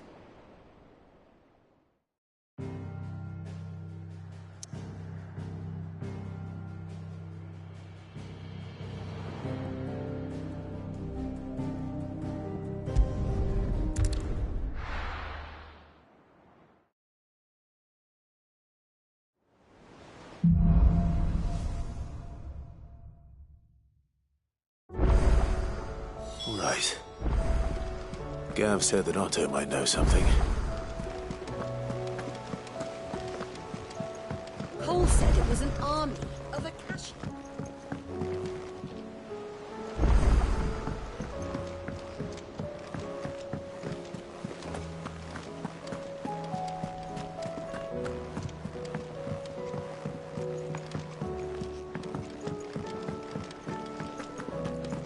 If it's knowledge you seek,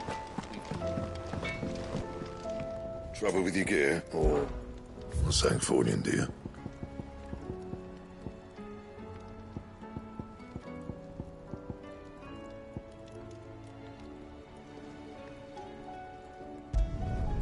No scratches, all right? Not bad, if I do say so myself. Should last you a good while.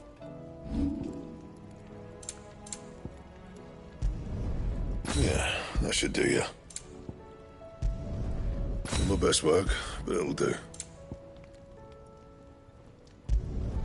You can thank me later.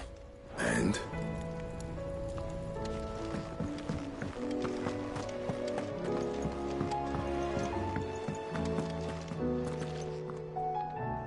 My Lord Marquis, I heard about Eastpool. That some of my fellow Guardians are to build a new home there. Both for themselves and for Madame Martha's bearers. Is it true? It's true. The village is to be rebuilt. I have many fond memories of Eastpool. When I was a child, we would visit my aunt and uncle often. They would lavish attention upon me as if I were the son they never had. I went to see Aunt Hannah after my uncle passed away, but not nearly as often as I should have.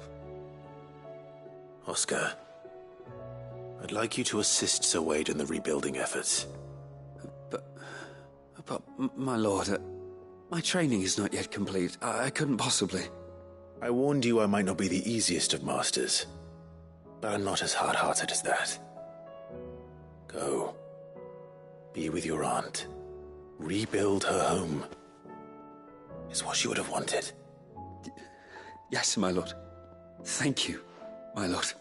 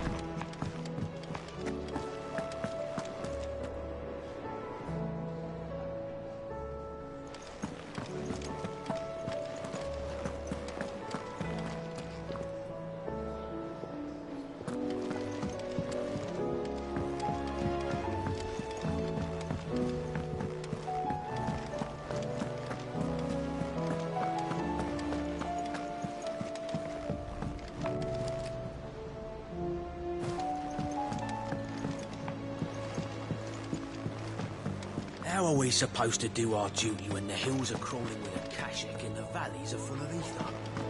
How indeed. My men and I lost an entire day avoiding a flood that wasn't there. Clive? But if you're here, where the hell is everyone else? Don't tell me. They're all right, but it's a long story.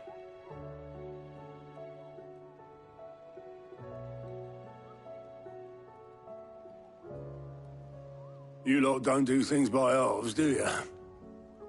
Well, at least everyone's still breathing. Now, as for these writings, I'm sorry to say, Clive, but if you had those, you'd be... Sitting under a pile of rubble, I know. But we were able to save a few bits and pieces from the ruins, most of which ended up being used to build this place. The more personal items we gave to the next of kin. In the case of Sid's things, that would have been mid. Then I'll check the workshop.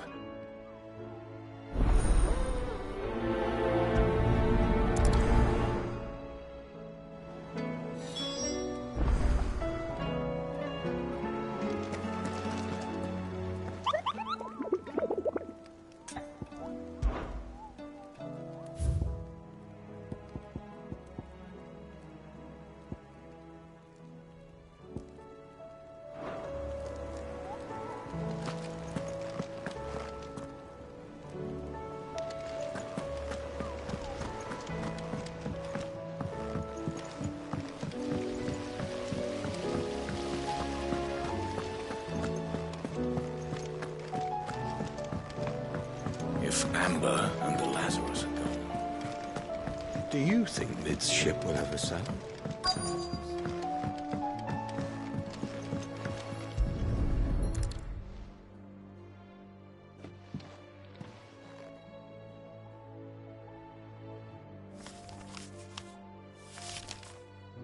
This looks like it's from Sid's old diary. But you'll already have read it. I'd better keep looking.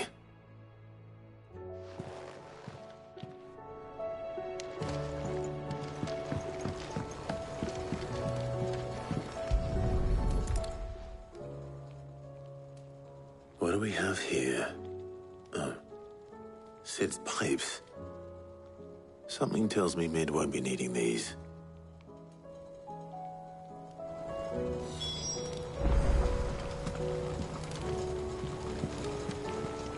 We've had no word from Canva for days. Please tell me Mid is all right.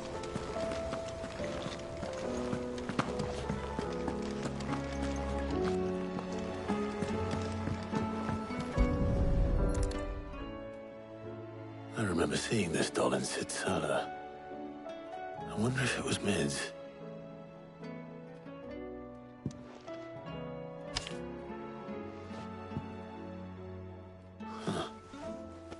What's this tucked inside it?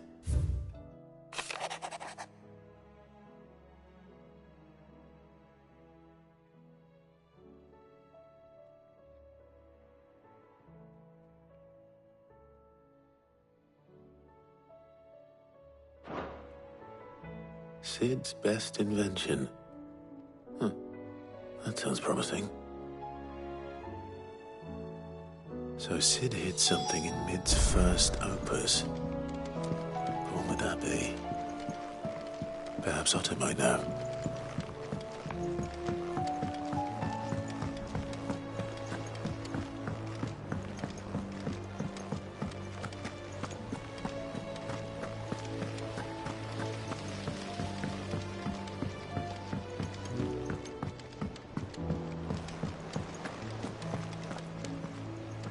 Well, did you find anything? Possibly. You wouldn't happen to know what Mid's first opus was? Opus? That girl's as tone deaf as a banshee.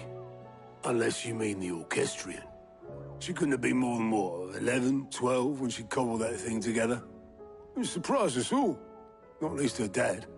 You should have seen how proud he was of the little scamp. What's that battered old box have to do with anything? I think Sid may have hidden something inside it. Wouldn't surprise me. Those two and their bloody treasure hunts. Half the things in the hideaway were hidden one time or another. How are we supposed to do our duty in the hills?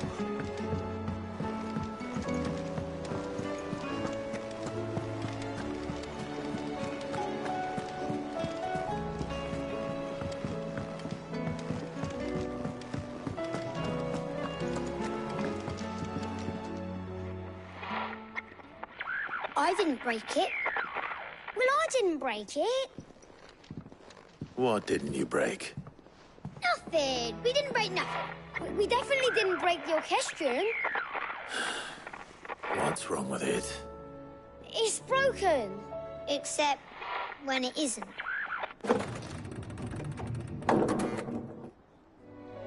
See? And you had nothing to do with this? Nope. Nothing. We just wanted to listen to all the songs at once. So we pressed all the buttons. Like this.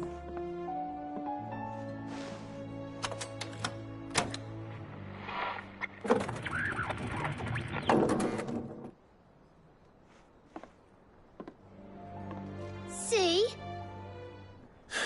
All too well. All right, out of the way.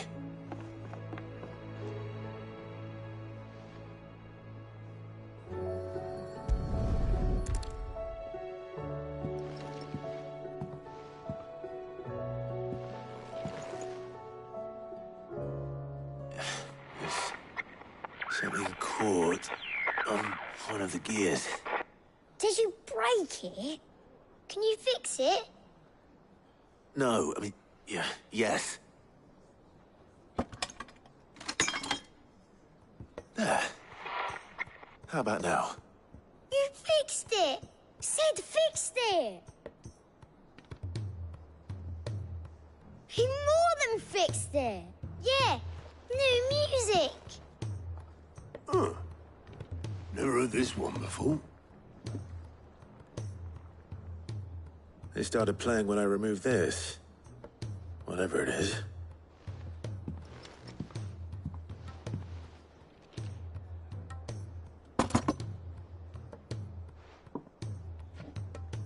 Well, don't look at me.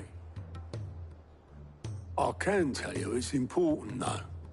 Sid showed it to me once and said as much. Said it was the stuff dreams were made of. Let's just hope it's the stuff ships are made of as well. Indeed. Let's see if we can make some dreams come true.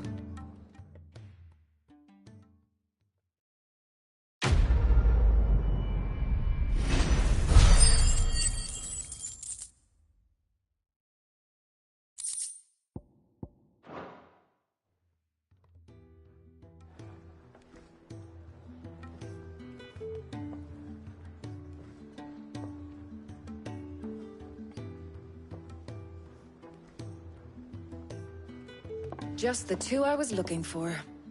Aye. Who's a patient? Actually, yes. The Crown Prince just left. Dion left? Unless you've another word for stood up and walked off. Yes, left. He did have the decency to leave a message with Obelisk before commandeering one of his dinghies. Should we go after him? No. We're not the Prince's keepers. He's free to do as he sees fit. I'd rather he did so in bed. His wounds are nowhere near healed. Much like yours, I suspect. Otto told me what happened in Canver. What is it with this realm's princes and their aversion to rest? Ask me when I get back. Though I may be sometime. Then at least try to stay safe. And if that fails, try to stay alive, eh?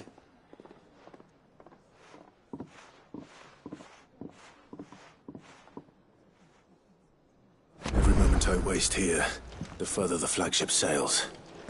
I have to get back.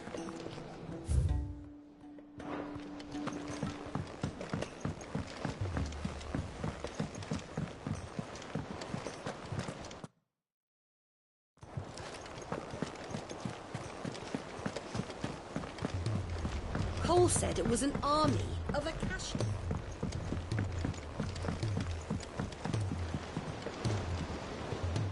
All right, Clive.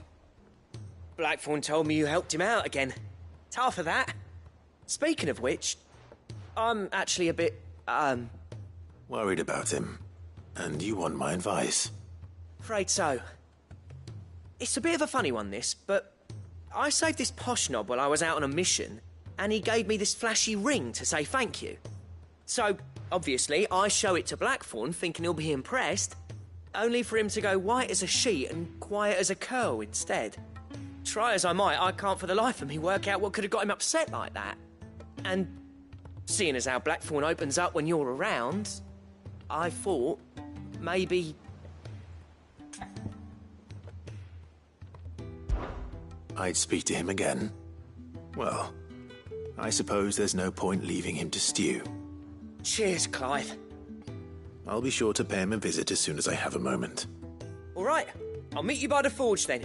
You come along when you're ready.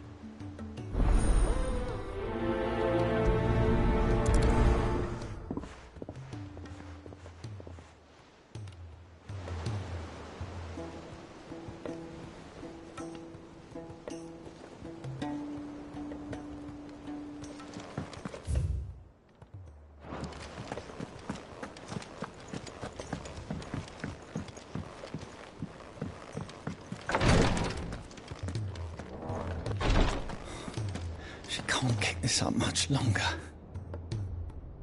Glory to Griga. There you are.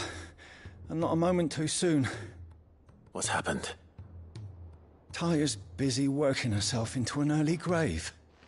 Since the arrival of her latest patient, she's refused to stop, even for a moment.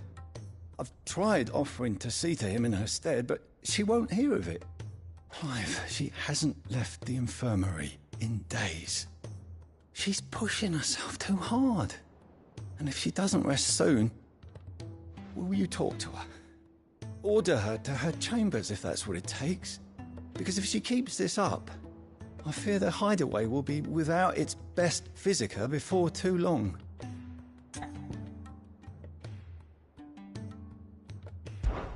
I know better than to order Tyre to do anything. But I'll speak to her. Thank you. I pray you have better luck than I did.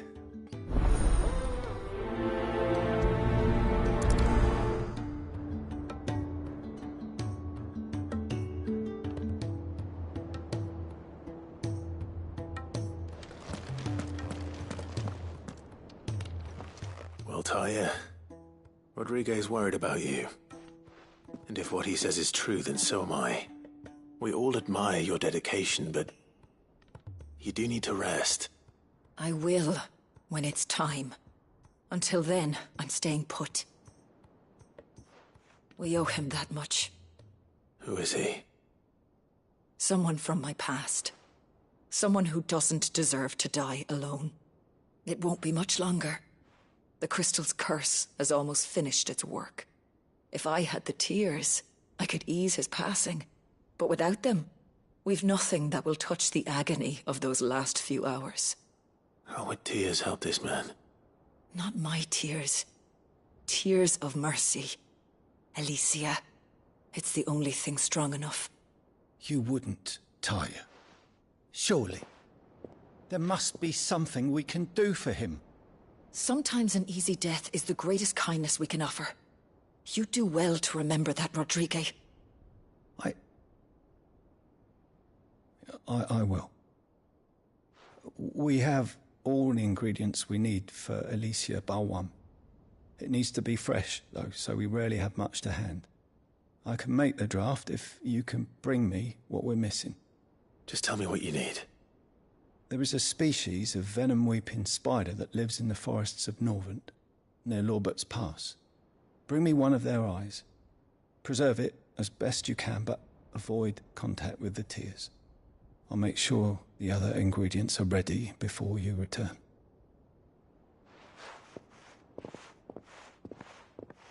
Thank you, Clive. I won't forget this.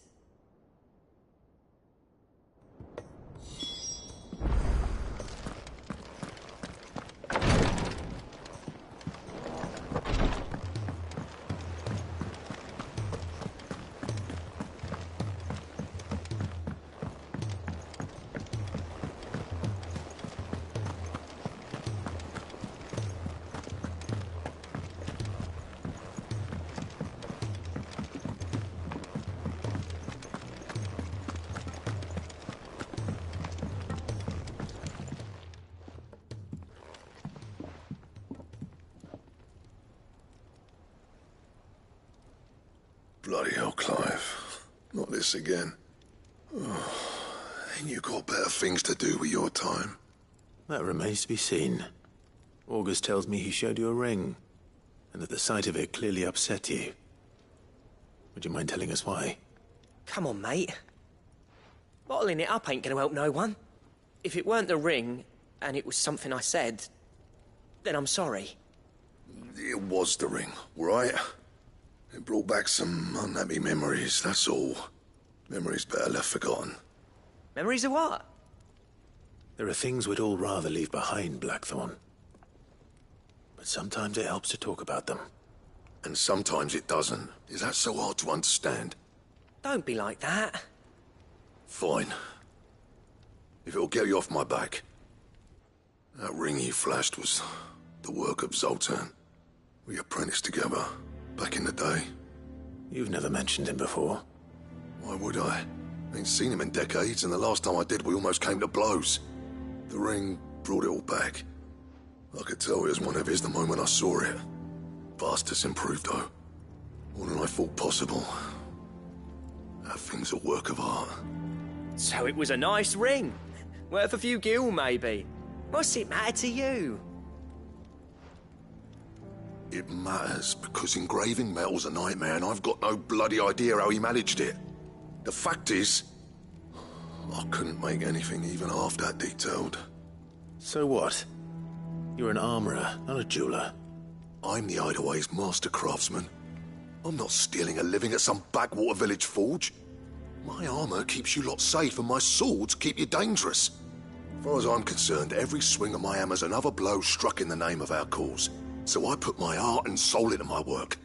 Because the curse breakers deserve better than second best. And I refuse to be shown up by the likes of Zoltan. Very well. Why don't we go and pay him a visit? Learn his secret. I doubt he'd be too happy to see me. Then just this once. Make peace with being second best. Swallow your pride, and focus all your energies on the task at hand. Keeping the curse breakers armed and armored. Provided you can do that, you'll hear no complaints from me. But if you can't, and it's going to distract you, we need to do something about it. What'd you say, Blackthorn? You know he's right. And it's not like you'll be going alone. All right. Magic. So, where do you reckon old what's-his-name is then? Zoltan, was it? In Dravozd, my old village. He won't have left. He's the chief. Dravozd, eh? That rings a bell. Not far from Tabor, right? Just north of the fields of Carava. Got that, Clive? Meet us at Dravozd as soon as you can, yeah? And I'll make sure Blackthorn don't get cold feet. Good luck with that. I'll see you there.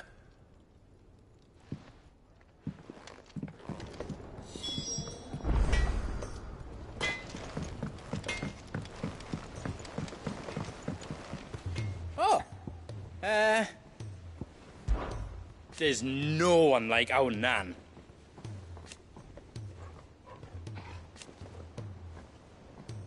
Your lad's worth double that. And I've never looked back. Be seeing ya. He's a solely soaker.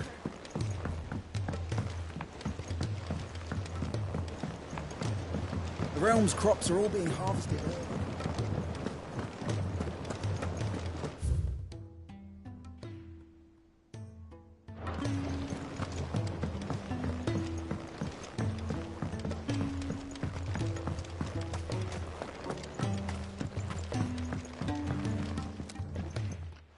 Sid, do you recall the flowers I had you bring back to the yard?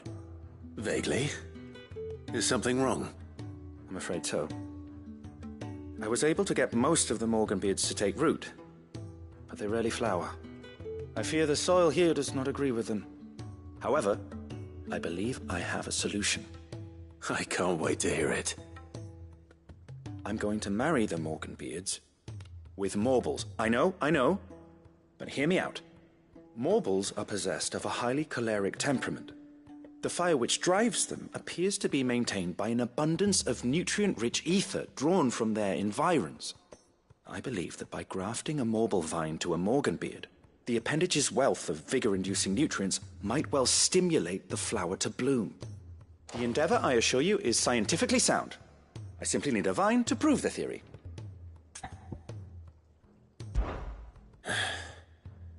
And all you need is a single vine from an ordinary Morble. That is correct. A single vine. As for the Morble, I fear ordinary may not suffice.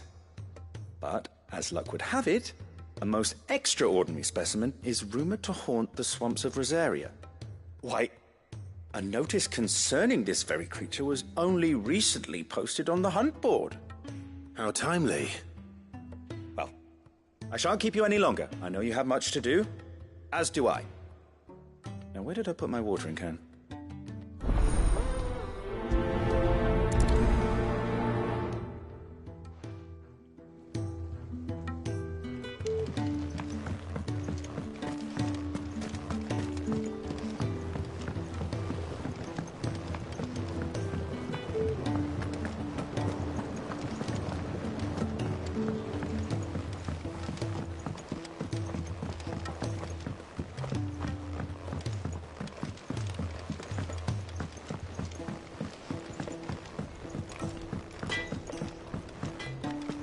If it's knowledge you seek,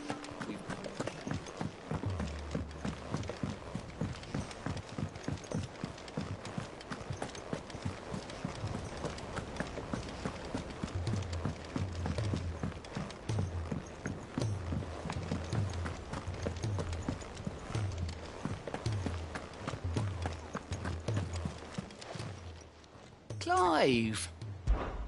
Quick look. Think you can help?